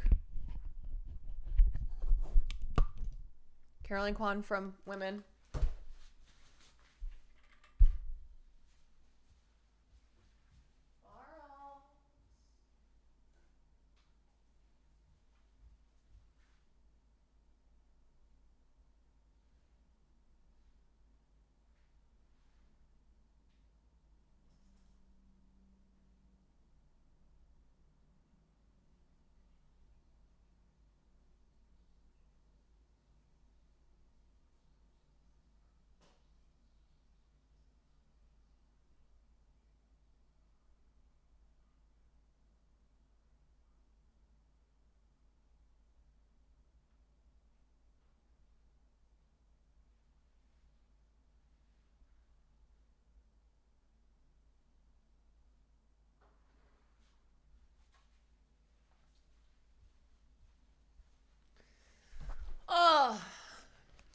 Also, what I want to do soon, I really want to do a community census. We haven't done one in a minute. So, would like to do that. Now, I'm going to end stream with gaming, but I'm trying to figure out what I'm going to play because I'm not doing Resident Evil. I'm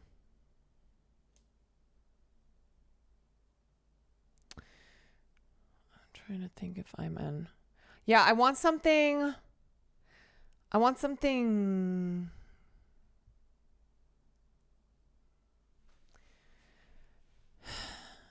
I was watching Point Crow play Edith Finch, and it really made me miss that game. I was like, I want another evil Finch.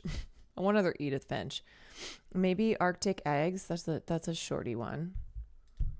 That's a short little guy. Okay, Arctic Eggs. No idea what this is. No idea what this is. Okay, did I add that to cart? Okay. Oh, somebody's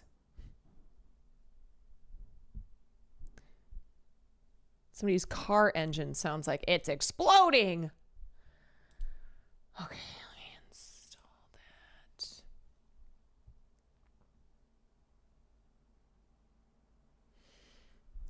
Also, eyebrows on fleek. Thanks. Thank you. This is my makeup that I put on at 9 a.m. this morning. Ever played Superliminal? I think I did.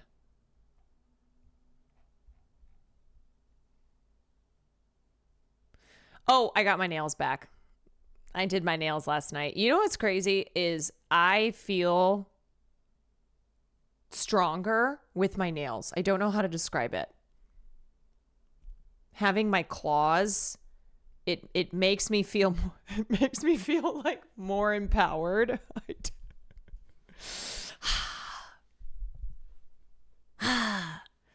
Yes, I'm at full power with a set. I'm glad that there are people who understand. Anyway, thank you, Funky. I'm glad there are people who understand what I mean. Like, I hadn't had them for so long, and also I've been back playing softball, so I haven't wanted to have them on. But last night, I was like, fuck it, I'm putting on a set. And I put them on, and I was like, yes. Yes. My claws are back! The Unfinished Swan is related to Edith Finch by the same people. Is it as good?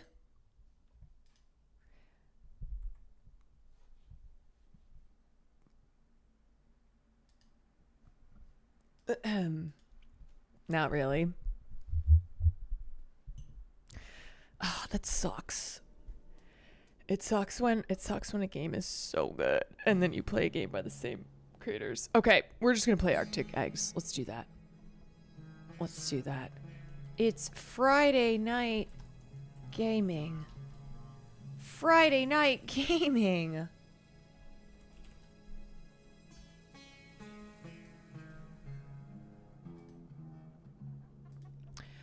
Okay. I need to find another co-op game because I want to play a co-op with Will soon.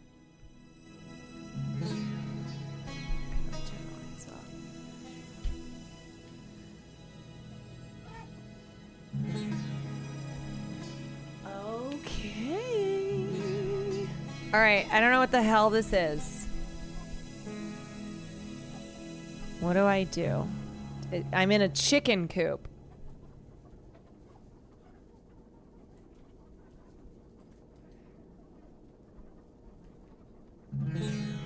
Okay. There's chickens. Just gonna walk forward. Oh. Hi. Scary. Can you fry eggs on top of Mount Everest? Is that like rhetorical or?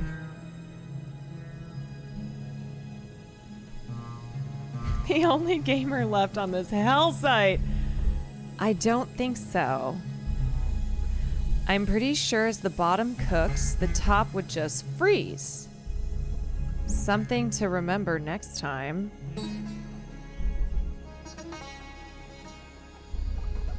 This music is a vibe. After your attempt to escape? Wait, am I a prisoner? The boss stripped you of all your main functions. All you can do now is walk and cook. So make me an egg, cooked on both sides? As always. What if I refuse? Generate heat by moving your mouse. Oh.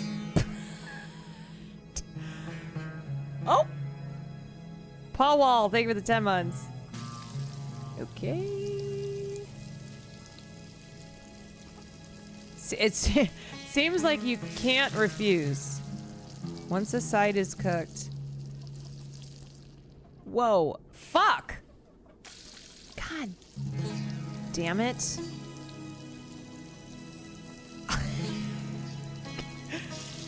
Okay. Inch it to the left or right of the pan. Flick your wrist. Oh, shit! God damn it. Damn it! Okay. Inch it to the left. Kwan cozy. Ah! Oh my god, I cannot.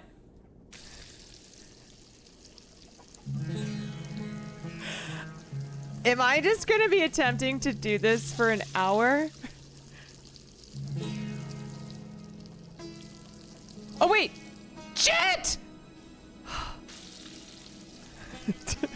In this economy, that's like $40 of eggs. Do you know how to flip something IRL? Honestly, no. Okay.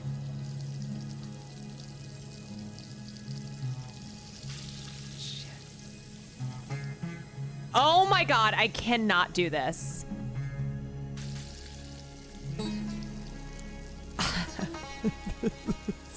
Is this the tutorial? Okay. Okay. Inch to the left. To the left. To the left. To the left. To the left. Now. Flick! No! God damn it! Oh my god. No, I think I am getting worse? I don't know. Okay. Inch it to the left. Now, flip. Oh! Oh my god! Okay, I did it. I did it. I did it. Okay.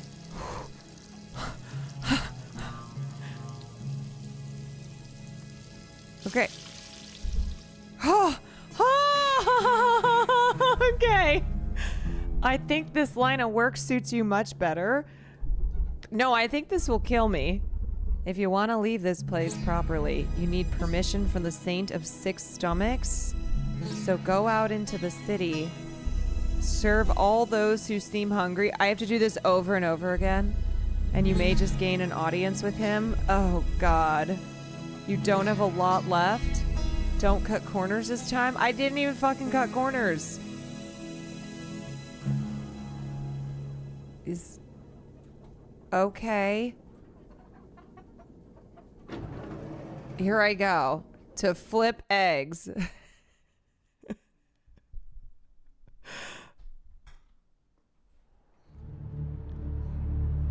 10 people are hungry. Okay. Ran out of cups this morning. Drone stopped stocking the vending machines months ago. Had to drink out of a bowl again. Ah. Oh, and he's dancing. Never going back. Okay, wait. What do I do? This is so weird. Okay. How do I give him food?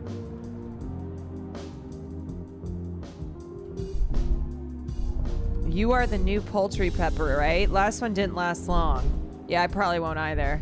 I would like an egg, cooked on both sides, as always. Can you also cook my cigarette? I'm sorry, does she have a breathing tube on? What? What the hell? This is crazy. I have to flip both these? I'm sorry, can we talk about the cigarette? Okay, now I've kind of got this down. Oh my God. Oh no! Oh shit. Okay, oh wait, there's another cig. Okay. I feel like you're supposed to take mushrooms and play this game. I know, it's kind of... Uh-oh. No, oh God. Oh my god, this new boss unlocked. A SIG and an egg. A SIG and an egg cooked at the same time? Oh, shit. Oh, farts. Okay. Light touch. Light touch. Here we go. Oh, shit. Oh my god. Oh my god. Okay. Okay. One SIG and egg coming up. Whoa. The way you just handled the pan. Yeah, was it good? Keeping it old school. Is that what I was doing? With a hint of respite? Okay. I don't think I'll forget this in like a good way or a bad way. It feels important. Okay, 9 still hungry. Oh my god. All right, I gotta... Does that guy want food? I don't know. I wish they would invent a toilet that doesn't whisper sweet nothings in your ear. What? Brother, why is your toilet whispering sweet nothings? Did you know you're the only person streaming this game? That is fucking funny. I am the #1 Arctic egg streamer right now. I'm not enjoying this discussion. Neither am I, brother. Okay, do you want a fucking egg? Oh, Jesus, I don't want to talk to this fucking guy. Oh, it's the same guy. Permission to hit the blunt? I kind of feel like you have to. Do you guys want an egg, or are you just being weird?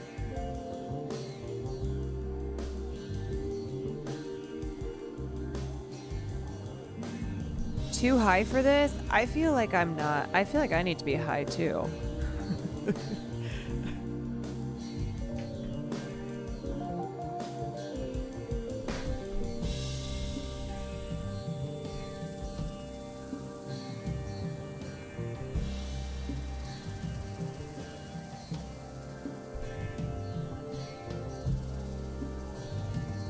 Okay, do you want an egg? I'm making a time lapse of meat rotting in my apartment. Who the fuck are these people? Really hoping it pays off.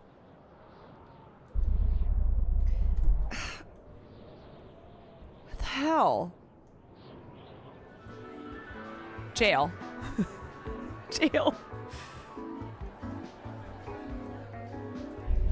Never met anyone who's been to the Mariana Trench? Yeah, because why would you? Starting to have my doubts?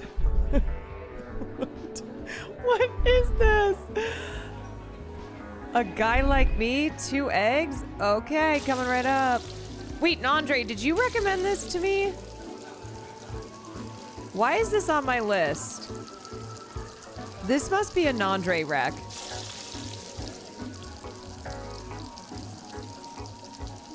Oh my god, this is gonna burn. Oh my god. Oh my god. Shit. Okay. How am I gonna do this? I can't. I can't. That one's already gone. Oh no, this is so hard. Oh, Barry has a good bit on it. What the fuck? This is so difficult. Yeah, the music is definitely a vibe. It is so hard. Okay. Let's go here. Let's go here. And then flip. Ah! Okay. Good. Okay. Nope, nope. Ah, I'm gonna die. I'm gonna die. Oh, Will also pushed for this game. That's right. He liked this game. Okay, that's just flying off. You know what? Fuck. Fuck. Okay, these look like little flying saucers. These eggs are flopping. But can I fry an egg at the top of Mount Everest? No. That's the great... Oh, God. Oh, Jesus. This double egg is... Oh, God. Oh, Jesus Christ. God bless me. This is actually level of difficulty impossible. Okay. Okay. Oh my god. Okay, there's one. This one I gotta flip. Oh my god. Oh, holy shit. Oh, she's insane. She's insane. How does she do it? You make 2 eggs so well. Oh, how does she do it? How? She's beginning to believe.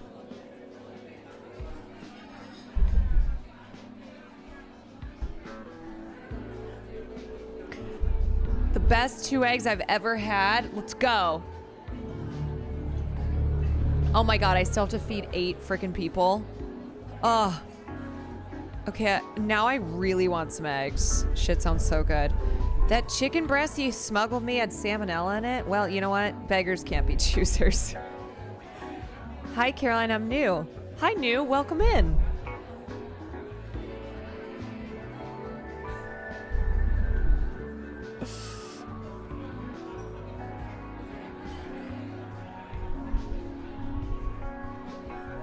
Boo!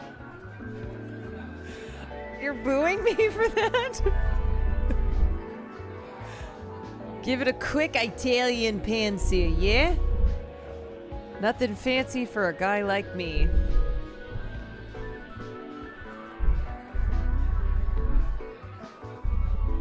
I feel like this game is when you are high for the first time and everyone looks this way. I really don't know how this happened. Check your meat. What's going on with the meat in this town? I've known you for 7 years. Okay, well, you guys want an egg? Oh, God. Oh, God. Oh, no. 2 pieces of bacon and an egg? I can't. I simply cannot. Okay, I need this. Oh, God. This is impossible. No, there's no way. Okay, there's the egg. Okay. Oh my god, bacon. Oh my god. Oh my god, how is she doing it? Oh,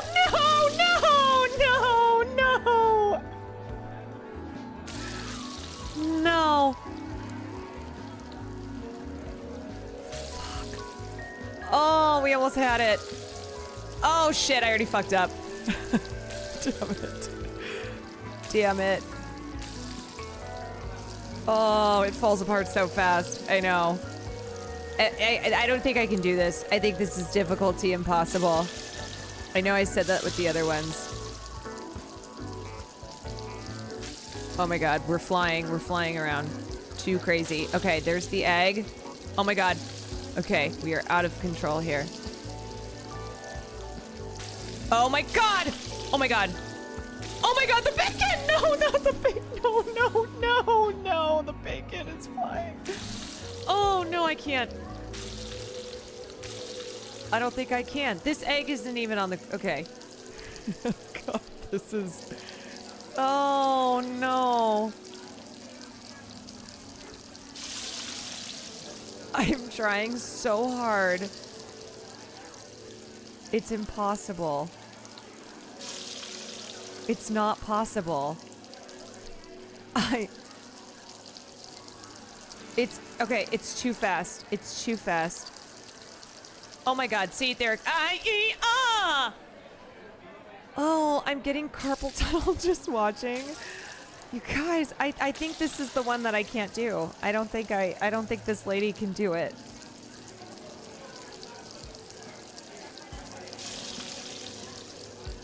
I don't think... Oh, okay, there's 1 piece of bacon. Flip that shit. Flip that shit. Okay, now we just have the egg. Oh no, it didn't. Okay. I'm so scared. I'm so scared. Oh my god. Oh. Holy shit.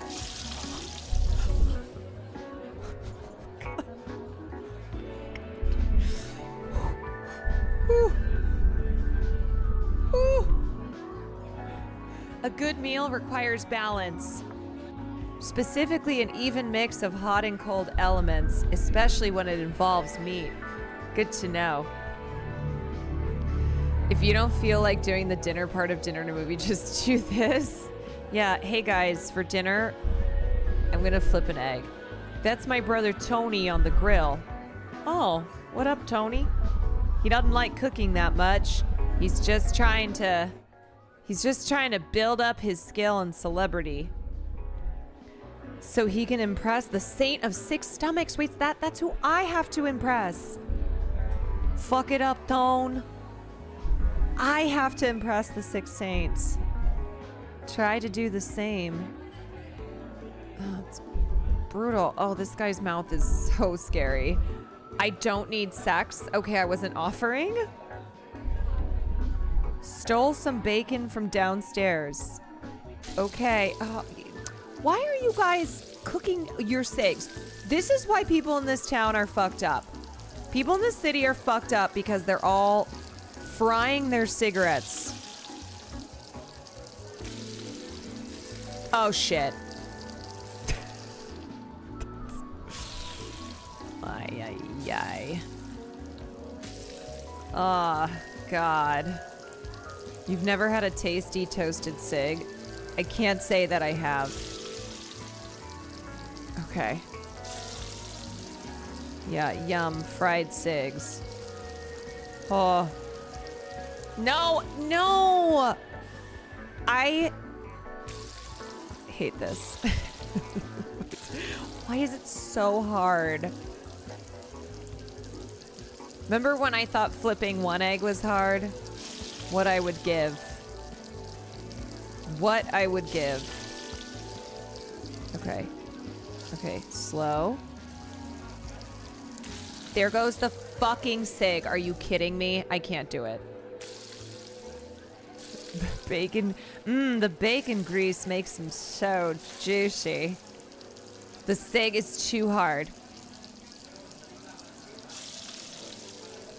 Okay, okay, okay. What is that snowflake? Oh, shit, okay. Oh my God. Ah, the stupid ass bacon this time! The stupid ass bacon! Oh, pissed, I'm pissed. I'm pissed. I'm pissed. I'm so pissed. I'm so pissed. Come on.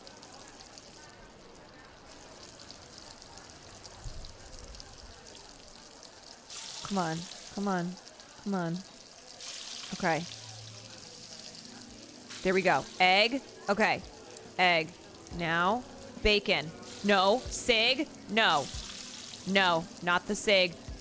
Oh my God. Oh my God. Oh my God. Oh my God. Oh. Oh my God. That was crazy. Oh. Oh. Holy shit. She's insane. She's insane. I don't need it. Okay. Hey Tony, you want some eggs? Good to see you, my friend. Will you take some meat off my hands? I'm way behind on this. Why do I feel like that meat is so sketchy? Thank you, Tone. I hear stomachs whispering from across the room. Slows me down. You know what? You and me both, brother. Everybody wants goddamn eggs and cigarettes. Ew. Ew. I hate... Okay, this is out of control, Tony. It's too much. I hate the look of uncooked sausage. Freaks me out. Tony. Tony. Okay, I gotta flip these motherfucking eggs. Okay, there's one. All right. Oh my God, we're actually kind of killing it. Oh no! No, please. Oh, we had that one. It's such a little flick of the wrist. Nope. Okay, that one I fucked up. God, I'm so annoyed. That I would have had it first try.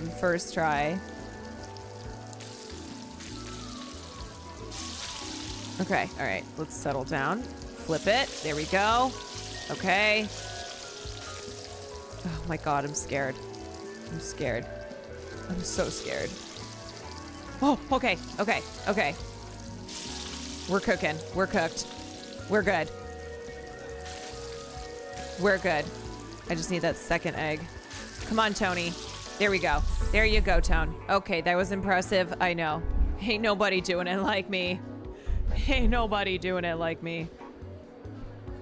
The way you sling, the way you fling, textbook. I was like, what? Why do I feel like he's hitting on me? These soldiers, you know, I don't want to give you food. Gaze upon this fish ration, my companion for the last 10 years. Been waiting for the right moment to eat it. Okay, that's good for you. Pop it open and flip the fish out so they can cook. Oh God, fucking cigarettes again. How am I supposed to, what do you mean pop it open? Okay, that cig went. Okay. I'm sorry, is this fish in a little pocketbook? Is that the state of things? Okay, am I... Oh, I have to freaking flip this shit? Oh my God. Oh my God, stress. Stress city. Stress. Come on. I need this other fish to cook. Come on, yes. Ha, ha. That was the first try. I won't forget this moment. Okay, in a good way. All right, 4 left. Do you think I'm making that one guy happy? They're gonna let me out? If I died today, can't eat an egg tomorrow. Yeah, that's true. If you die today, you can't eat an egg tomorrow. Not happening.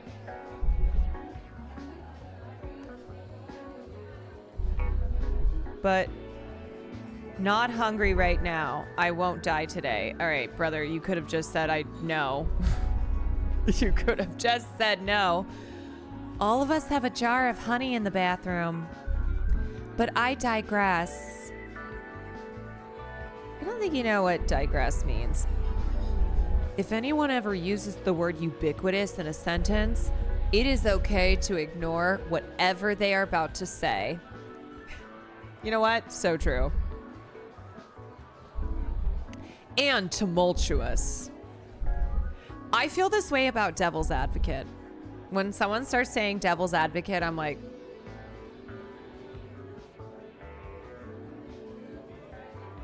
we are hungry. Don't worry. I got you. Oh my God.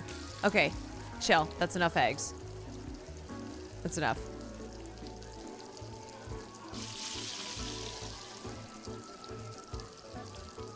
Okay, come on. Last little egg here. Come on. Okay. Now we begin the flip. Oh my God. Oh my God. Okay, there's one. I can't believe I'm doing this. Holy shit. Nope, nope, nope. Okay, last one. Oh, oh. I'm scared. I'm scared. I'm scared. I'm scared. I'm so scared. Oh my God, I flipped that one back. There we go. Oh, oh, first try. First try, can you believe it?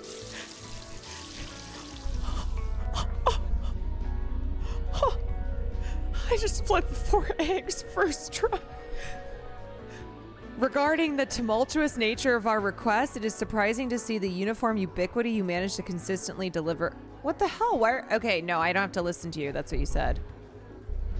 The multifaceted relationship between the yolk and the white is truly inspiring and really speaks to your sensibilities. Thanks. Fucking thanks. Fucking thanks, dude. Did those people count as one person? Because if so, I'm pissed. Why does this feel like the weirdest rave? Saw you exit the poultry panty. Panty? Wait, pantry? Last poultry peddler didn't last long. I told... Poultry peddler? Am I reading these right? I told him about the new curtains I got. I hope the jealousy he felt didn't drive him out. I tried to stay humble. People are such weirdos. Okay, do you want egg? When it comes to leftovers, I usually scrape the food onto a plate, microwave it, and then put the fork I used to scrape the plate into the sink. Oh, okay, so you do what like everyone else does. It feels a little bit wasteful. Yeah, cool story, bro. Okay. Oh, you just want cigs. Oh, I'm sorry. I'm just frying up a fucking pack of cigarettes for you? What is going on? Why are there so many? Oh, you fucking asshole. Yeah, skinny legend. Okay, I see. This is fucking bullshit. Okay, oh my god, wait, actually I'm insane. I'm so insane. No one has been more insane at this game than me, and consider I'm the only one playing it. This is good for me, I think. Oh my god. Yeah, that was your typical diet in the 50s, also the 2000s.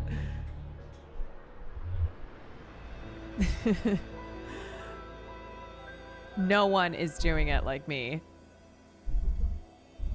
I am not hungry. Why do I feel like this guy's gonna kill me? Furthermore, I would never eat anything you touched. Great. I take back my offer. No matter how gentle and tender. Okay, hate that guy. Don't hate that guy. Oh. Oh my god, wait. My only job is watching the door, but do you want an egg? Entry without any form of credibility? Oh my god, fuck you. 27 of his people? What? I thought I had to feed many hungry people. Not just here in the roof, but in every corner. I have to feed 27 motherfuckers? The saint of sick stomachs can hear their stomachs grumbling and would be eager to thank the person who quells it. So yeah, feed 27 people. Weird number, I know, but it feels right. You can skip a couple of the weirder people. They're all weird. There are many spare mouths to feed. If you ever lose track of how many people you've fed, try smoking a cigarette. Personally, it always helps me think, you know what? I agree. I could use a cigarette. Okay, so I went from having to feed 10 people to now I have to feed 27. Why does this just keep getting harder? It's okay though, I kind of got this down. I think the Saint of Six Stomachs is an avid mouthwash enthusiast. Ew. You can hear him gargling? So weird. I'm just trying to distract myself given that the number of chickens we've gathered this week is shockingly low. Yeah, I've also been going through eggs like crazy. I've been going through mad eggs. Wait, okay, so what am I supposed to do here? What'd you expect was gonna happen? I don't know that I would talk to the Six Stomachs saint. Like, actually, these people need us. Not in a corrupt way. I think. Yeah, you just keep telling yourself that. Okay, I'm done wasting my time with these fuckers. The dialogue is so odd. I'm obsessed. Okay, does anybody want food? Are you guys allowed to eat on the job? Sorry, I really don't want to restrict you, but truly I don't think you can handle the hungry freaks behind this door. Oh, I can handle it. Have you seen me flip eggs? After you feed everyone here, I can let you in. What? I have to feed... Where else are people? Feed everyone here?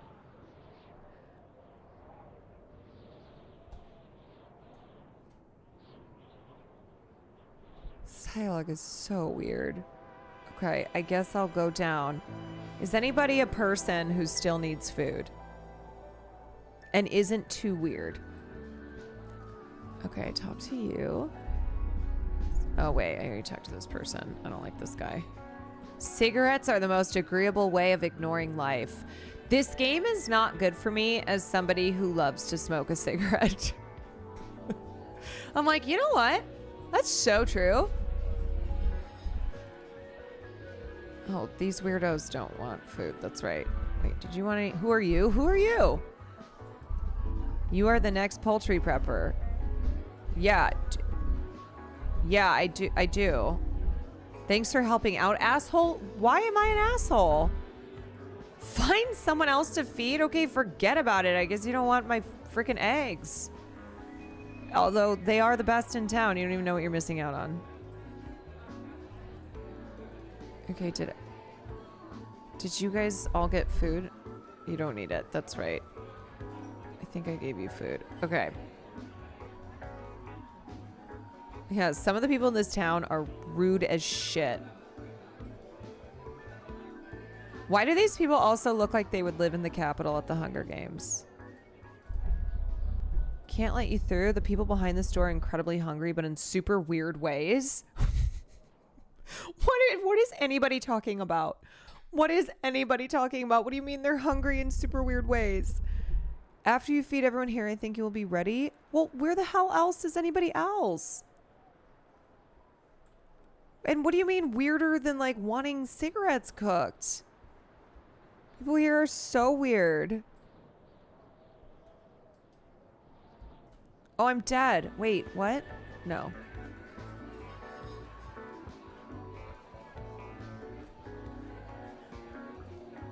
Does anybody want some eggs? I know, this is such a fever dream. Hello? Oh, hello? Is anybody up here?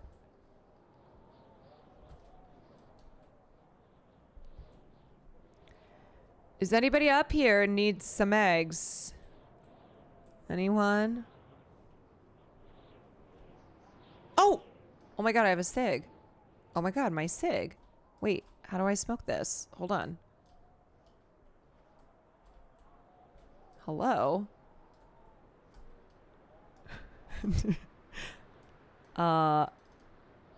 Anyone got a light? Anyone? What about the pan? I don't know how to bring the I don't know how to bring the pan out. It just kind of pops up. Should I just jump? I don't know. Use the frying pan like everyone else. I know. Who the hell do I think I am? Who the hell do I think I am? Wait, look at the number on the cig. Honestly, I can't remember, but they left pink feathers everywhere. Like buildings with dust, where dust was some sort of strawberry sugar. Absolutely beautiful. Wow, it's so poetic. As kids, we'd drop them. As kids, we dropped them from the rooftops, watch them spin around. Would do that all the time on the way home from school. Okay, that's like awesome, but do you want a cig and eggs?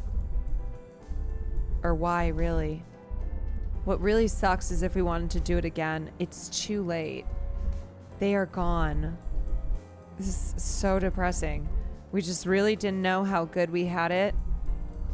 But I like to think that since I remember it so fondly, we made the most of it. Absolutely beautiful. Okay, that was very depressing. And you also don't want any eggs, I guess. Bro, okay, why does my cig say 8? I don't know. Do you guys want anything? My girlfriend is Polish and goes to a different school. Okay. Oh, thank God. All right. Thank God, some hungry customers. Some hungry customers. We have the fish and the weird fucking... Is that okay that fell off? No, I guess not. Okay. Okay. Okay, broke my streak. Oh, the number on the cigs is the number of people I've fed so far. I forgot when they said that. That makes sense. I was like, what is this significance?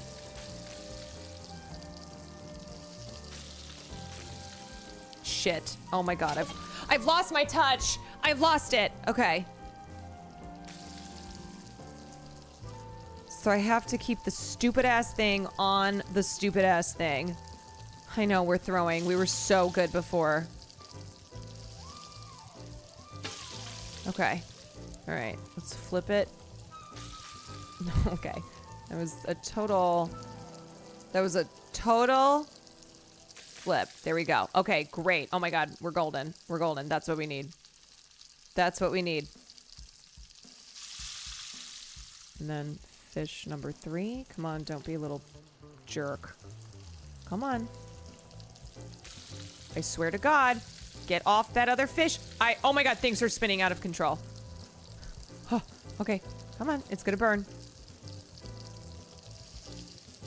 Oh, okay. Woo! Ha! One still hungry. Okay. Gotta be. Come on. Be serious now. There are still many hungry people here. Oh, you're blocking the door. Okay, who is the last? Now check Sig. Yeah, see? 9. Who's the last mofo around here who needs to eat? Anyone?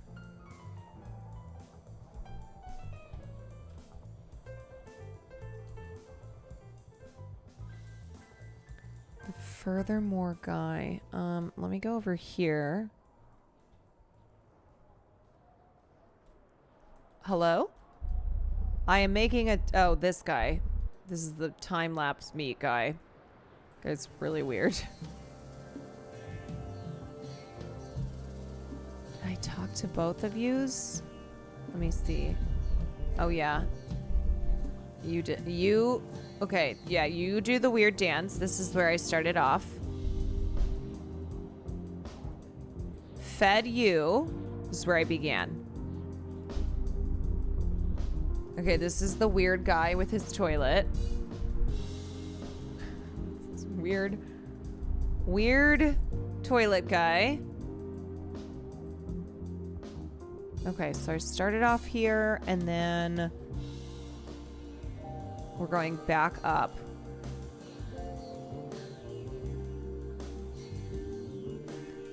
Go back up here. I wish they would just come to me, you know? Making me do all this extra work. Okay, that one. Let's go down. Okay, chat. Maybe. After the 6 Stomach Saint banned poultry farms, anything semi-chicken related is hard to find. Kids don't even call each other chicken anymore. Not sure if it's because they don't know what it is. Kids these days have changed. To be a delightful delicacy to someone must be nice. So true. Okay, I guess you don't want anything. You just wanted to talk about shit. Is anyone else back here? Let's see. Okay. I went there. This guy. Okay, this is the if I died.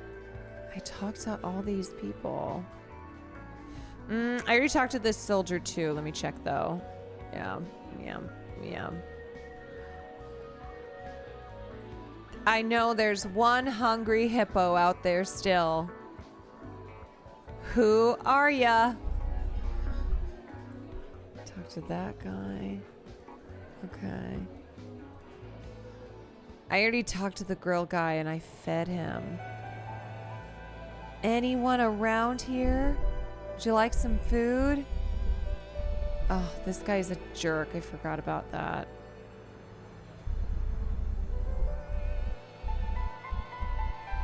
Okay, I talked to that one. This one. I want to go to karaoke and sing a song that's not... Oh my God, are you fucking kidding me? The last person was up here. I'm going to kill myself. Are you kidding? Okay.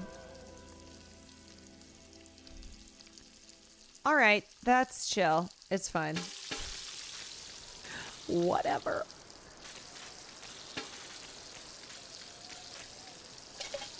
Oh no, not the fish on top of the stupid thing. Come on. 1, 2, 3, 4, 5, 6. These sardines are so tasty. Oh, please. Please. Please.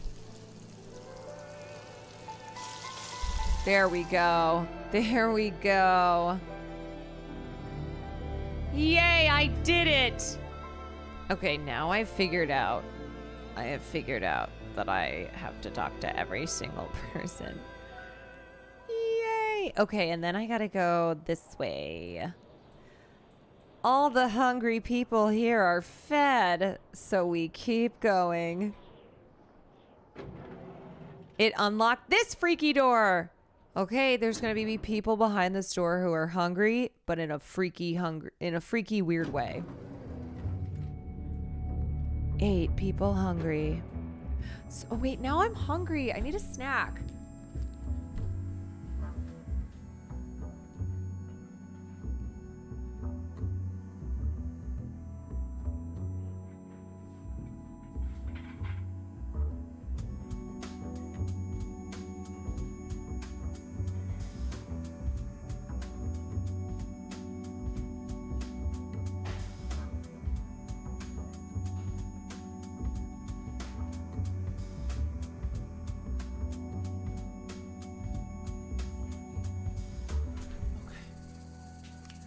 Yeah, I got some sardines.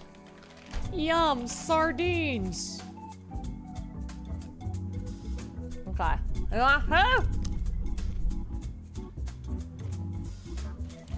Oh, this guy no longer consumes stingrays?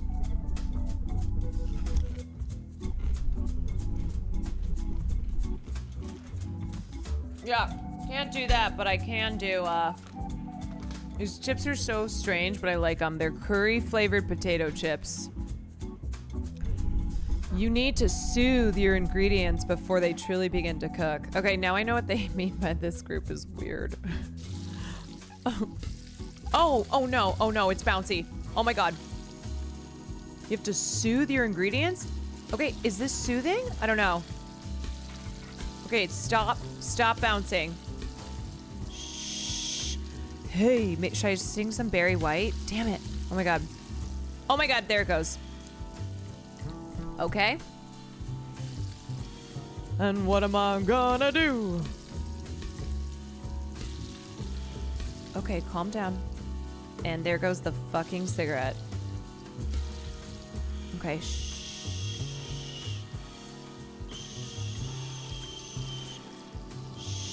Shit. Soothe this shit. Shit! Stop it! Stop bouncing. Stop, you piece of shit. You piece of shit. Is that a puffer fish? Yes.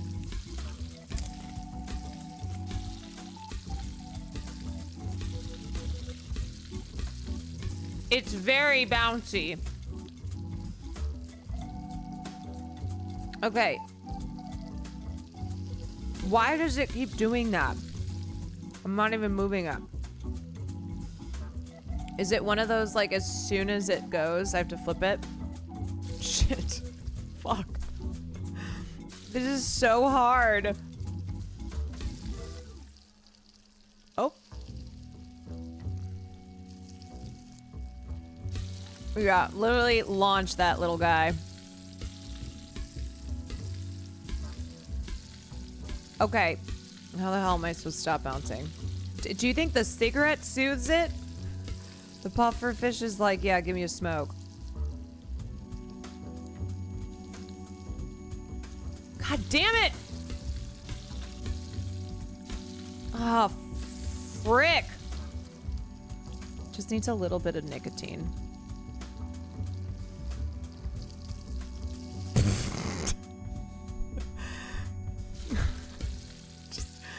I just keep launching the shit out of it.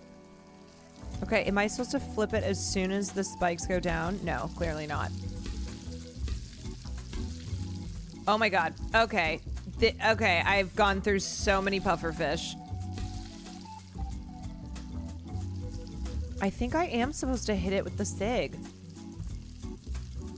Fuck. Farts! Oh my God, this one... Okay, I'm once again at the, I can't do it. It's impossible. What if I just keep the SIG on the fish? Yeah. Okay, is that good? No. Okay. The spikes go down when it's the right side up. Okay. But then I have to flip it. See? No, but as soon as I do it, it goes out. I can't.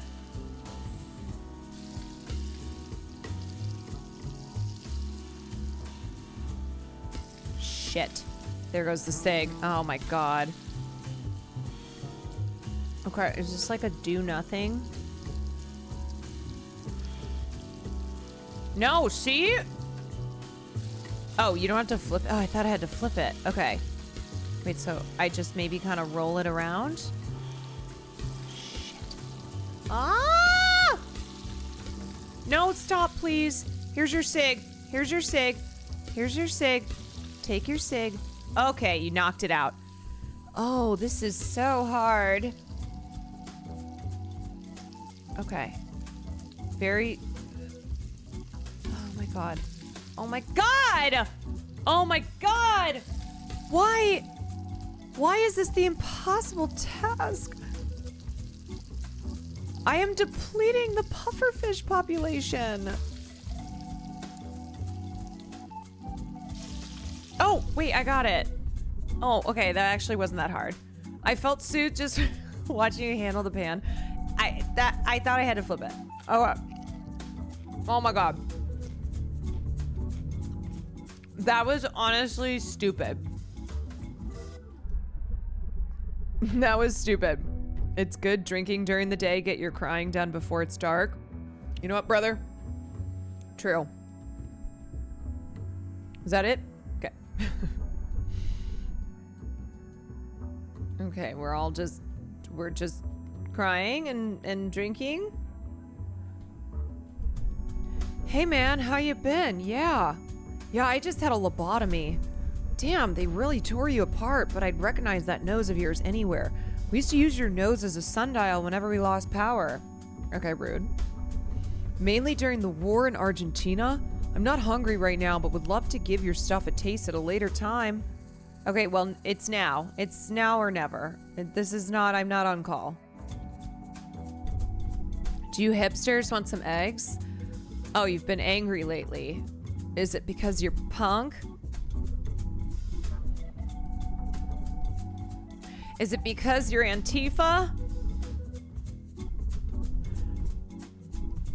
Food is good. People aren't sad outwardly. I just want to feel content for once. If you ever see me smoking tobacco, you know I'm depressed. You know what I think could fix that? Some eggs.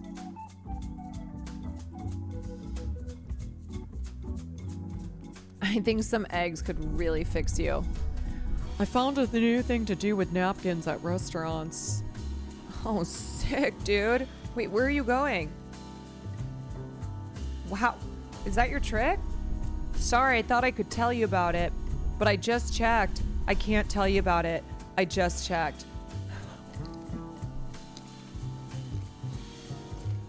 These freaks. Friggin' weirdos. Oh my god, stop. I don't want to talk to you. I'm trying to talk to this person. How am I supposed to know which sock goes on which foot? The taste? I don't know you, do I? No. You deserve the biggest funeral? You know what? You know what this game is like reminding me of? It really reminds me of when you're so high and you feel like every conversation you're having, there's something off about it. You're like, that's not... This doesn't... Something... Huh? And you are having a perfectly normal conversation, but in your brain, you're like, what's going on?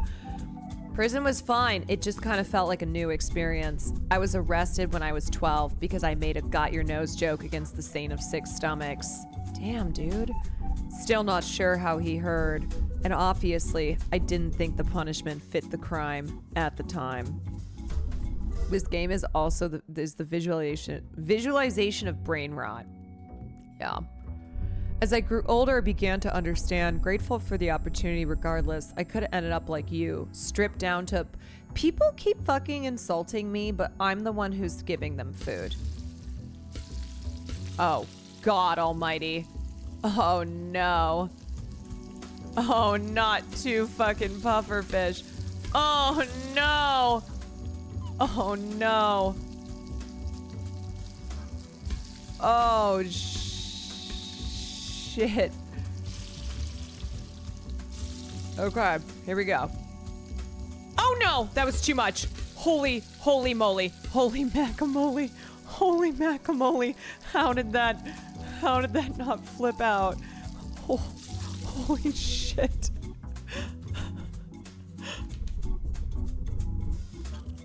I hope they were watching too, because that was insane. I am insane. Oh my God. What's up, poultry man? Hey. Do you know what they do with all these chickens? The guards told us to watch these guys as they went to go get a drink. They told us to keep a close eye on them. Aggressively.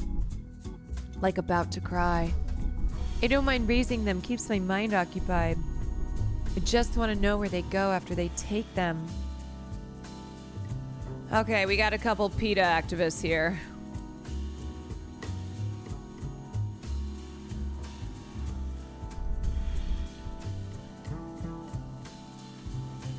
Hello? Oh, is this guy dead? I crave an end to all the chicken-related discourse. This is me when I'm just done on the internet.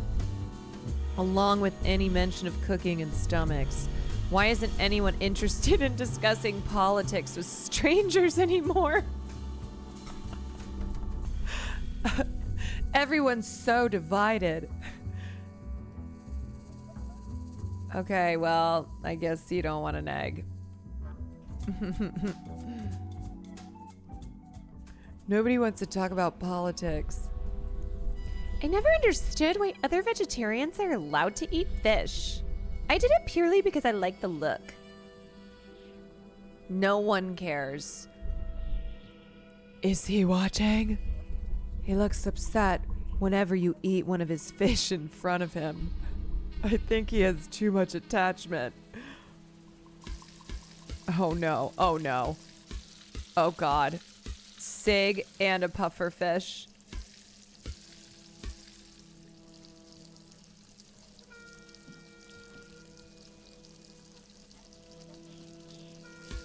Oh no. Okay, that's good. Now I need to flip this. Oh shit. Oh shit. Oh shit. Oh shit. Oh God. Oh God, it's crazy. Oh no, not the SIG! Mother effer! Mother effer! Mother effer! Oh, I'm so pissed. Oh, I'm so pissed. Oh. This combo. Oh, yeah. Delicious. Mmm, yum. Please. Please. Okay. It's literally like... Oh my God, there goes the SIG. Again. Again. I can't do this. Oh God. Oh no. Oh no. Please. Yeah, what do you mean? This is a breakfast of champions. Okay. Oh God. Oh, this SIG. Why does it keep falling out? Oh no, the SIG is my enemy. The SIG is my enemy. It's so hard to flip this fucking bacon. Okay, well, that time the puffer fish. God damn it, please, for the please.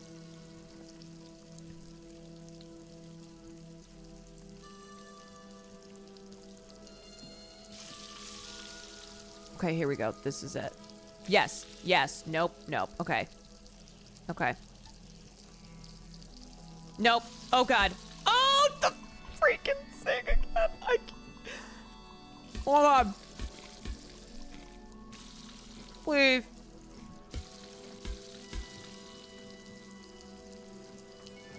My life depends on this. My life is dependent on this. No. Oh no. Oh no. Oh no. Oh no.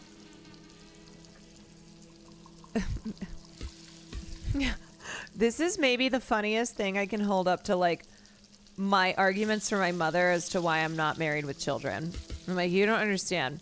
I have to flip the bacon and the cig at the same time.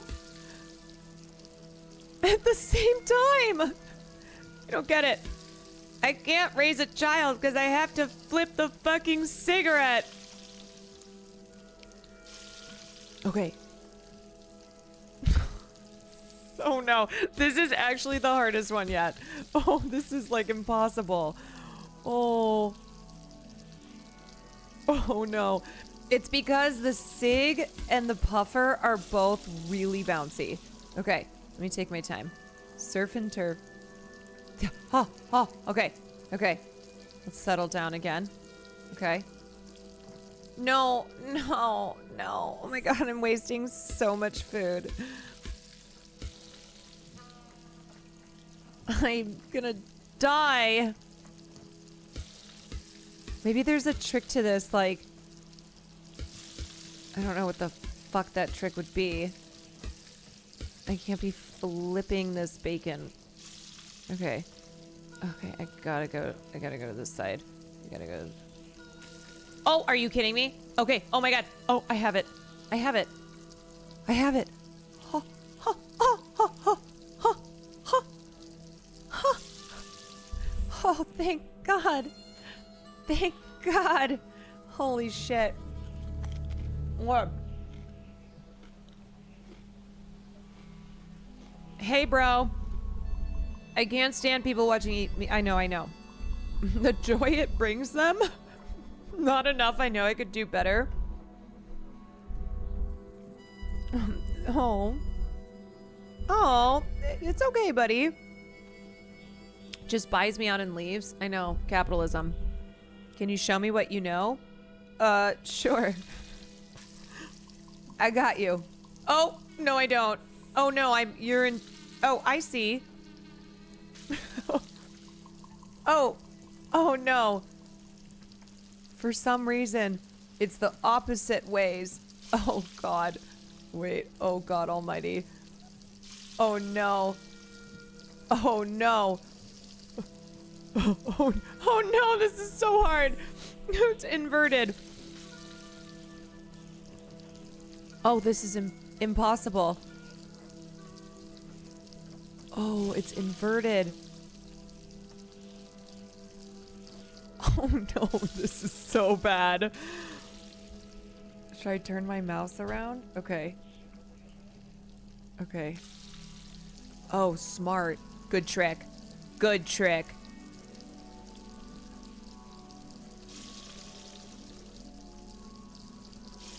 Okay, watch me still fuck it up. No, shit. Alright, to be fair, I totally would have had that. Okay, that one I fucked up. But this one, I'm definitely gonna get. We're cooking now. We're cooking.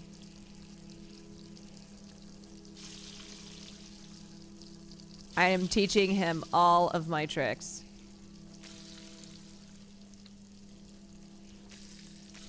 Wow, did you see the flip on that? Did you see the friggin' flip? Oh my god. That was actually crazy. There you go, bro. I got you. Thank you so much. Pfft, anytime. Anytime.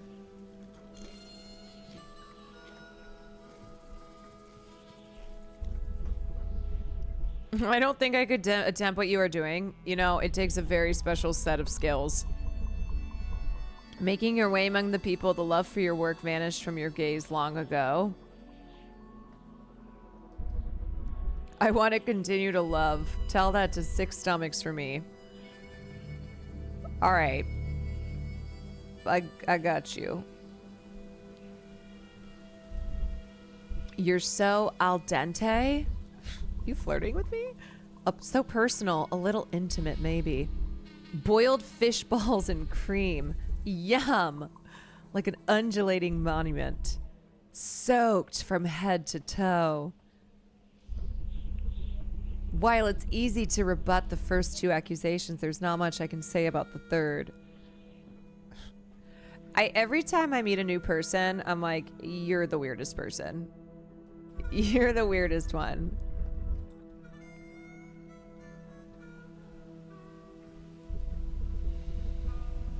Do you think you can fry eggs on top of Mount Everest? I've been asked this. I don't know. We'll see. No. Well, I want to try. You don't sound very confident. How so? You decide to ask me. I don't think you asked because you wanted my input. I think it's because you wanted others to know. Know what? I'm not sure. Maybe that you have aspirations? Wait, that's such a... Wow. Got him. That seems too simple, though. It's more about the novelty of the idea than practical goals, right? Are you maybe looking for a challenge that seems impossible just to prove something to yourself or others? I think you take comfort in knowing you're expected to fail. If you succeed, that's great. You defied the odds. But if you fail, no one's disappointed because they figured as much. It's just frying an egg. That is like essay Andy, where you're like, okay.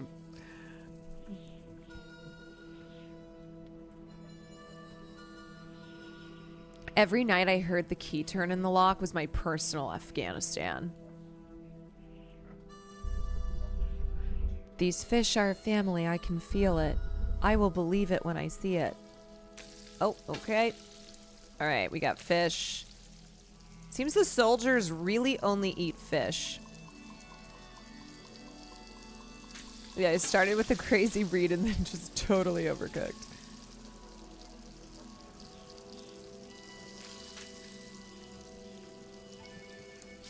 Oh, okay. I just threw them all out. Yeah, it's chill. It's chill.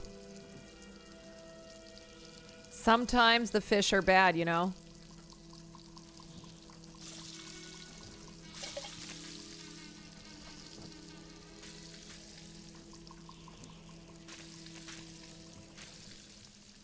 Oh, shit. I fucking reflipped this piece of shit. Okay. There we go. Come on. Come on. There we go.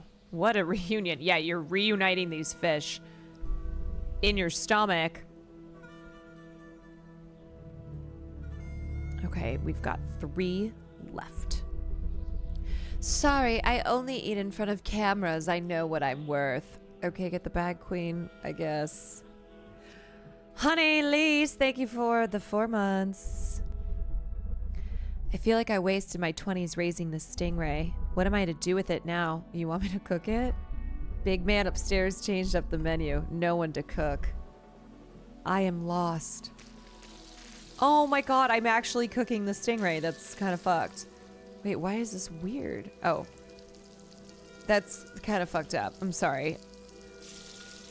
Wait, also though, the stingray killed Steve Irwin, so this is vengeance. This is vengeance. This is revenge for Steve. No! Fuck me! Damn it! William Schmefferson. William. Thank you for the raid, my love. Hi, guys. I'm flipping a stingray right now. A little hero raid? Yippee! It's still alive after you cook it? I know, let's not talk about it. It's fine. It's okay. Friday night, thank you for the 35 months. Don't worry about it. All right, 2 people. 2 people left. Hello. I found myself surrounded by adult sea flamingos. I know, people keep talking about these fucking flamingos. They were gazing at me motionless. I had a feeling I might die. The flamingo's hum was much like a neon sign. I don't think I will forget that. A terrifying beauty. You're going to have good dreams tonight, man. Thanks, man. Oh, This guy. My son won't let me die. Keeps replacing me bit by bit. Oh. I don't really ponder the gradual loss of myself. It's kind of shallow. My son has almost completely been replaced, and I can still sense him in there. Still has that appetite of his even.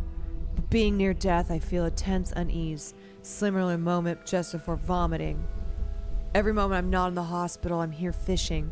Gotta eat while I can. They're taking my tongue next. What the fuck? Oh god. Oh no. Please, just that. They're taking my man's tongue? Please. They're taking my man's tongue. God damn it. Come on, cook, bitch. Cook. There we go. Okay. Flip. Choy. Hi, hi. God damn it. Stupid ass. Stupid ass. Stupid ass puffer fish. Okay. Harley, I can't. Mama's flipping. Oh my god, please. Please. Oh, yes. Yes. Yes. Yes, Mama has to cook an egg on Mount Everest or else she'll never be free. Arctic eggs? Oh, yes. Yes. Yes. Your eyes look beautiful as you did that. Oh, okay. Yours look really creepy, so I can't say the same. Did he just die? Did my mans just die?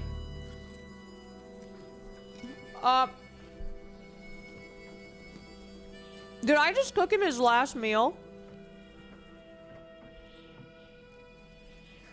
Hello? Okay, I guess you found peace. I guess I'll take that. My man's found some peace. Or do you think my cooking was so bad he's like, I should just kill myself? I really should just do it now.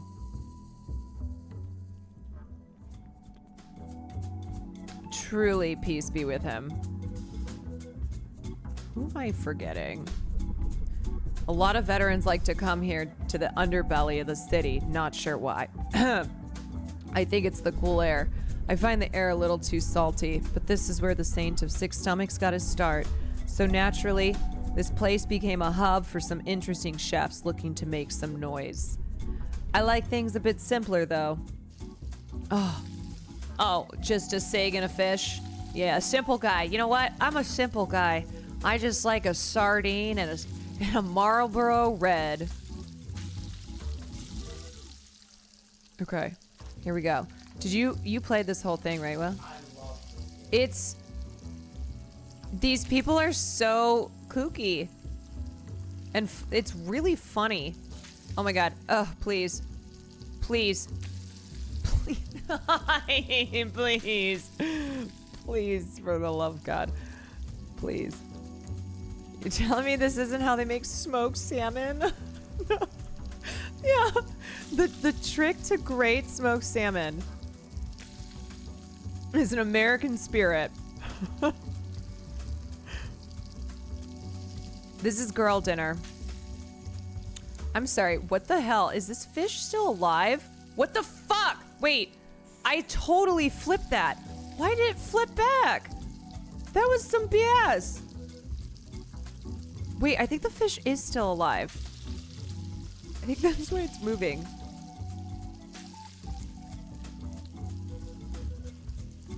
See? See? It just did that. It did that. I didn't do that. Come on, cook.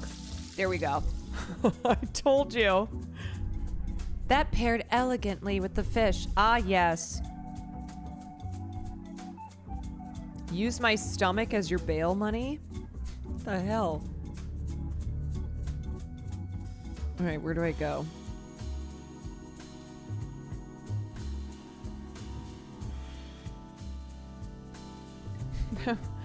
So strange. Very strange. Hello? Can I get in? Oh, do I have to go to another? Where's my chips? Yeah, this game is very fever dream.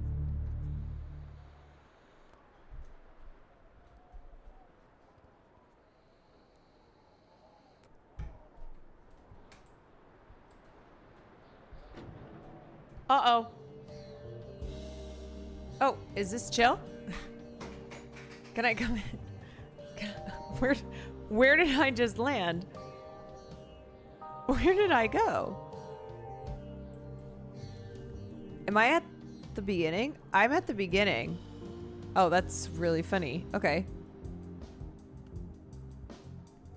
Oh, the music is such a vibe. Speaking of girl dinner, Will told us he has some particularly amazing snacks in his stash. Yes, the rumors are true. That Will has a secret stash that I have infiltrated.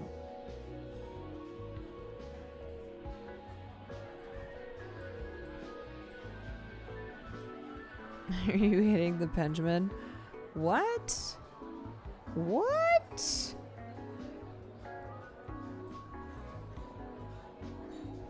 Okay, wait. How do I get...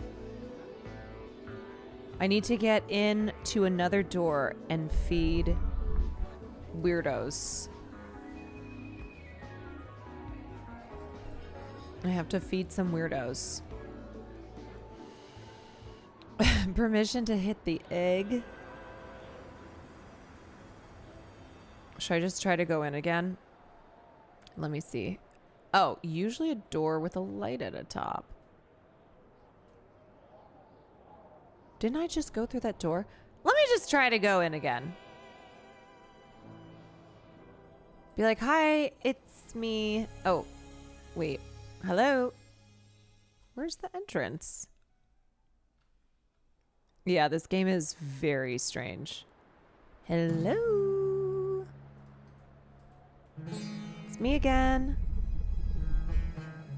Ugh, fuck. Okay. It's not letting me in. Permission denied. I can't get in to see the secret stomach guy. Okay, so there's that door, which I already went through. I already fed all the people that I can feed. So I have to find a new door. But let's see where.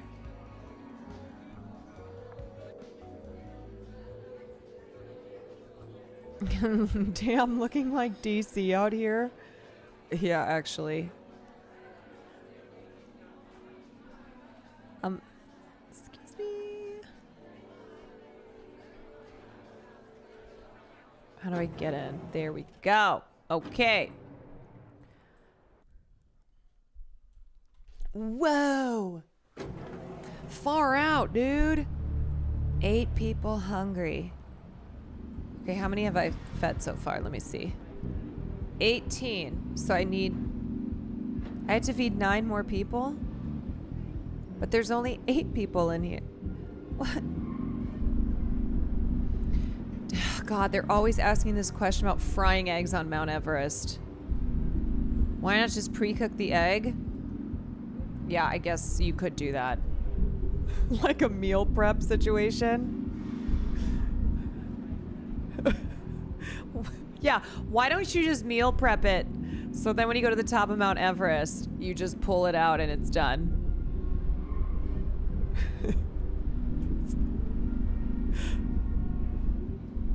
Okay, this guy's a big meal prepper. I just want to cook the egg while I'm out there. Feels like cheating if I bring it up with me. The heart has its reasons of which reason knows nothing.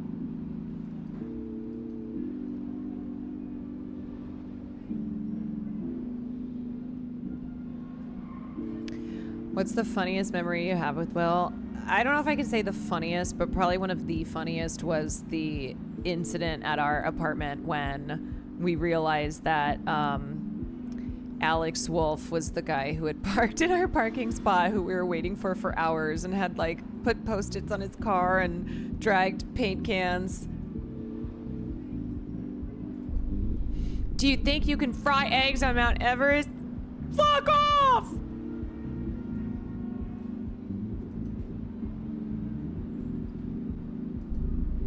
My culinary knowledge always proves useful when dealing with toilets. Why? Because you can identify what's coming out of you? Whenever you first lay a steak down in the pan, you lay it away from yourself, so hot stuff doesn't sputter up and hit you. Let me guess, I'm gonna have to do that. Same principle applies when scrubbing the toilet bowl. Thanks. I really love to think of the toilet when I think of my food. You still chugging along? The hell is that? Leaking, but feel good? What is that? I wish they would play a different song. This song, for whatever reason, decreases your leakage. What the fuck?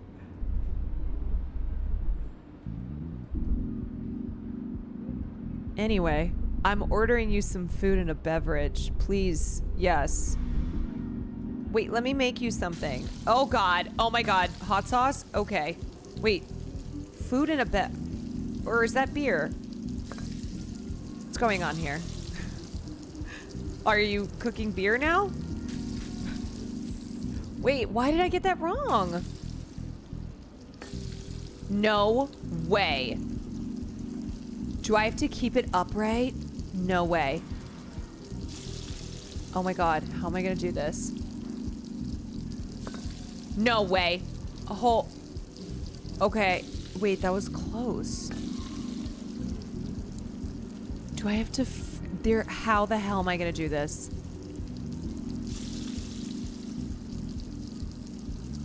Oh my god. Shit! Oh fuck, I'm dead. Oh no. Oh, this is so hard.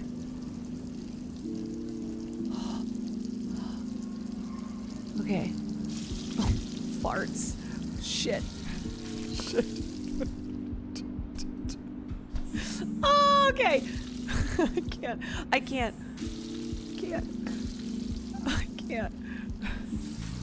I'm falling apart. I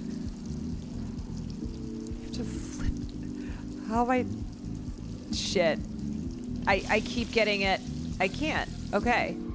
I almost had it, and now I'm trash.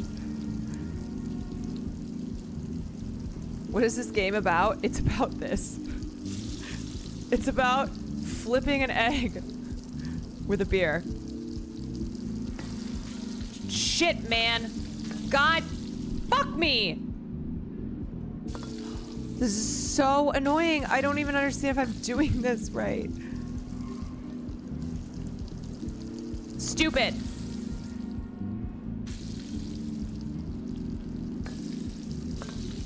See, I'm already toast. When that happens, I can't. It's about cooking an egg on Mount Everest. Oh my god.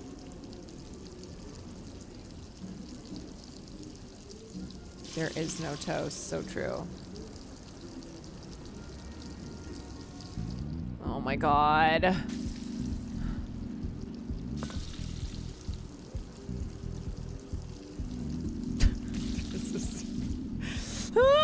Okay. New boss unlocked. No, see, it's if I don't start with it upright, I'm dead.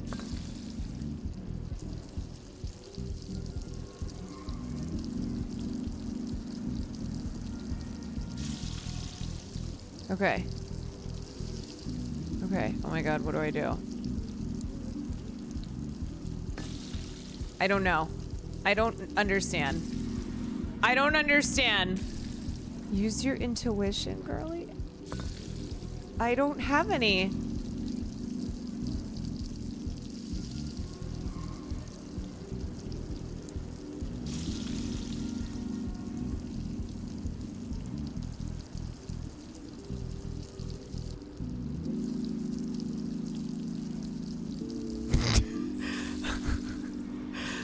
I'm trying new things.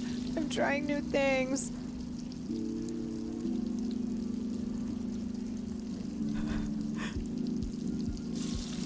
You can tip the beer?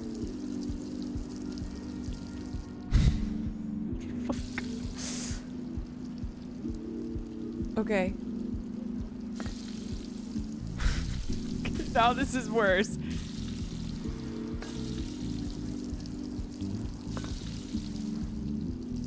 Okay. Shit, the liquid is spilling. I don't know how to tip it and not have it spill.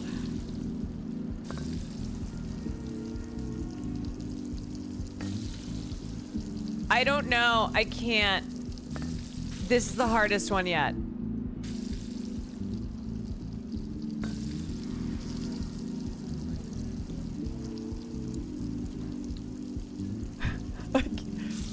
Okay, I'm just gonna flip this guy. Oh my god. Holy shit. No way. No way. I did it. Oh my god. She's cracked. She's cracked. Oh my god. It only took 20 times.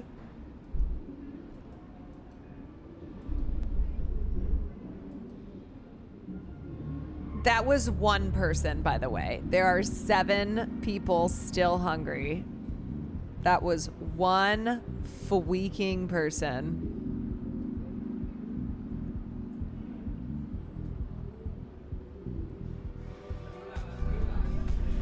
I don't know what this girl's saying. I don't care. Keep it coming. Saxophone. I put my gun on safety. Okay, bruh. I was ready to be here all night. We almost were. Fuck daylight savings and fuck room temperature liquid. You're just changing what I know for farmers. All right, that guy's on drugs. I should not have gotten us drinks. Amidst the sea of dance, I knew I'd get wet. I don't complain much. I was complaining. Dance just clouds the air like a salty humidity. I don't have a fuzzy towel. Unfortunate. I am feeling moist. I got us beer to share. Huh? Just one? Don't you worry. Oh my god, I have to oh my fucking god, no way. No way. No way. 2 freaking beers. Shit. Okay. 2 freaking beers. This egg is not even sitting. Okay.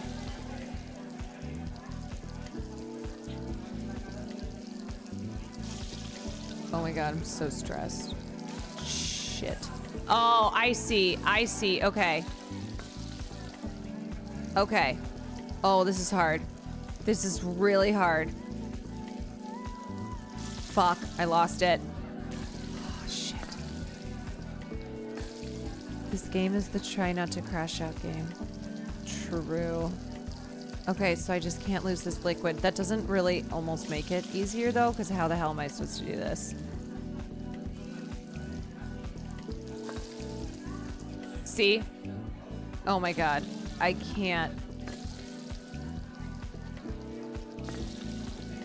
Oh. Are beer eggs good? You know what? They kind of sound good, don't they? Okay.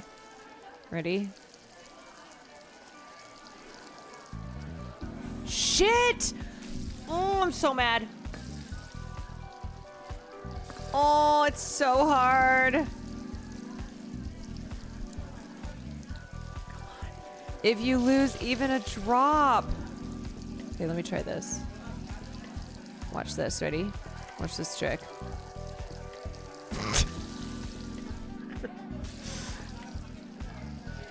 Now watch this drive.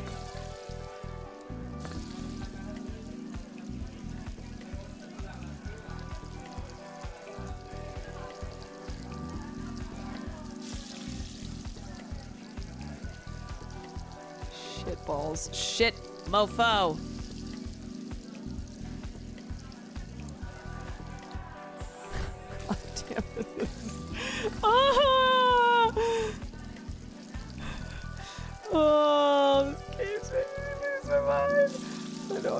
at it.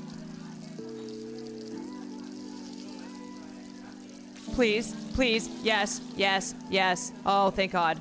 Holy shit. Oh, it is like a dance. It is truly like doing a dance. What up, baby? That was incredible. I fucking hope so. I hope that was incredible because 6 people are still hungry and they're gonna want beer. I've never met the saint of 6 stomachs before. I was friends with his daughter. He looked like the owner of a place I used to work at. The owner was a very insecure man. Made us hang Christmas lights underneath tables. Why? Because of his insecurity? After all the surgeries, though, and marinating, I doubt 6 stomachs looks like that now. Did he have buccal fat removal? My ice is too cold, but I don't want water. Can you just heat it up a little bit in the glass? You know what? I so got you. Oh, fuck me.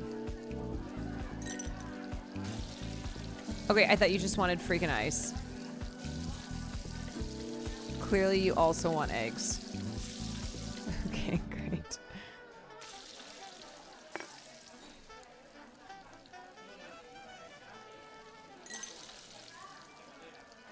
Shit, I can't if it... Oh, okay, this is test number 1. I can't tell.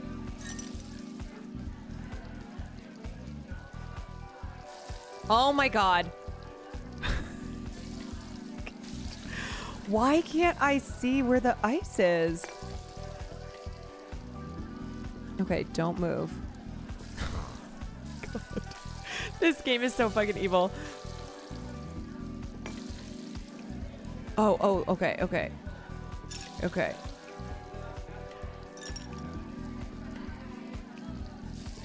Oh my God, evil, evil, evil. Depth perception, impossible.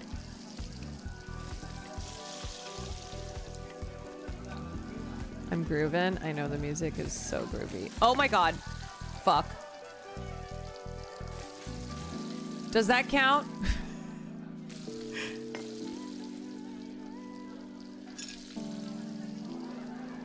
Does that count? Fuck the glass. I know, why do I even need this?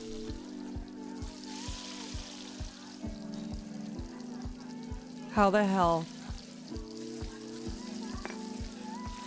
Oh my God, no way. Ain't no fucking way.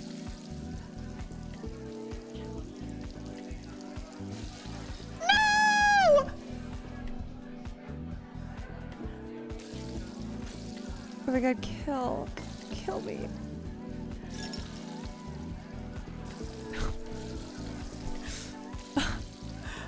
Oh! This is a game made for you to go crazy. You're gonna be like one of these people in the game.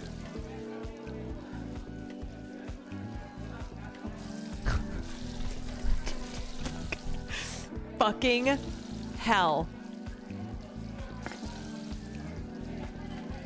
Please stop. Please.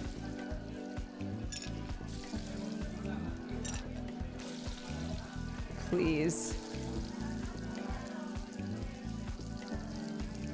Okay, here we go. Oh my God. It really does. There's so many mini, like, I was here moments. Okay. There we go. Okay. Okay, this should be fine. As long as this cooks before the glass melts. Or the ice melts. No, are you freaking kidding me? Does it have to be? No way. Do I have to be able to flip the cup? No. The ice melted? I don't give a frig. That's crazy. How am I supposed to do this?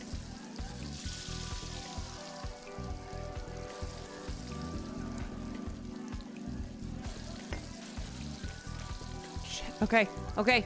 This has got to be it. This has got to be it. Come on. Come on. Come on. Please. Please. Yes. Oh my god, this level is so hard. Root. You're welcome. Okay, that was not easy. That was not easy. Holy shit. Quota is low. Systemic discourse is really hindering their output. Agreed. Since 50-20 whatever. In relation to the socio-consumer, I don't know what the hell this conversation is, I'm gonna be honest. Do you guys want eggs? I've heard tender whispered desires to move away from the state-operated enterprise structure. Revolution! Favoring something more. Don't say it. That word will send echoes around the room. Say it, vampire.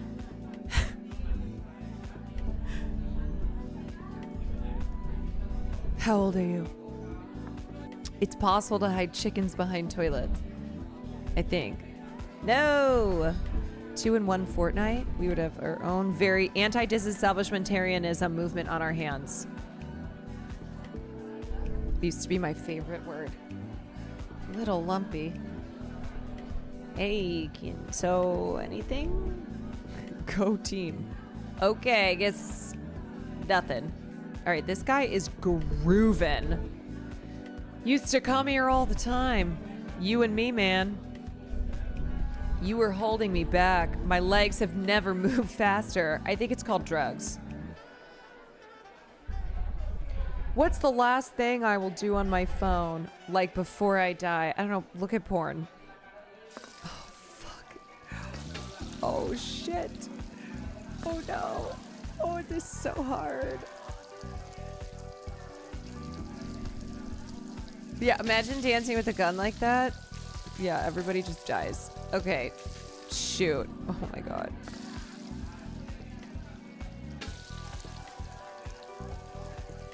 Come on, pop open. Come on. All I have to do is pop this guy open. Okay.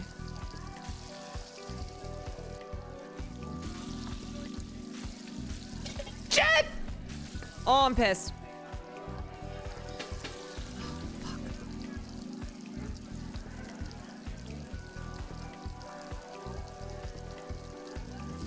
Oh my god, I can't even tell, like, when I'm fucking up. Oh god. Oh, this level is so hard.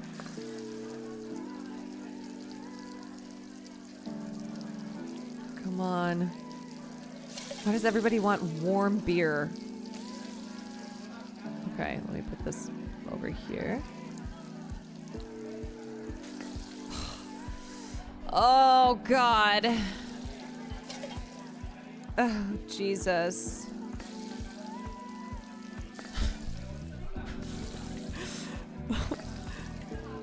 Oh, it's so difficult. Oh, hot beer on a cold day.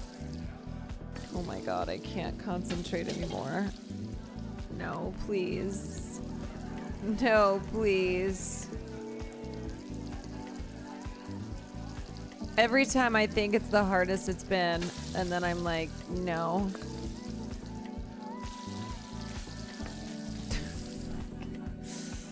Oh, please, please, please, for the love of God. Okay, come on. God, you really have to do... You have to do a ginger touch. Okay. Fuck! Ah!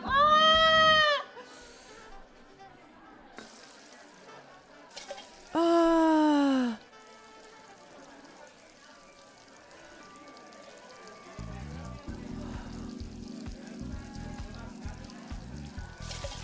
Just flip the bottle into his mouth. Easy. Yeah, can these fish just jump out on their own? Oh. Oh!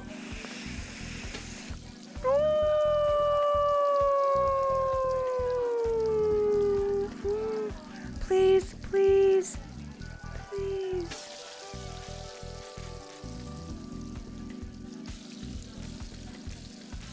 Oh, oh. Oh, wait. Oh, I got it. Oh, I got it. Oh, yeah, because they just have to cook then. They just have to cook and then it's good. Come on. Please don't jump out of the pan. Please, you motherfuckers. Please. Oh, thank God. Oh, we did it. Fuck. That was incredible. Yeah, Jesus. Okay. There's still 4 hungry. Oh my God, you guys are like literally all on drugs. Okay. Email etiquette's the last thing the old people have left over us. Do they? Truly. Well, I guess that and taxes. Yeah, brother. Saw a guy missing his left hand earlier. Stopped feeling sorry for myself. This next one goes out to him. Oh, God. Oh, I hate these beers so much. I hate them more than anything. Oh, this one goes out to him. Well, okay, let's try it. Please. Holy shit. Nope, that was a disaster. I almost had it. Oh, God.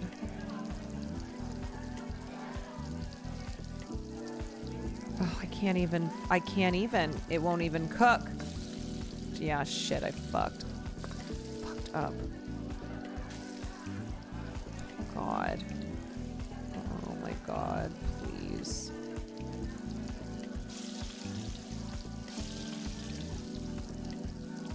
Okay. Ready? Ready? Here we go. Oh! Oh! Boy, oh boy, oh boy. Oh boy, oh boy, oh boy. Is this a safe space to confess I still have a Yahoo email? You know what? Sure. Please. Oh, God, no, no. I'm telling you, this, the beer ones. Oh, the beer ones. Oh my God. Oh, I hate this. I hate this. I can't believe how much harder it's gotten.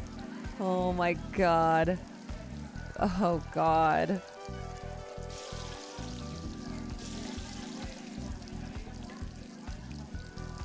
Fuck, why can't I? Are you kidding me? I fucking flipped that one and then flipped it back.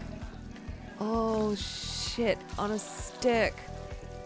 Please kill me. I can't do this. This is the hardest thing ever. You have no idea. You've never played this game. This is the hardest thing ever. It will make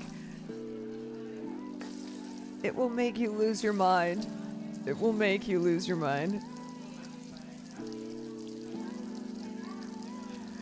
Oh my God. You know who I would love to see play this is Cutie Cinderella. Okay, come on.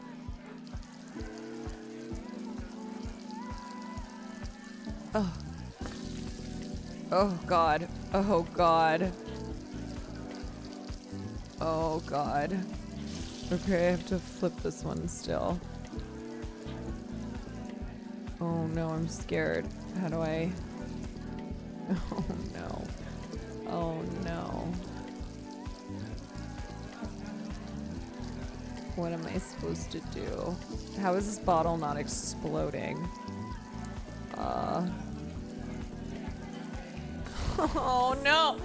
Ah! Ah! Ah! Oh my gosh, please. Please. This is impossible. It's impossible. It's impossible. Come on.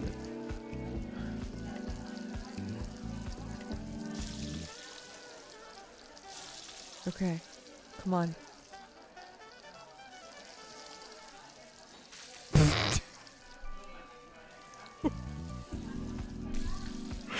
Oh God! What's up, G Dave? Oh,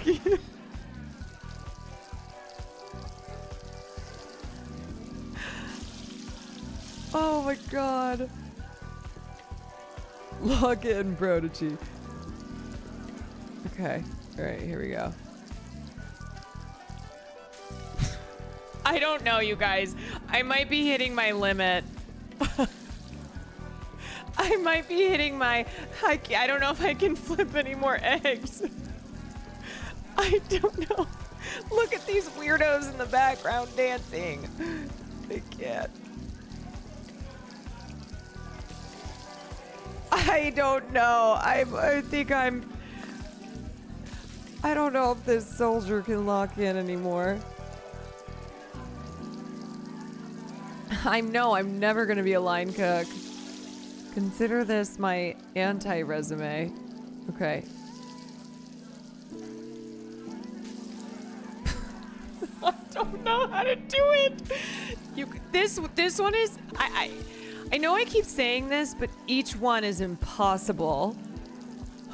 I am single-handedly causing the egg prices to skyrocket. Okay, put it to the side. Put it to the side. And then, boom. Oh my god. Hold on, let me stretch. Let me stretch. Well.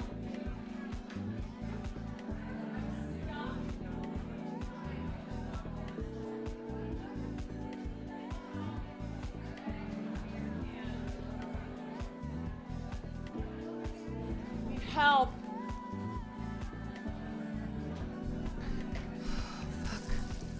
Oh my god.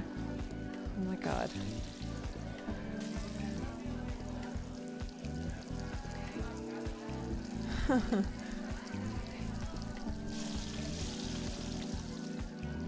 Okay, here we go. Oh, why can't I do it? Why? Why can't I do this? Huh? Oh, I'm gonna lose my mind. Oh.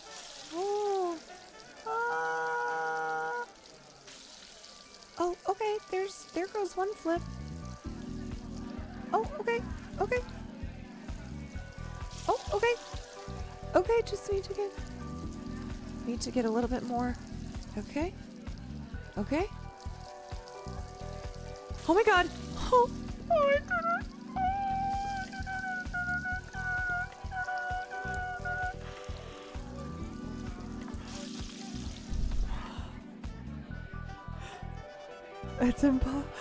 It's impossible until it's not. Bomb lefts, thank you for the raid. It's impossible until it's not impossible. Holy shit. Holy shit.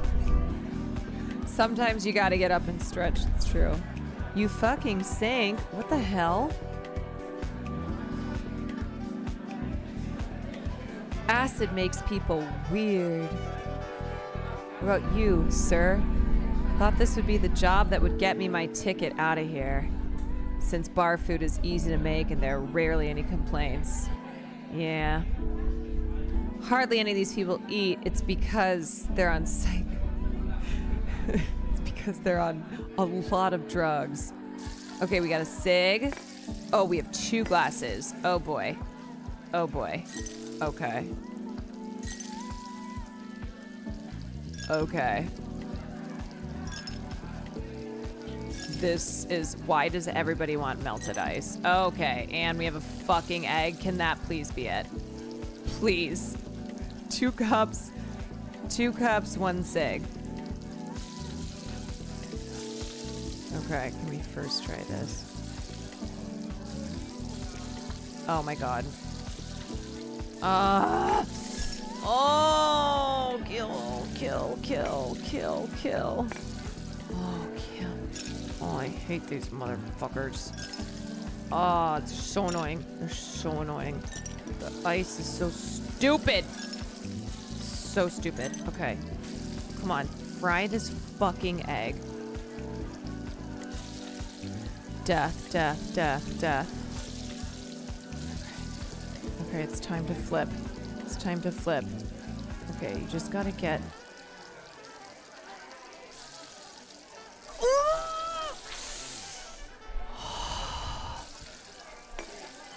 Every time I think I've got it down. Oh, fuck, I can't do anything about that because the ice melted.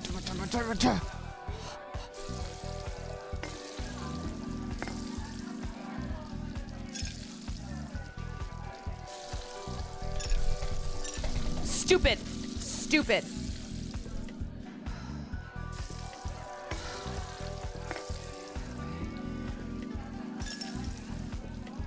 It's like this part takes time just by itself. You know? Okay, this has to be it. Please, for the love of God. Please let this be. Please.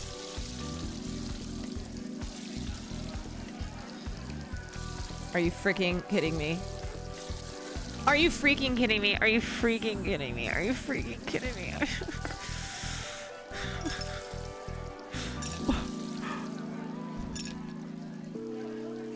Oh my god, are you freaking kidding me?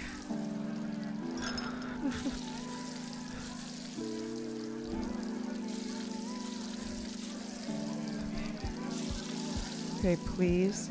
Okay, this way. Oh my god. Oh my god. Okay. Okay. Okay, let's try it again.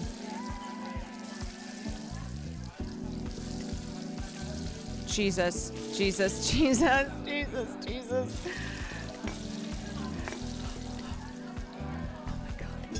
Oh my god. Oh my god. Oh my god.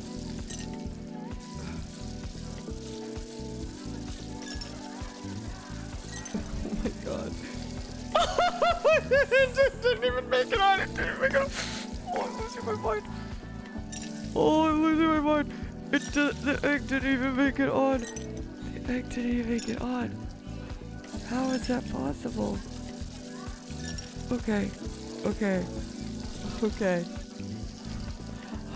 Real cooks would smoke this egg. No, this is the new thing. You cook this egg. Okay, come on, motherfucker. No, why? Why? I gotta stretch again. I gotta stretch again.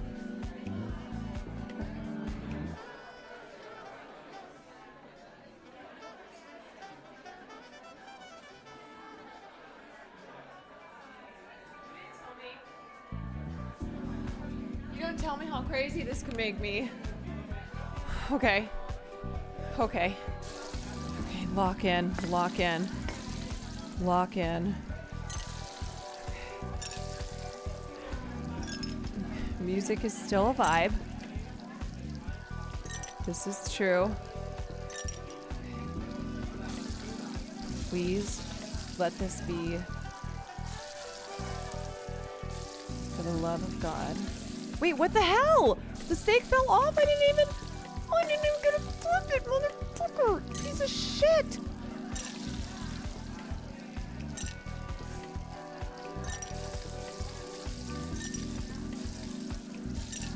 I'm not breathing. Oh, it burned out? Damn it. I forgot about the steak burning. Okay. Oh, yes. Yes. Yes. Yes. That's it. That's it. That's it. That's it.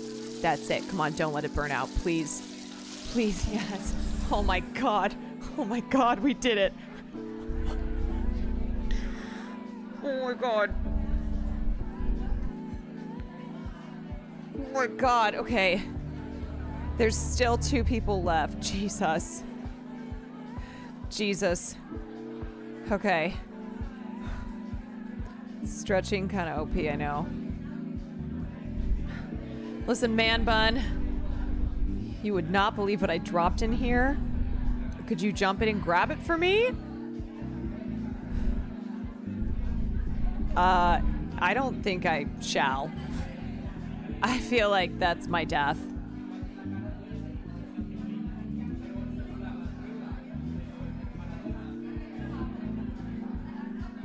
Is anybody else around here? Oh, up here, up here. Okay. It's gotta be 2 more. 2 more. Can confidently say that I've never met a consultant who's actually helpful, ever. It's just their job to make you feel like you're in good hands, so admitting any sort of gap in their knowledge is impossible. I don't really mind consultants. Really? People who can never admit fault are dangerous. I'm just hungry. Oh, well, I got you. I got you. No, I don't. No, I don't. Okay. No, I don't. Oh, God, this one's going to be impossible. Oh, this difficulty. Difficulty level. Impossible. Oh, no. Okay. Actually, maybe we got this. Maybe we're okay. Maybe we can do this. Oh my God, yes. Yes. Yes. Holy shit, first try.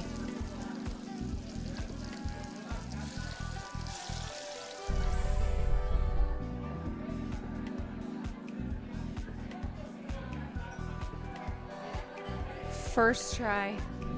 First try. I used to pray for times like these.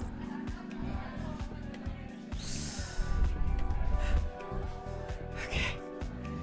Okay. One left. One left. Guys, you want some? Too many soldiers makes everything feel hostile. Yeah, that's what we've been saying. Oh, sorry, I needed a job. Quit! Too scared. When the bass drops, kill yourself. Holy fuck! When the bass drops, kill yourself? Beauty is found in the briefest of moments, not in the grasp of eternity. Yeah, no, kill yourself.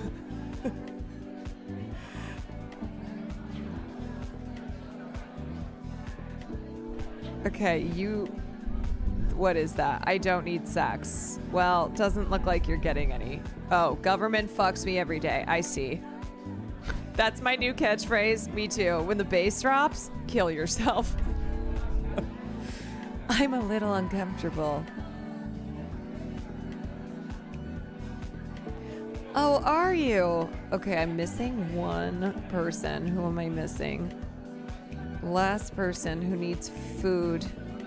Who needs food, please? Okay, got these weirdos over here. I don't need sex. Government fucks me every day.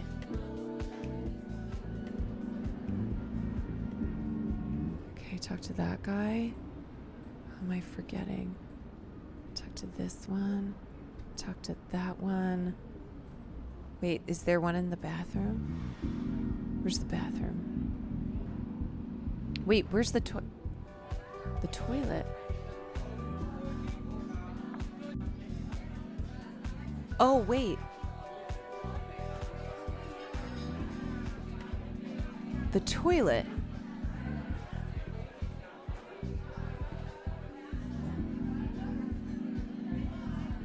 Oh, I'm in the toilet.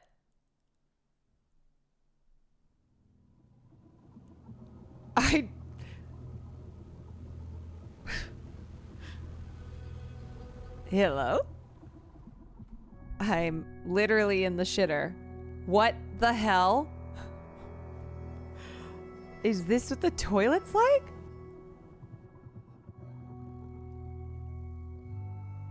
Wait, kind of cool.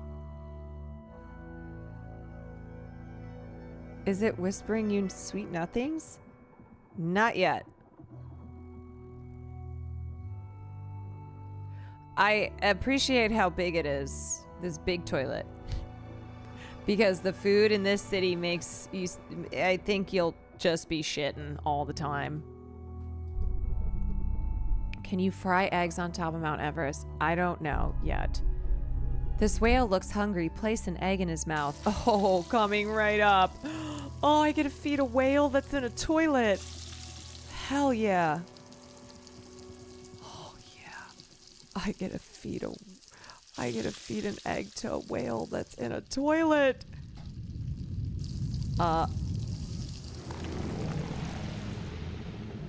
What the hell? No way.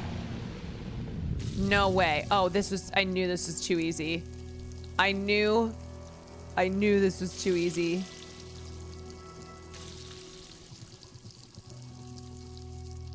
fuck me.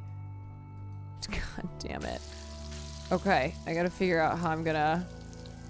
No, now I'm falling apart. It's one egg. It's one egg. It's one egg. Come on. It's one egg and then you have to flip it into the whale's mouth. It's fine. We'll figure it out.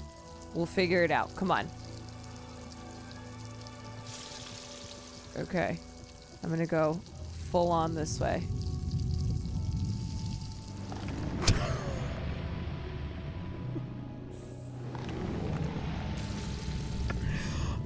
Okay, I flipped it backwards. I flipped it backwards. What the hell? Oh God. Oh. Oh. Oh no. Please. Oh please. Oh please. Yeah, the opposite of whatever that was is what I need to do. Okay. So I went down. This time I'm gonna go like this. Oh my God. Oh my God. Oh my God.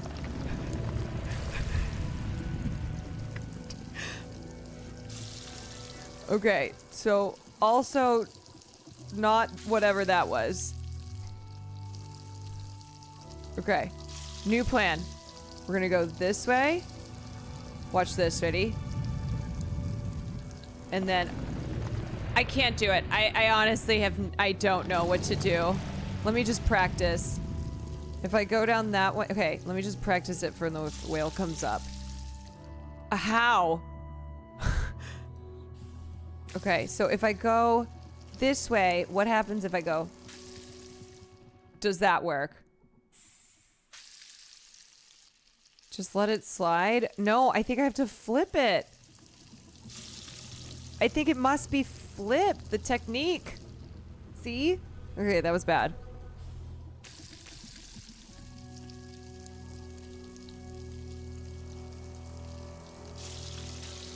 I know, I need momentum, but I'm trying to figure out, like, what way. Okay, come on, it's an egg. It's a freaking egg. Come on, man, you flipped so many freaking eggs. You flipped so many eggs.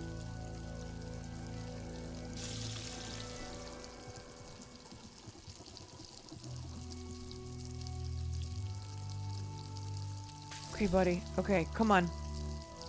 Okay. Okay.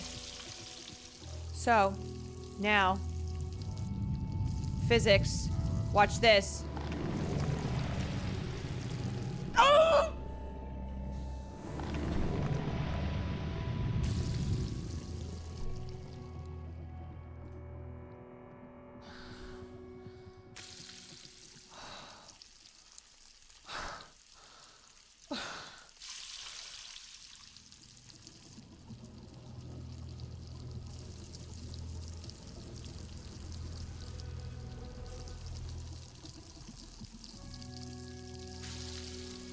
I don't know what to do.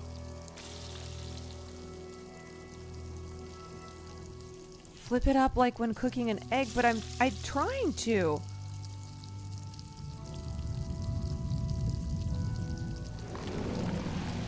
Oh my God!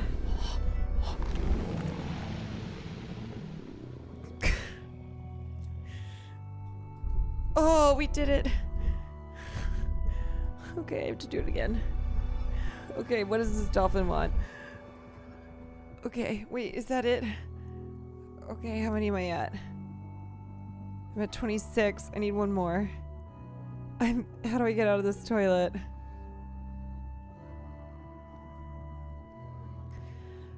How do I get another one? I need one more person. Wait, did the game take pity? Was that not what it was supposed to be?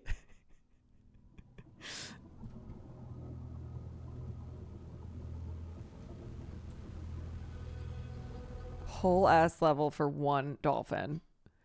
I know. Okay, 0 people hungry.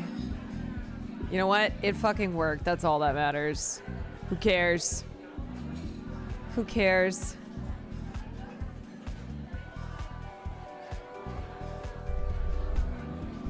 Fuck daylight savings and fuck room temperature liquid. You're just changing what I know for... Oh, wait. I already talked to this guy. I already talked to all these people. I gotta get out of here. I gotta find one more. No, we haven't won yet because I have to find one more person. But I don't know where.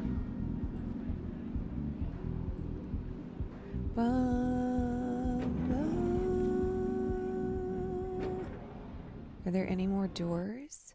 Are there any more doors with hungry people? Any more doors with hungry people? Hey, who's hungry here?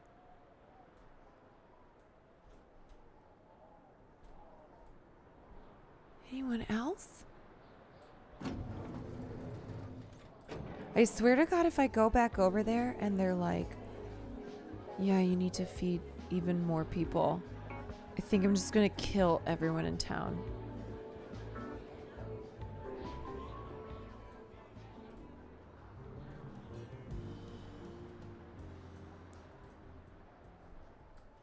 Okay, let me just try. Everyone's gonna get food poisoning. When the beat drops, I'm gonna kill you. With beat drops, kill yourself, or I'll do it. Or when the bass drops. Okay, I got 26. Now, here's my thinking. I go over here. I talk to the guy at the door. I'm like, please, I need one more person to go talk to the stomachs. Can I please make you some eggs? Please. I know, he's just beyond that door. I know you get demoted. I know. Please, I need one more.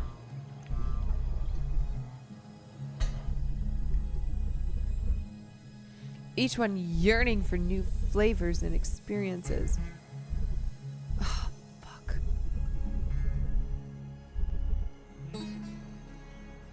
Damn it, you're not gonna let me give you an egg, motherfucker. Whatever. God damn you.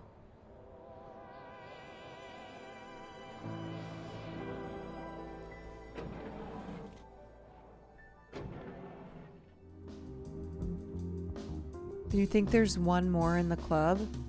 Really?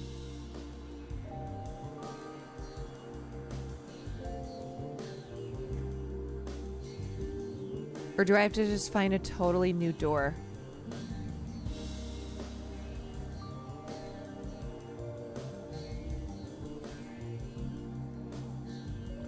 How many more people live in this town? Yeah, the club was 0 people hungry. Okay, let me just come over here. There's gotta be one more room. I need one person. Please. Please, just one. I need another toilet.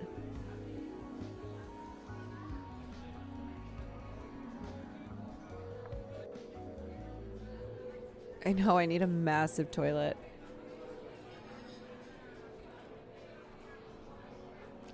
I need a massive toilet. Oh, wait. No. Wait, did I go in that door? Wait.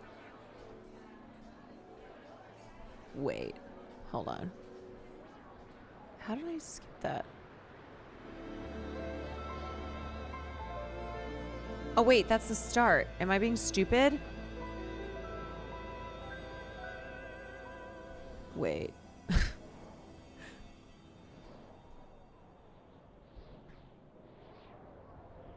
Like, how do you get somewhere else? Can't... We got everyone in here, right? I think. Unless there's like... 0 people hungry, motherfucker. Motherfucker.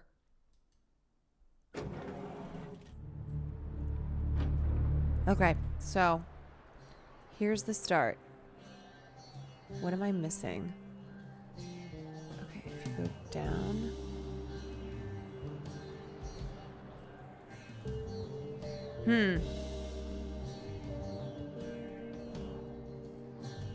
Oh, wait, wasn't there a guy who said I might be hungry later? Wait. Hold up. Hold up. I remember a guy saying, I'm not hungry right now, but I might be later. Was that the first room? I can't remember. Was it up here? He's like, oh, how do I get up there? Frig. So annoying. Come on. Please.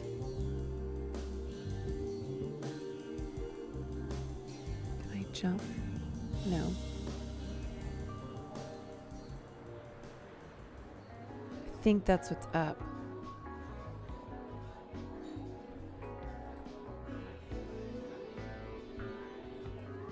Wait, was it the second room? No, I think it was the first.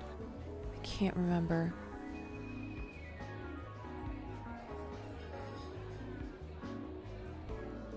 Okay, hang tight.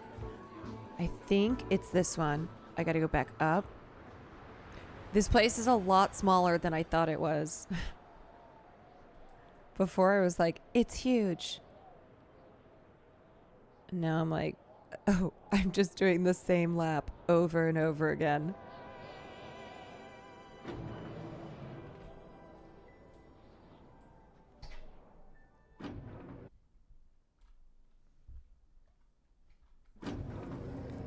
Okay, yeah, this is it. Because this guy, remember? He's like, hey, how you been? Yeah.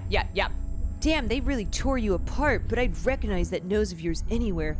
We used to use your nose as a sundial when we lost power. Mainly, wait. No, he said... See? I'm not hungry right now, but would love to give your stuff a taste at a later time. Bro, it's fucking been later. It's been later, you piece of shit.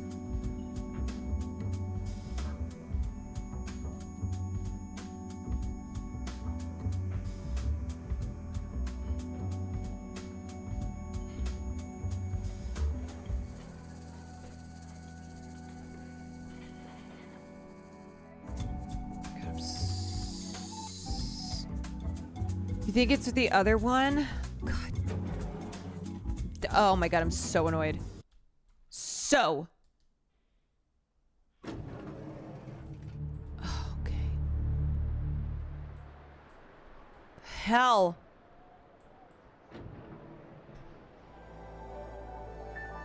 Do I have to go back in the toilet? Oh my god, I just want this. I want to finish this so badly.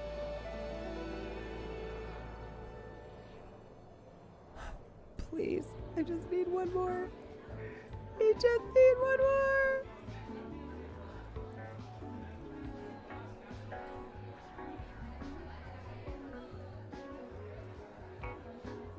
You think I should go back in the toilet? Wait, I don't even remember where this door is. Okay, there was that one up there. Oh, I'm so lost. Oh, it's up here. Okay, wait. It's gotta be in this one, even though it says 0 humans hungry. See, 0 people hungry, but like, I don't know. Do I go for it? Did I just leave? Okay.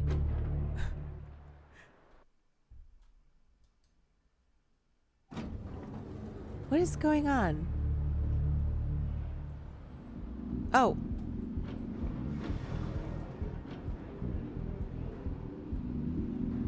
Okay. It's gotta be around here. Now it says, like, does this little fuckface want something?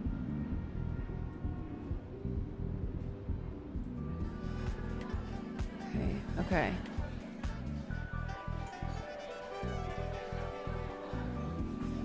Does anybody know? Do I go back into the toilet?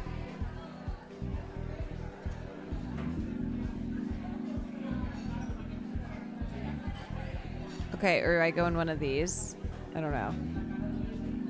Can you dig this other one, you weirdo?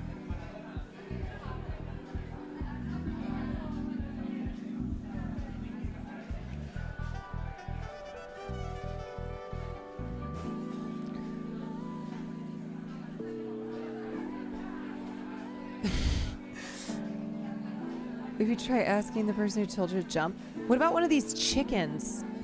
Is that fucked up for a chicken to eat an egg? Is it messed up for me to offer an egg to a chicken?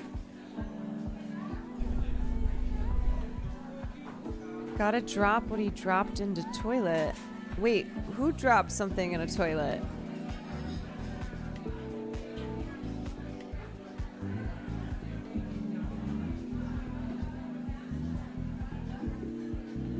Okay, let me go back in the toilet. I feel like there's something else to be had here.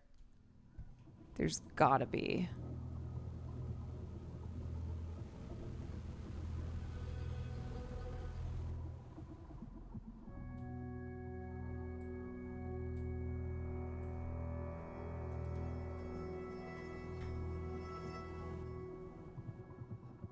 We're back in the gigantic toilet.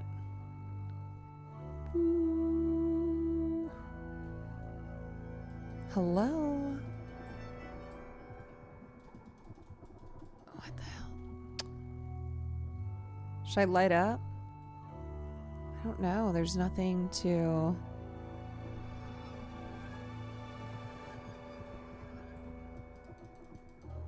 Hey, Will?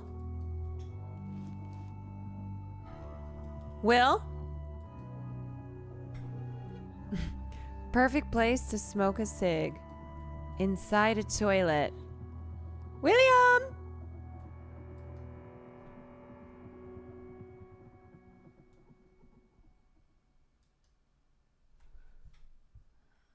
Let me go see where he is.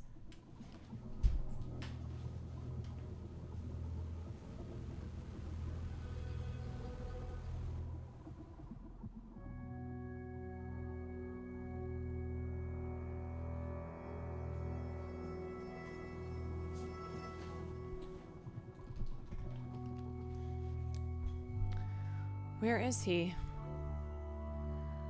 Where is he?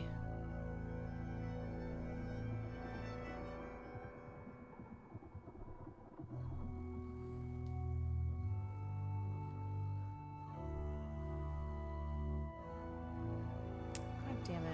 I have no service. Hold on. Will, are you watching the stream? Can you hear me? Will. Will, can you hear me? William. Come in, Will. I have no service on my phone. What the hell? Oh, so annoying. So annoying. Hold on. Page Will Neff in chat. Does that do anything? Retag Will.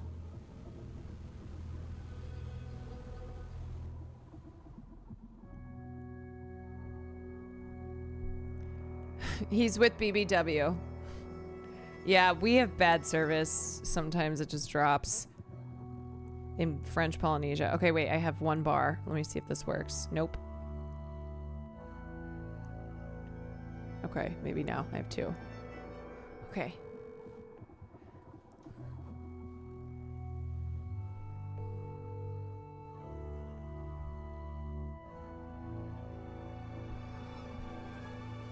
Oh, please. Please. No, even when I have it on Wi-Fi. Oh, shit. I need you. Shit. I hate to do this. But I have to go check if Jay is playing. No, he's not. What the fuck? Wait. Where's Will? Unless they're playing off stream. Where is everyone? Shit. What the hell? If you see this message, will you watch my stream and help?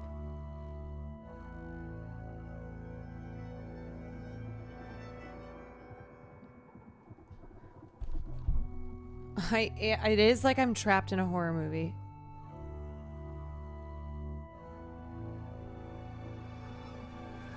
Will! Somebody. He's not answering.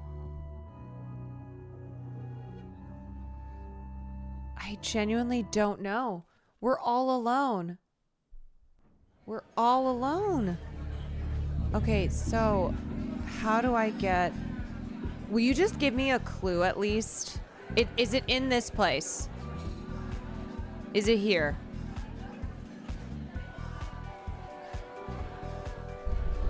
I'm just clicking like crazy.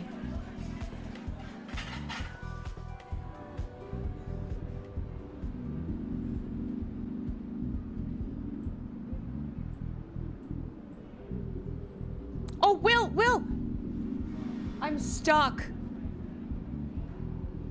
I'm trying to find the 27th person and I can't. I'm at 26 out of 27. And for the love of me, I went through all the main rooms. Wait, in the area with the metal walkways, there's a door on the cylindrical tower. There you go. Wait, oh, do you know what that is? Oh. You've got this, buddy. No, I don't think I do. I don't know. Okay.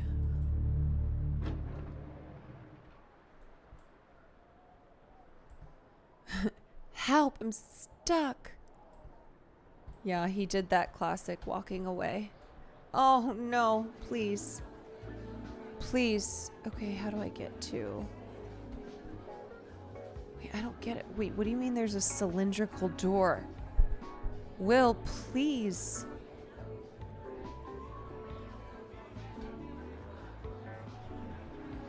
Oh my God. The tower?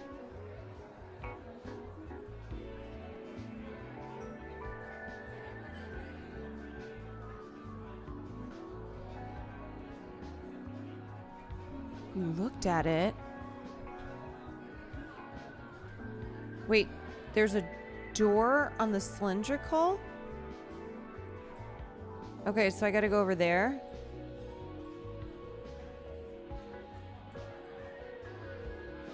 Like that thing?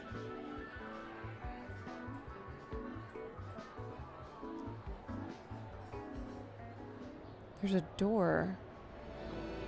How have I never seen this door? Wait, you mean the main door that I can't get in? Yeah, I can't get in this door.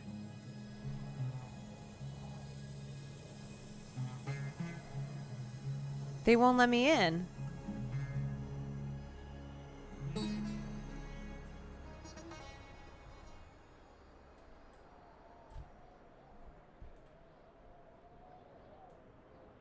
Is there a different door up here?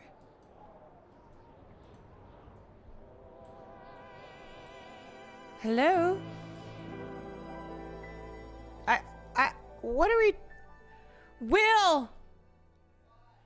I can't. That person was wrong. That person was wrong. We don't know where to go.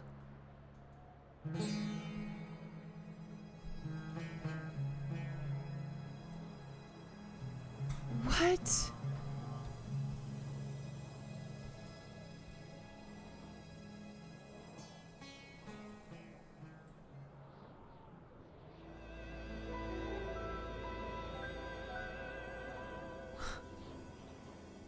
Tells me to play the game and then can't help at all.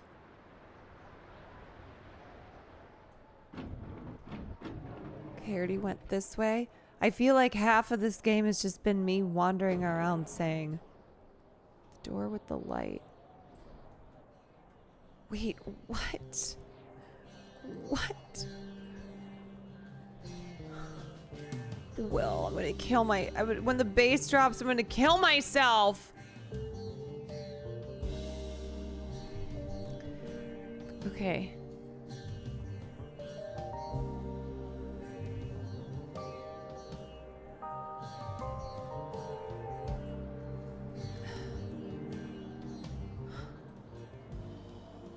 What?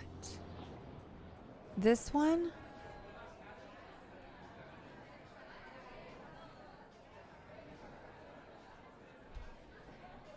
Bottom of the level. far right. Behind you to the right? This way?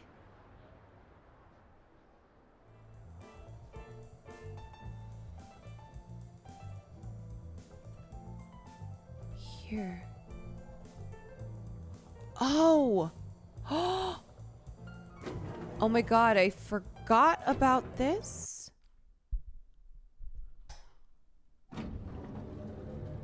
Oh my god. Okay, so I just need one person, right? Holy shit. Wait, someone said, I'm sorry to the person who kept saying, have you fed the inmates? I didn't know what you were talking about. I didn't know. Oh my god. I'm sorry. Okay. The bugs find me desirable. Oh, I'll let you use this one as seasoning? Oh, great. But don't let him escape? Yum. Oh. Delicious.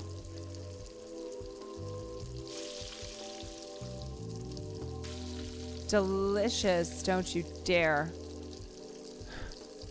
Wow, bugs just make such great seasoning. That meant a lot. Yeah, you're welcome. Okay, wait, do I have to do the rest of these or can I go? Because I got one.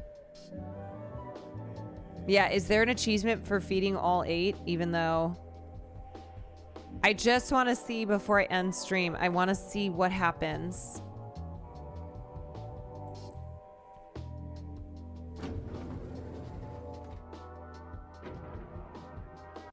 You get there is an achievement.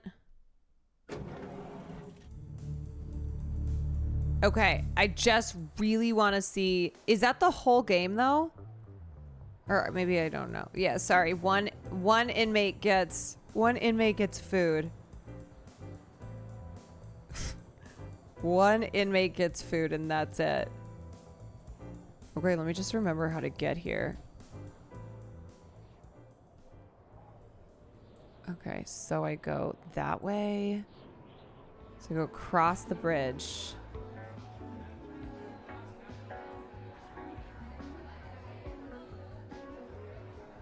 Oh, I can't go back?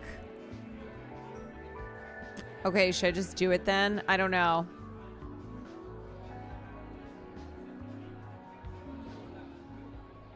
Okay, fine. Okay.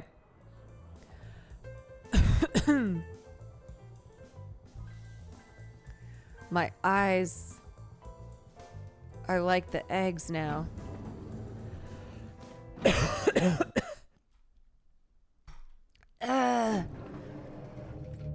Okay, I fed that guy. There's 7 people left. You're happy? Can I get you something? I work for the TV station. I love your shoes. Thanks. Be careful. They take away that pan of yours. We're roommates. And that's a one-way street. Trust me. Don't worry. I'll be good. Thank you. I don't need to do drugs every day, man. It's cool if you do, though. My thighs just got so red I had to stop. Oh. Used to dream about these guys for the first couple months after the ban. Always wanted a taste. Chicken's taste of tomatoes now. Ah, never mind. Grow up. It's better than the alternative. I mean, do you want an egg? I usually perch on the toilet as if I were a bird. Like this. You know? I've never thought about it that way. I think it's healthier for you to sit like that. But I live with my girlfriend now. She's Polish. And I'm afraid she's gonna come into the bathroom as I'm doing that. I tried to tell her the truth, but she thought I was joking. I've been trying to go cold turkey lately, but it's so hard. You know, I wish you the best of luck. That sounds quite difficult. I don't know how you manage. They say the saint of 6 stomachs has eyes that are deceptively unimportant. He understands you even through frosted glass. Is that an analogy? I don't think so. So he's got glasses? I think so. My great-grandma went to school with him. She also had glasses. Damn, he's pretty old.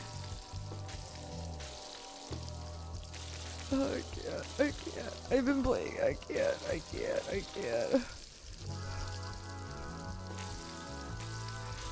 Oh no, I can't concentrate.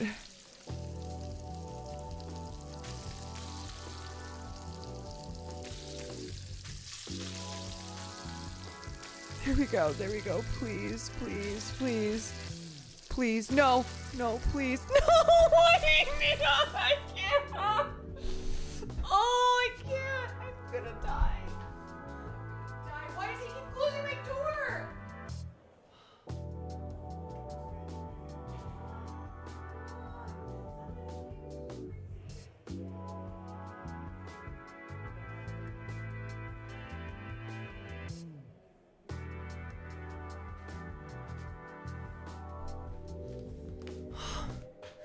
Oh my god, I'm not even gonna wait for the bass to drop. I'm just gonna do it. I'm not even gonna wait for the bass to drop. Just gonna do it.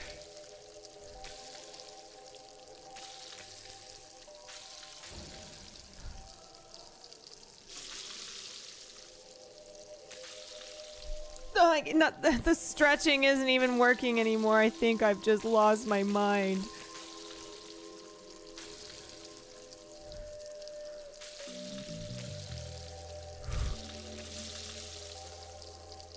Please.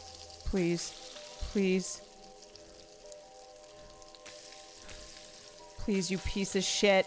Please, you piece of shit. Don't you fucking dare just cook already. God.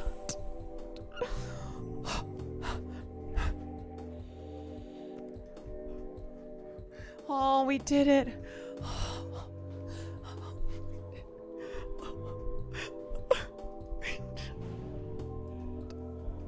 I feel like I could cry. There's still 6 that are hungry.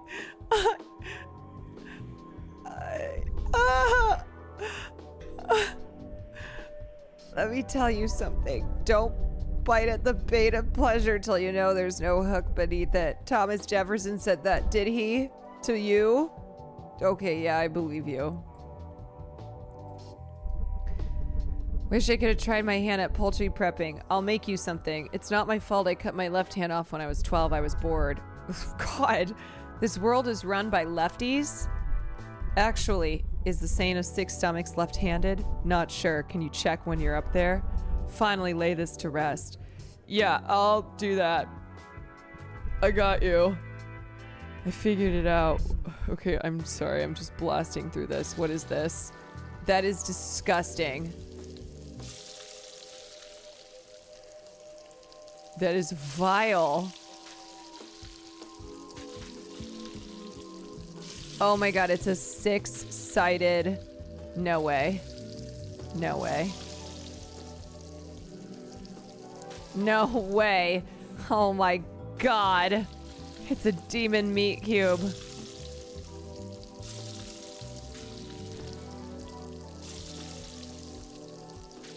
Is that it? Am I doing it?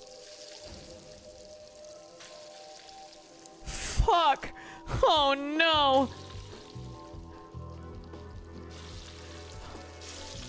I can't tell what sides I've gotten. Is that right?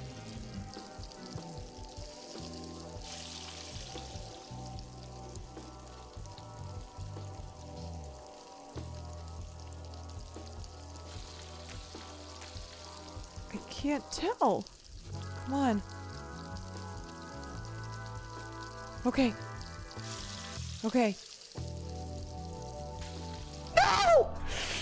Oh my god!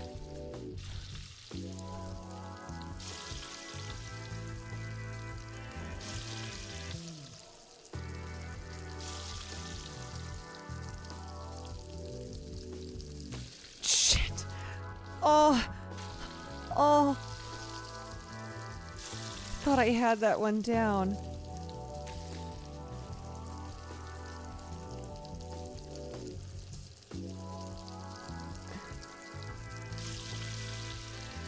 Okay.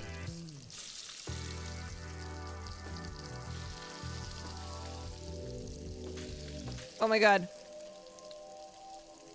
Oh no. Oh no. Oh.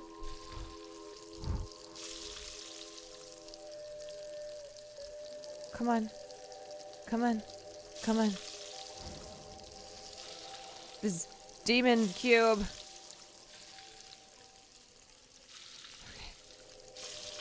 Okay. Okay. Oh my god. Oh my god. Oh my god. Oh my god.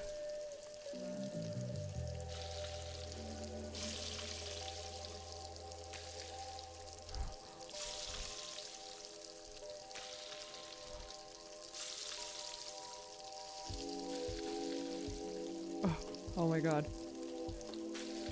Please. Nope. Okay.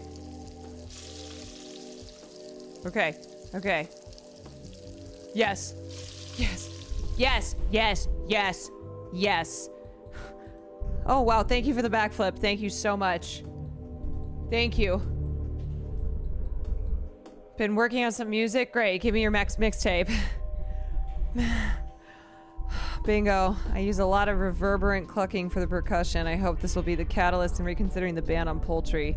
Or at the very least, it could compel the government to clarify how they handle the chickens that are sized. Rock on. I used to be an actual musician. You showing me this stuff is like when a cat brings its owner a dead squirrel. Fucking brutal. Brutal. Tough crowd.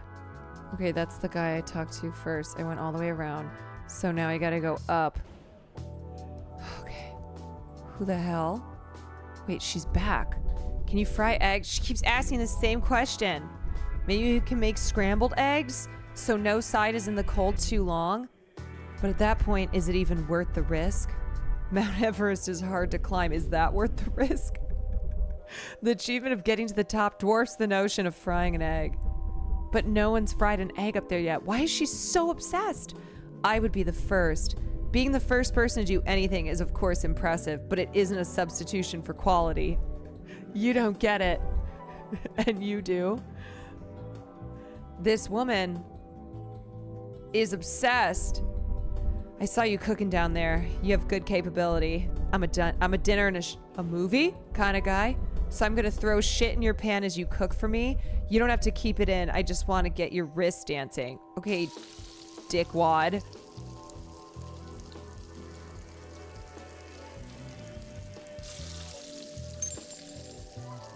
Okay, that was a bullet. There was a bullet, you dick.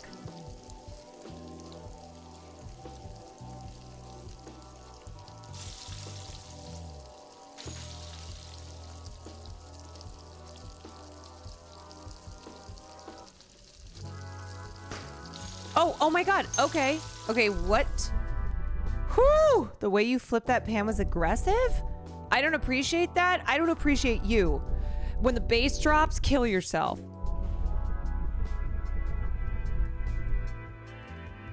I don't want you pandering to me. Pandering and resembles erosion. Grand ideas like towering mountains erode into accessible but diminished forms. Ideally, initially, these ideas pure and okay, I cannot read all this. I'm sorry, I ain't reading all that. What the fuck? The hiker navigates the mountain's original rugged terrain, though seeing less, grasps its true nature far beyond any canyon, bitch. What does this guy want? My nostrils are hurting? I don't give a shit. Had a dream about you the other night. Really? You ripped me out of my bed and started beating me? Oh. You were angry you never had a bedside table because you've been on the top bunk your entire life. Wonder what that means. Oh. What are you doing in the toilet? Why does that look like shit? That wasn't really a response. I guess not. What the hell?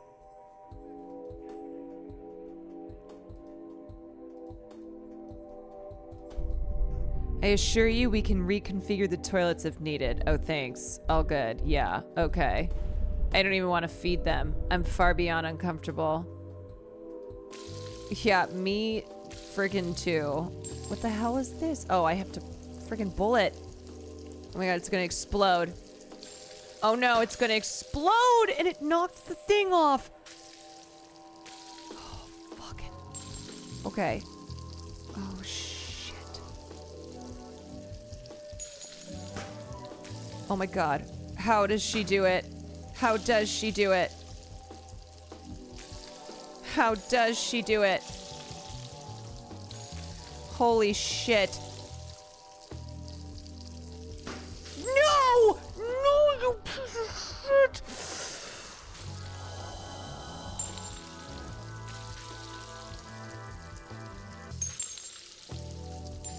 Oh, you fucking asshole! Literal last second. Oh, when the bass drops. When the bass drops. What am I supposed to do? What?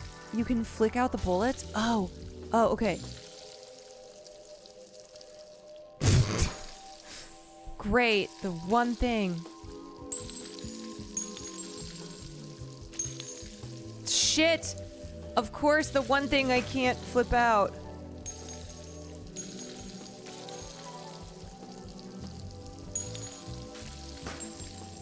God damn it! Oh my god. Oh my god. Okay.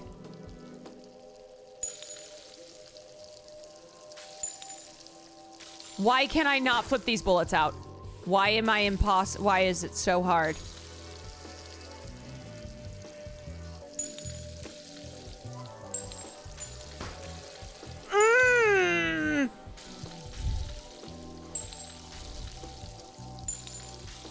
Okay, there's one.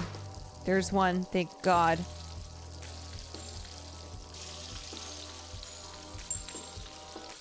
Oh my god. Oh god.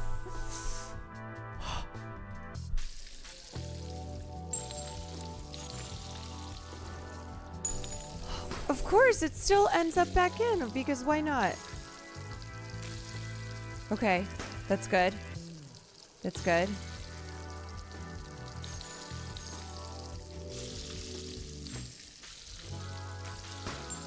Oh my god!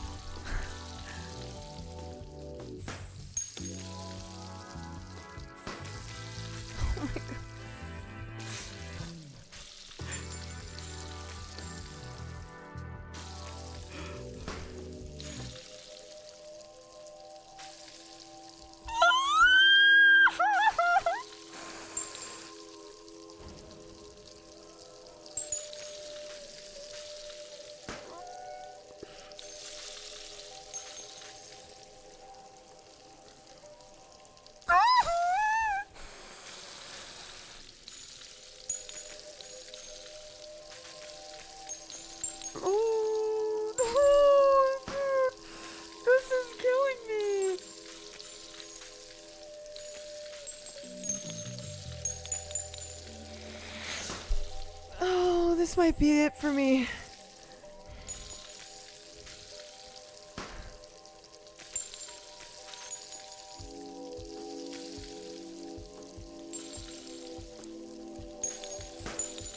I don't know. I think I'm at 1:30 in the morning. I think I'm cooked.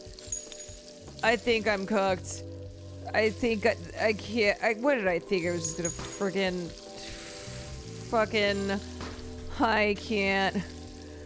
I am like brain damaged. Oh my god. Oh my god, please. Please. Please.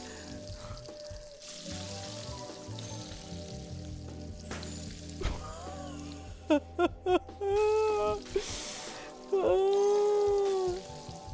don't know how I just did that.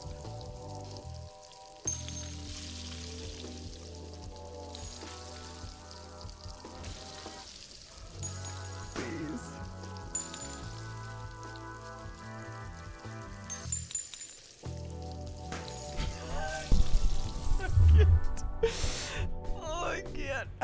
I can't. I can't.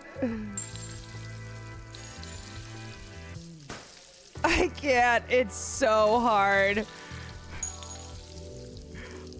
I'm trying to get the fucking bullet out. I'm just flipping it so hard now. Why are they all on top of each other? I don't know. I'm dead. I'm dying. I'm dead.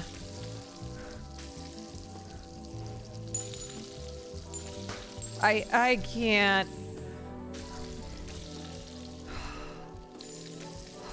This is causing me I'm disturbed. Which chatter suggests this game? Will and Nandre. Will and Nandre. Will and Nandre. That's who did that.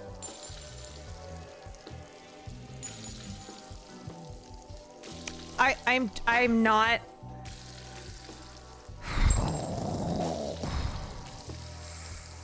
Oh, it's like I can't have.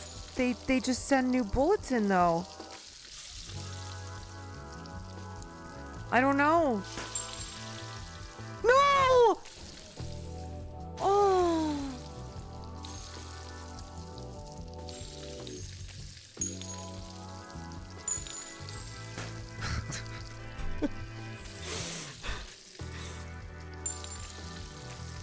It'd be fun, they said. It'd be fun. You just flip eggs in the game, they said. I can't do this anymore. I can't do this anymore. I have to quit. I don't know. I don't know.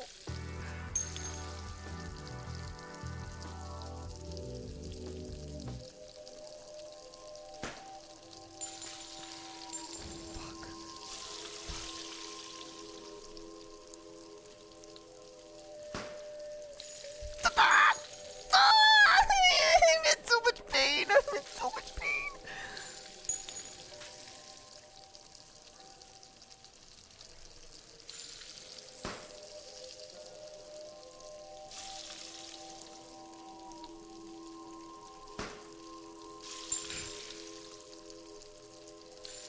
Oh, I'm in so much pain.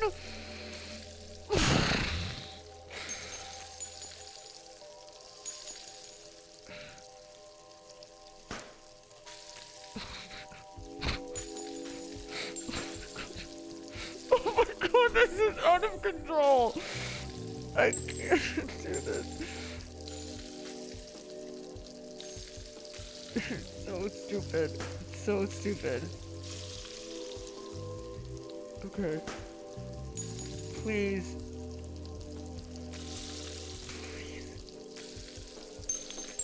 No, no, no, no, no, no, no, please, please. Please.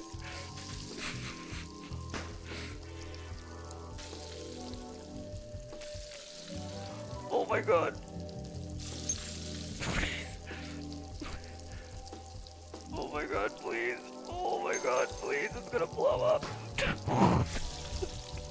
I can't. You guys, I can't do it anymore. I literally can't. I can't. That was so fucking insane. That was so insane. That was such bullshit. That was such fucking bull. There's 3 bullets. There's 3 fucking bullets. Jesus Christ. Oh, Sky, thank you. Thank you for the 5. Oh my god. I'm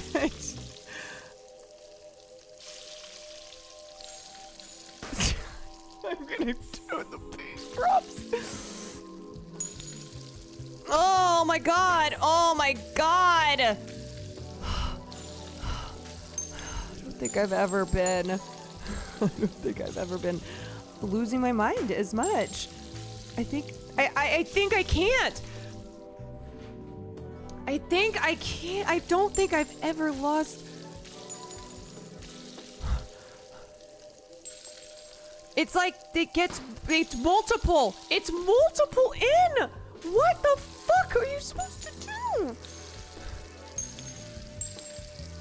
What's this game called? This game is called Evil. That's what this game is called.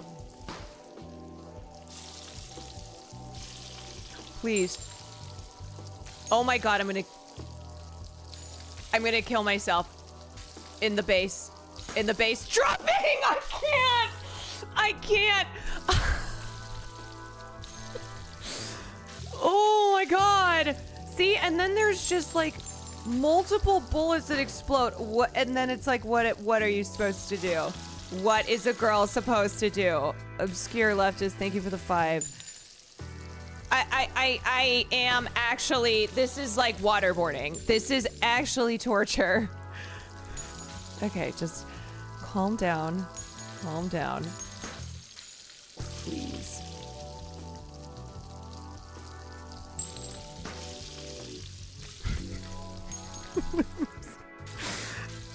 You don't know pain until you have done this. You really don't. You really don't know. You really don't. This is torture.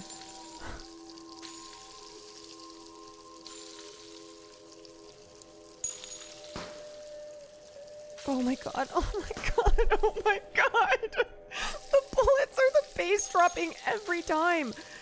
Every time. I'm so upset. I'm so upset that I'm doing this. I am literally so upset. Oh my god. Oh my god. Oh my god!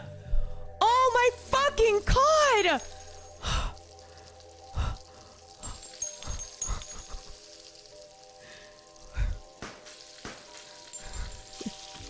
How could this be so impossibly hard?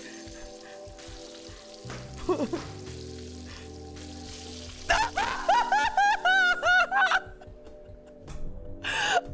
can't! Will, I hate you for telling me to play this. Oh my god.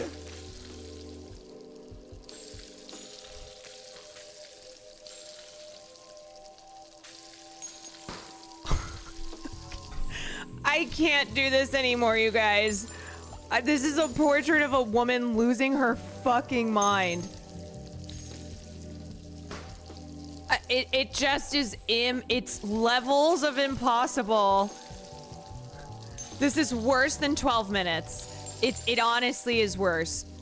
I can officially say it's worse than 12 minutes. It was chill, and it was so chill, and now it's so not chill.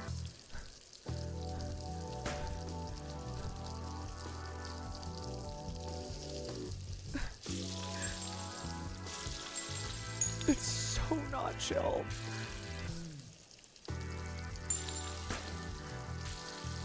It's so not chill. Oh, this is so not chill. I'm girl who's not doing okay. I can't flip it. I can't flip it without these stupid ass bullets. Oh my god.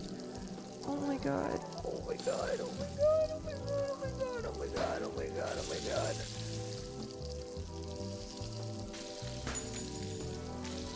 God! Oh my god!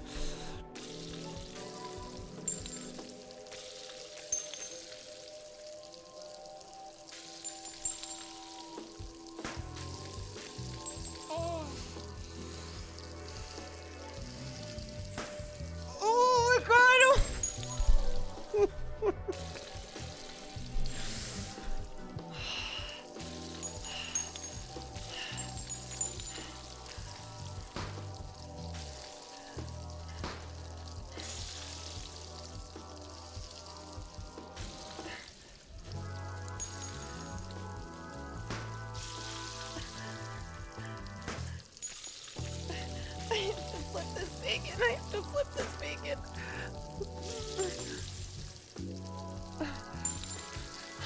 Please. Please.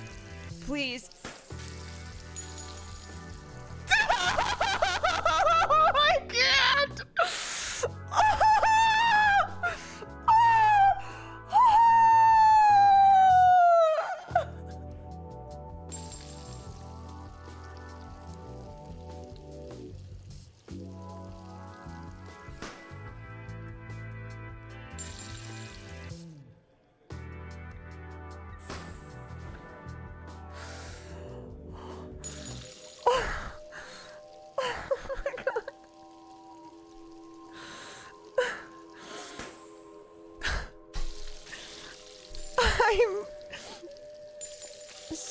devastated. I cannot even breathe.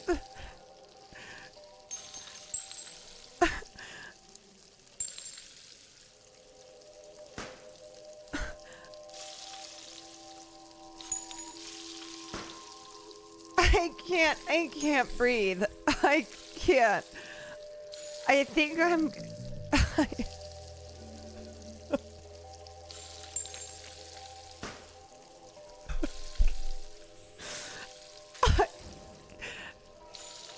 I'm just not... I cannot do this. I honestly think I have met my total match. I think this is the game that's broken me. I would literally take 12 minutes. Maybe I wouldn't. I don't know. Maybe I can't remember. I don't know. It might fucking be though.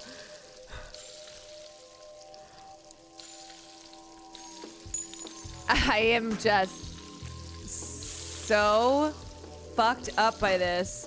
I don't know if I've ever done anything as difficult in my life. Because it's like simple, but it's fucking not. It's literally not. It's fucking not, man. I can't look anymore. I can't.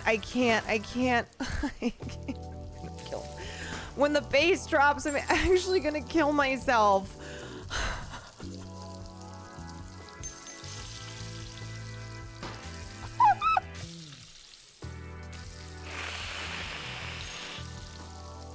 Oh my god!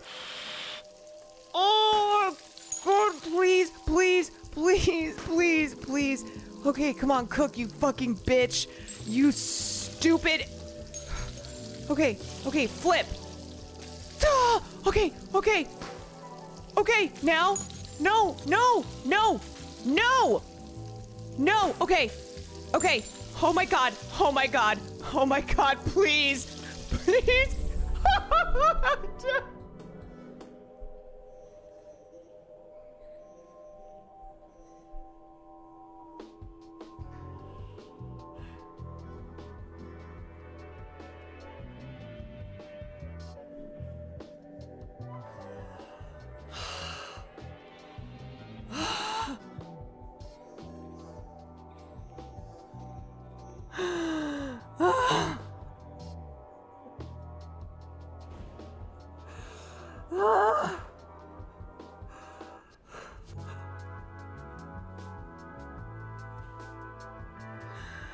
I'm crying. I literally... That was so torturous. You got this. That was so torturous. To flip fucking eggs, man. That was so hard to watch. How do you think it was doing it? Oh, it was so hard to watch. Oh my god. I have nothing left in me. I have nothing left. Oh, Sam Raid. Oh my god. Oh my god. I can't keep doing this. I'm not okay. I'm not okay. Look at my face. Actually, it doesn't look as crazy as I thought it would. I feel a lot crazier than it looks. Shook, thank you for the 5. Paisley, I feel internally insane. Paisley, thank you. Oh my god, I just cannot fucking believe that. Cyril, thank you for the 19 months. You guys, how many am I even? I have enough. I have enough. I can't finish this. I can't. I'm sorry with the inmates. I can't get a special achievement. Just get me the fuck out of here. Get me out. Are you kidding me? The bass dropped a Who are these people? Who are these people? No, I have to go. I have to run. I have to go. What is this? Get me out of here. Get me to God's country, please. Oh my God, I'm back.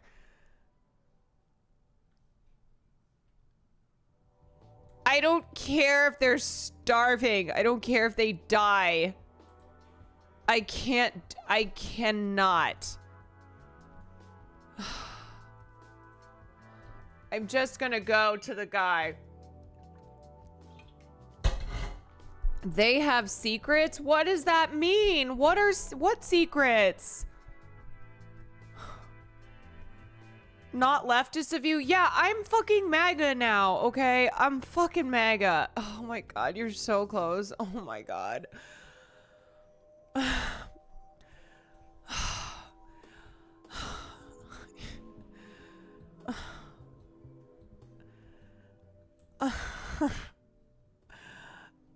Honestly, where's my fucking...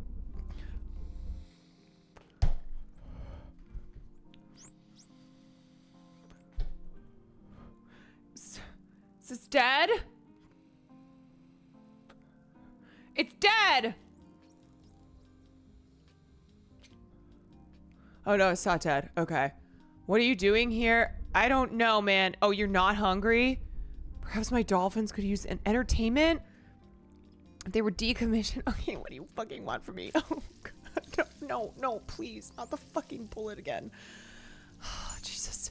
Jesus. Okay, is it just one egg? Maybe it's just one egg. Maybe it's just one egg. I can do one egg. I can do one egg. Okay. One egg with a couple bullets. That's fine. Okay, I can do this. Okay. Okay. Hi.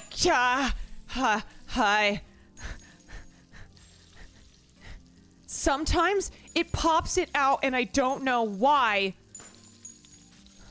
Sometimes it pops it. Die! I don't know why. It's like... No, you guys, I'm actually ill. I'm fucking sick. I'm sick. I have to... I'm doing this and then I'm quitting because I'm sick. I am a sick fuck. I am ill. I'm fucking terminal. This is the worst thing I've ever done in my life. In my life. I swear to God, if it pops this out, I can't. Okay. Fuck this dolphin. No one cares about this dolphin.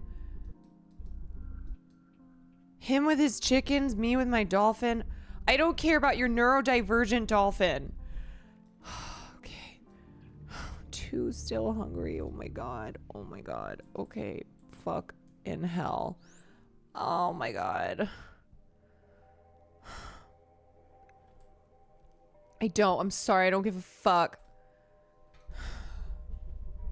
I would like you to stop doing that. Yeah, me too. I haven't eaten 4 days. How can I? Okay, what do you want then? Fine, you want double eggs? Fine, you can have double eggs, you piece of shit.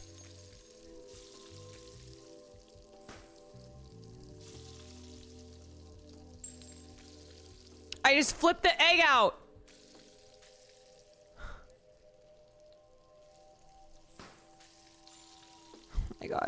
Oh my God, these bullets, actually, I thought the bugs were the worst. It turns out they're not! IUV, thank you for the gifted phobia. Thank you for the 16 months. Oh my God.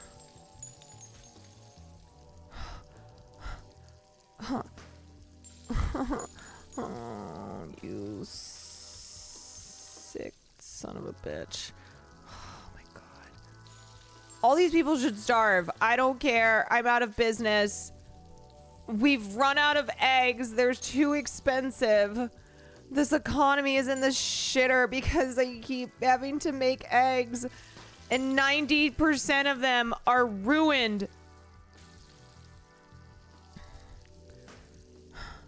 Fry faster, please.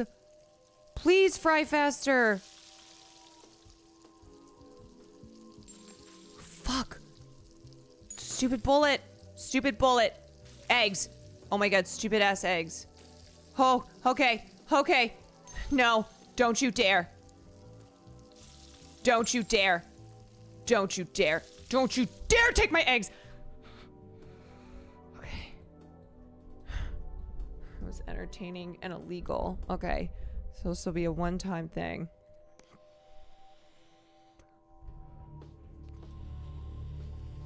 God.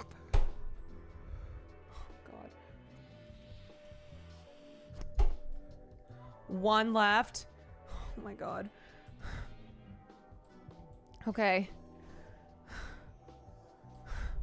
Okay.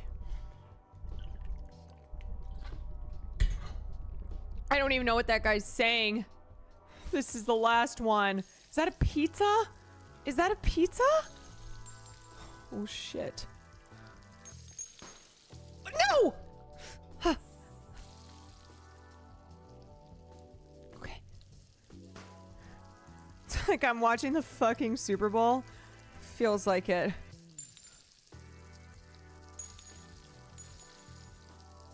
Is this cooking? I don't know. Oh my god. Okay. Okay. Yeah. Yeah? Come on. This has to cook. Come on. Oh my god. Okay. Okay, I did the stupid prison. I did it, motherfuckers. I finished the prison. Okay. Now I can leave this hellhole. Get me away. Get me out. Let me go. Where? You are an inspiration to us all. I shouldn't be. Exit. Here we go. Okay. We're leaving. We're never coming back. We're never coming back, ever. If I could, I would just kill everyone here. For what I've been put through.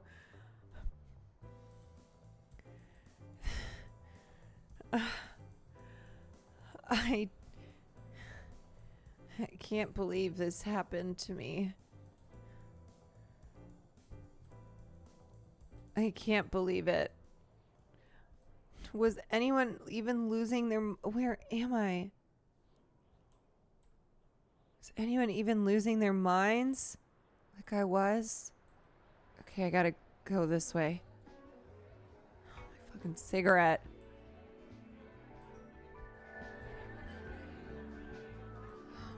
God damn. God damn. That's my egg flipping goat. Honestly, I feel like this is truly the Portrait of a Lady on Fire, more like Portrait of a Lady Losing Her Mind. We started off chill, and then it went so not chill. Oh my god. We made it inside. One still hungry. Oh my god. Portrait of a Lady in her fryer. Stop. Portrait of a Lady in her fryer. What the hell? Okay. Oh god. Oh no. Why do I feel like this is about to be hell? Is that a potato? I don't think so. Okay, there's one. There's one. Get off. Okay. Okay, it's fine. All right, that was a bad batch anyway. This has to be cooked.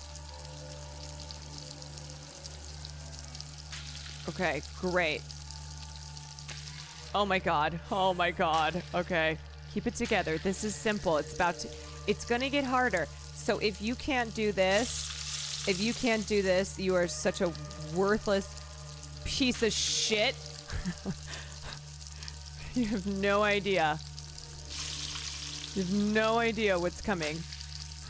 Okay. All right, there we go. There we go. Being mean to myself works. Okay. This is ultimate test. Yep, see? That was literally the first level. We started off with 2 eggs. 2 eggs.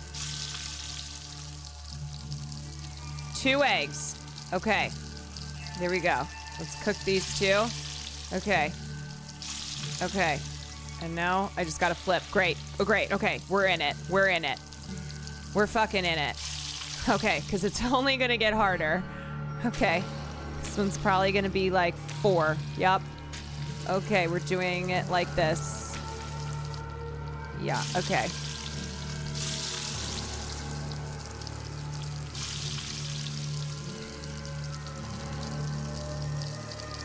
Oh my god. Okay, fucked up. Okay, it's fine. The pan is crowded. You just gotta take her easy. You just gotta take her so easy.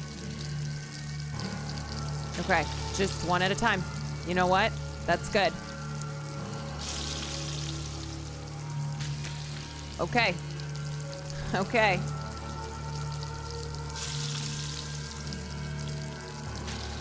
Okay. Ah! No! No! Oh my god.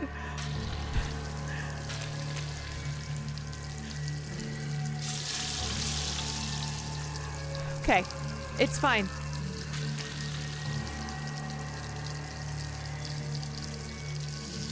Great, great. Okay. Nope, okay, you flipped completely. Okay, there's 2. There's 2. There's 2. Okay. Okay. Remember, just a little flip. It doesn't have to be crazy. Okay, let's just go. Let's kind of reassemble a little bit. Oh my god. Oh my god, you're insane. You're insane. In a bad way. No, I wasn't looking.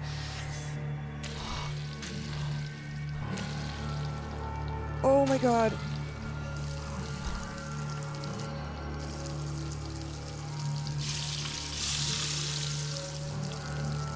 Okay, there's the double.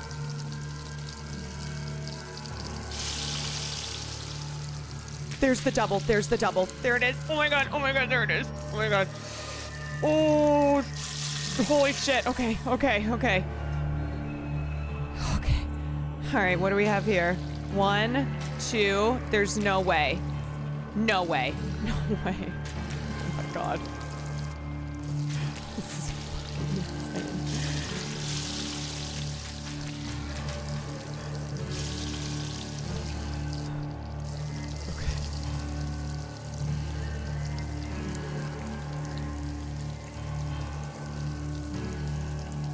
Come on, get that 5th one. Come on. Why? Okay. Ah! No, too much.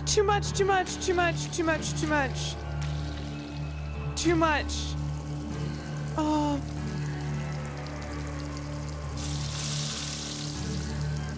I have to get that one off. It has to get... Come on. There we go. Okay. Oh my god.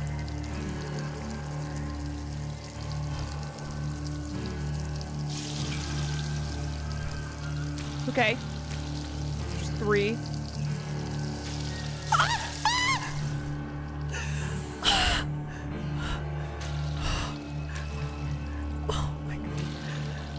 It's fine. It's fine. It's just one more than 4, which you already did. You already did 4. You can do this.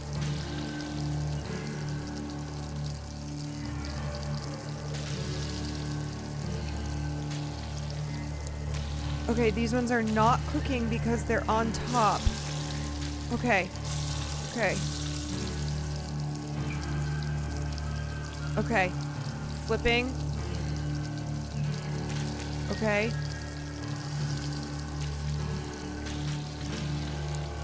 Okay.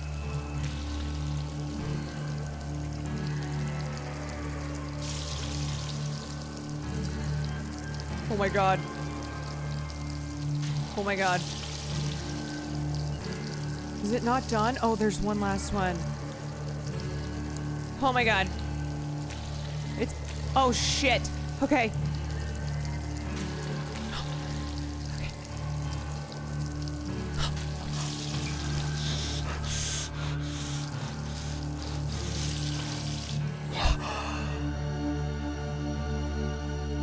Oh my god. I can't do it anymore. Oh my god, there's no way. There's no way. There's no way. 6? It's impossible.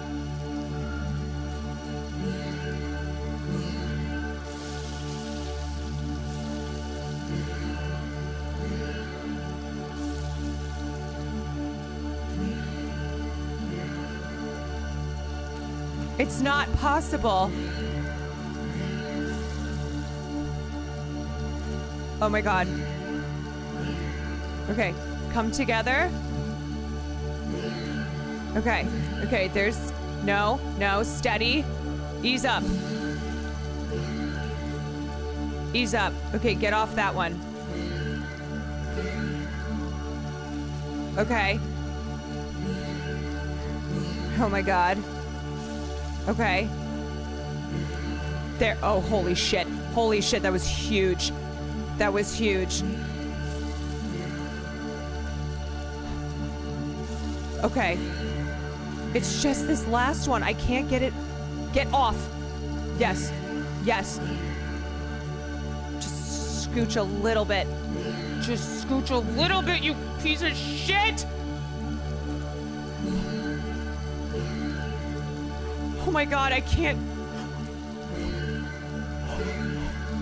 Holy shit. No, no, no.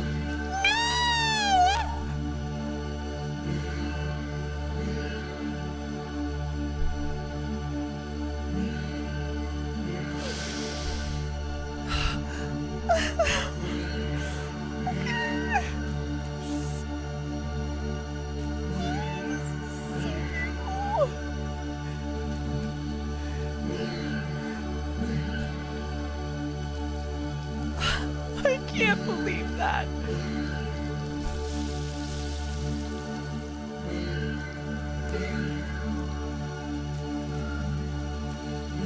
I can't do this anymore. I think that was the closest I could come.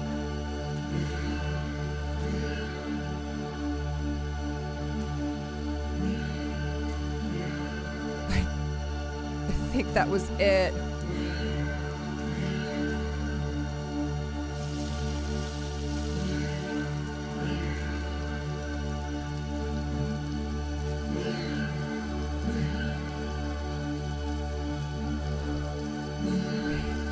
All about the touch. It's all about the touch. Easy touch.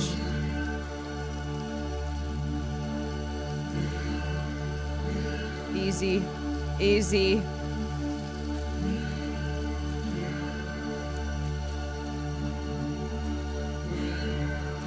I hate that they keep landing on top of each other. They keep landing on top of each other because there's not enough room in the pan. Okay. Okay, flip, flip. Okay. Okay, this one hasn't even cooked at all. Okay. There we go. Okay, come on. Come on. Oh my god. Oh my god, I just squeezed my butthole so hard. Oh my god. Oh my god. Oh my god. I just clenched my butt cheeks. Oh, no. No. Holy shit. Wait, what's happening? We're just doing one? We're just doing one? Okay. I can do that. Right? Is that it? Is that it? Okay. Okay. Hello? Can I leave, please? Can you fry eggs on top of Mount Everest? Sure, whatever you want me to do. Whatever you want. Never thought about it? Perhaps it's irrelevant? Whatever you think.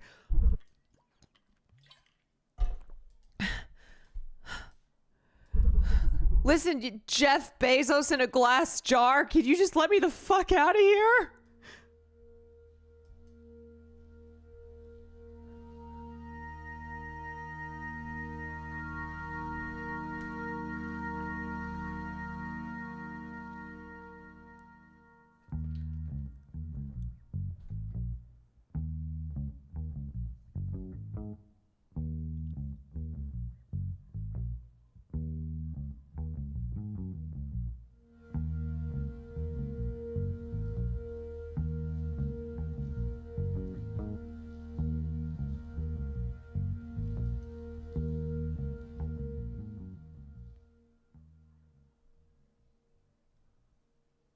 Let me know. R.I.P. Let me know.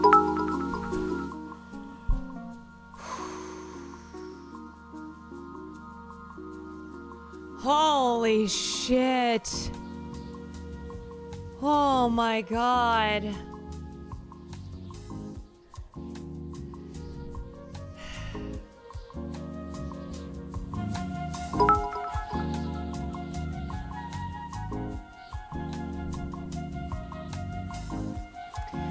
Ice Chest and Local Brute, thank you for the bits. Holy shit.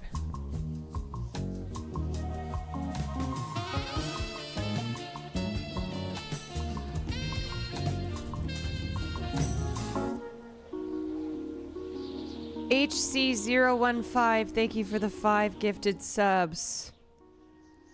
Yeah, can you imagine if that was just the tutorial? Can you imagine? Can you fucking imagine? It is 2 in the morning. I have been through hell and back. Wait, what is this? No. What? No way. What is this? I thought it was over. What the hell? No way. Lups13, thank you for the 5 gifted subs. Are we about to see if you can answer the stupidest question? Cooked on both sides, as always. Yeah, I think the challenge is, can you make it up Everest? Absolutely beautiful. I think that's the question, you know?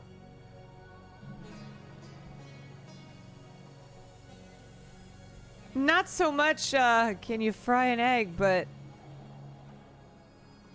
can you, frickin' get up to the top of Everest? Is this the top? I don't know. I just fell. What is the top? Yeah, this is like the hell. This is like peak hell on steroids. Okay, I'm stuck now. I'm stuck in this crack. Oh, wait. Can I get out? Nope. I am stuck. Okay, wait, I'm out. Okay. Oh, shit. Where am I going? It has to be the end. Am I going up here? Is this the peak? I don't know. Is there something up ahead? I can't see. I thought this shit ended. Why is there one last challenge? What? Where?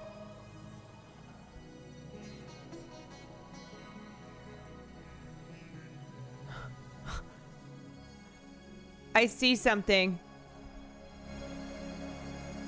I see something and I don't like it.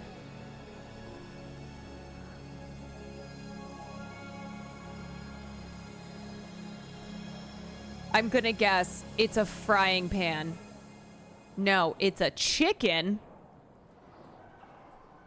It's a fucking chicken?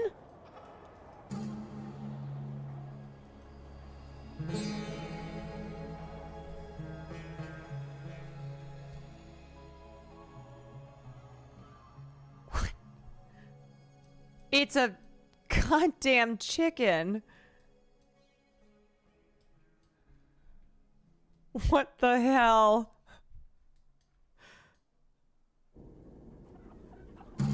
Okay, now it's over.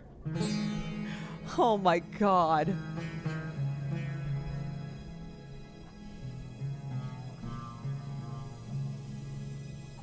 I am exhausted. I am exhausted. Oh, great. All of my achievements. Oh, amazing. I can't even look at anything. I can't relive that. I can't relive that hell. You don't understand. I can't see anything anymore. I can't see. I cannot see anymore. I once could see, but now I'm blind. It's the opposite of Amazing Grace. I once could see, but now I'm blind. I will have to look at clips another night. I have to go. I am leaving now. I hope everyone had a great Friday. I hope you all had a wonderful time. I'm sending you over to Mafia Jinx, the only name that I can see. I'm leaving now. Good night. Good night. Goodbye. Goodbye. I'll see you tomorrow. Maybe.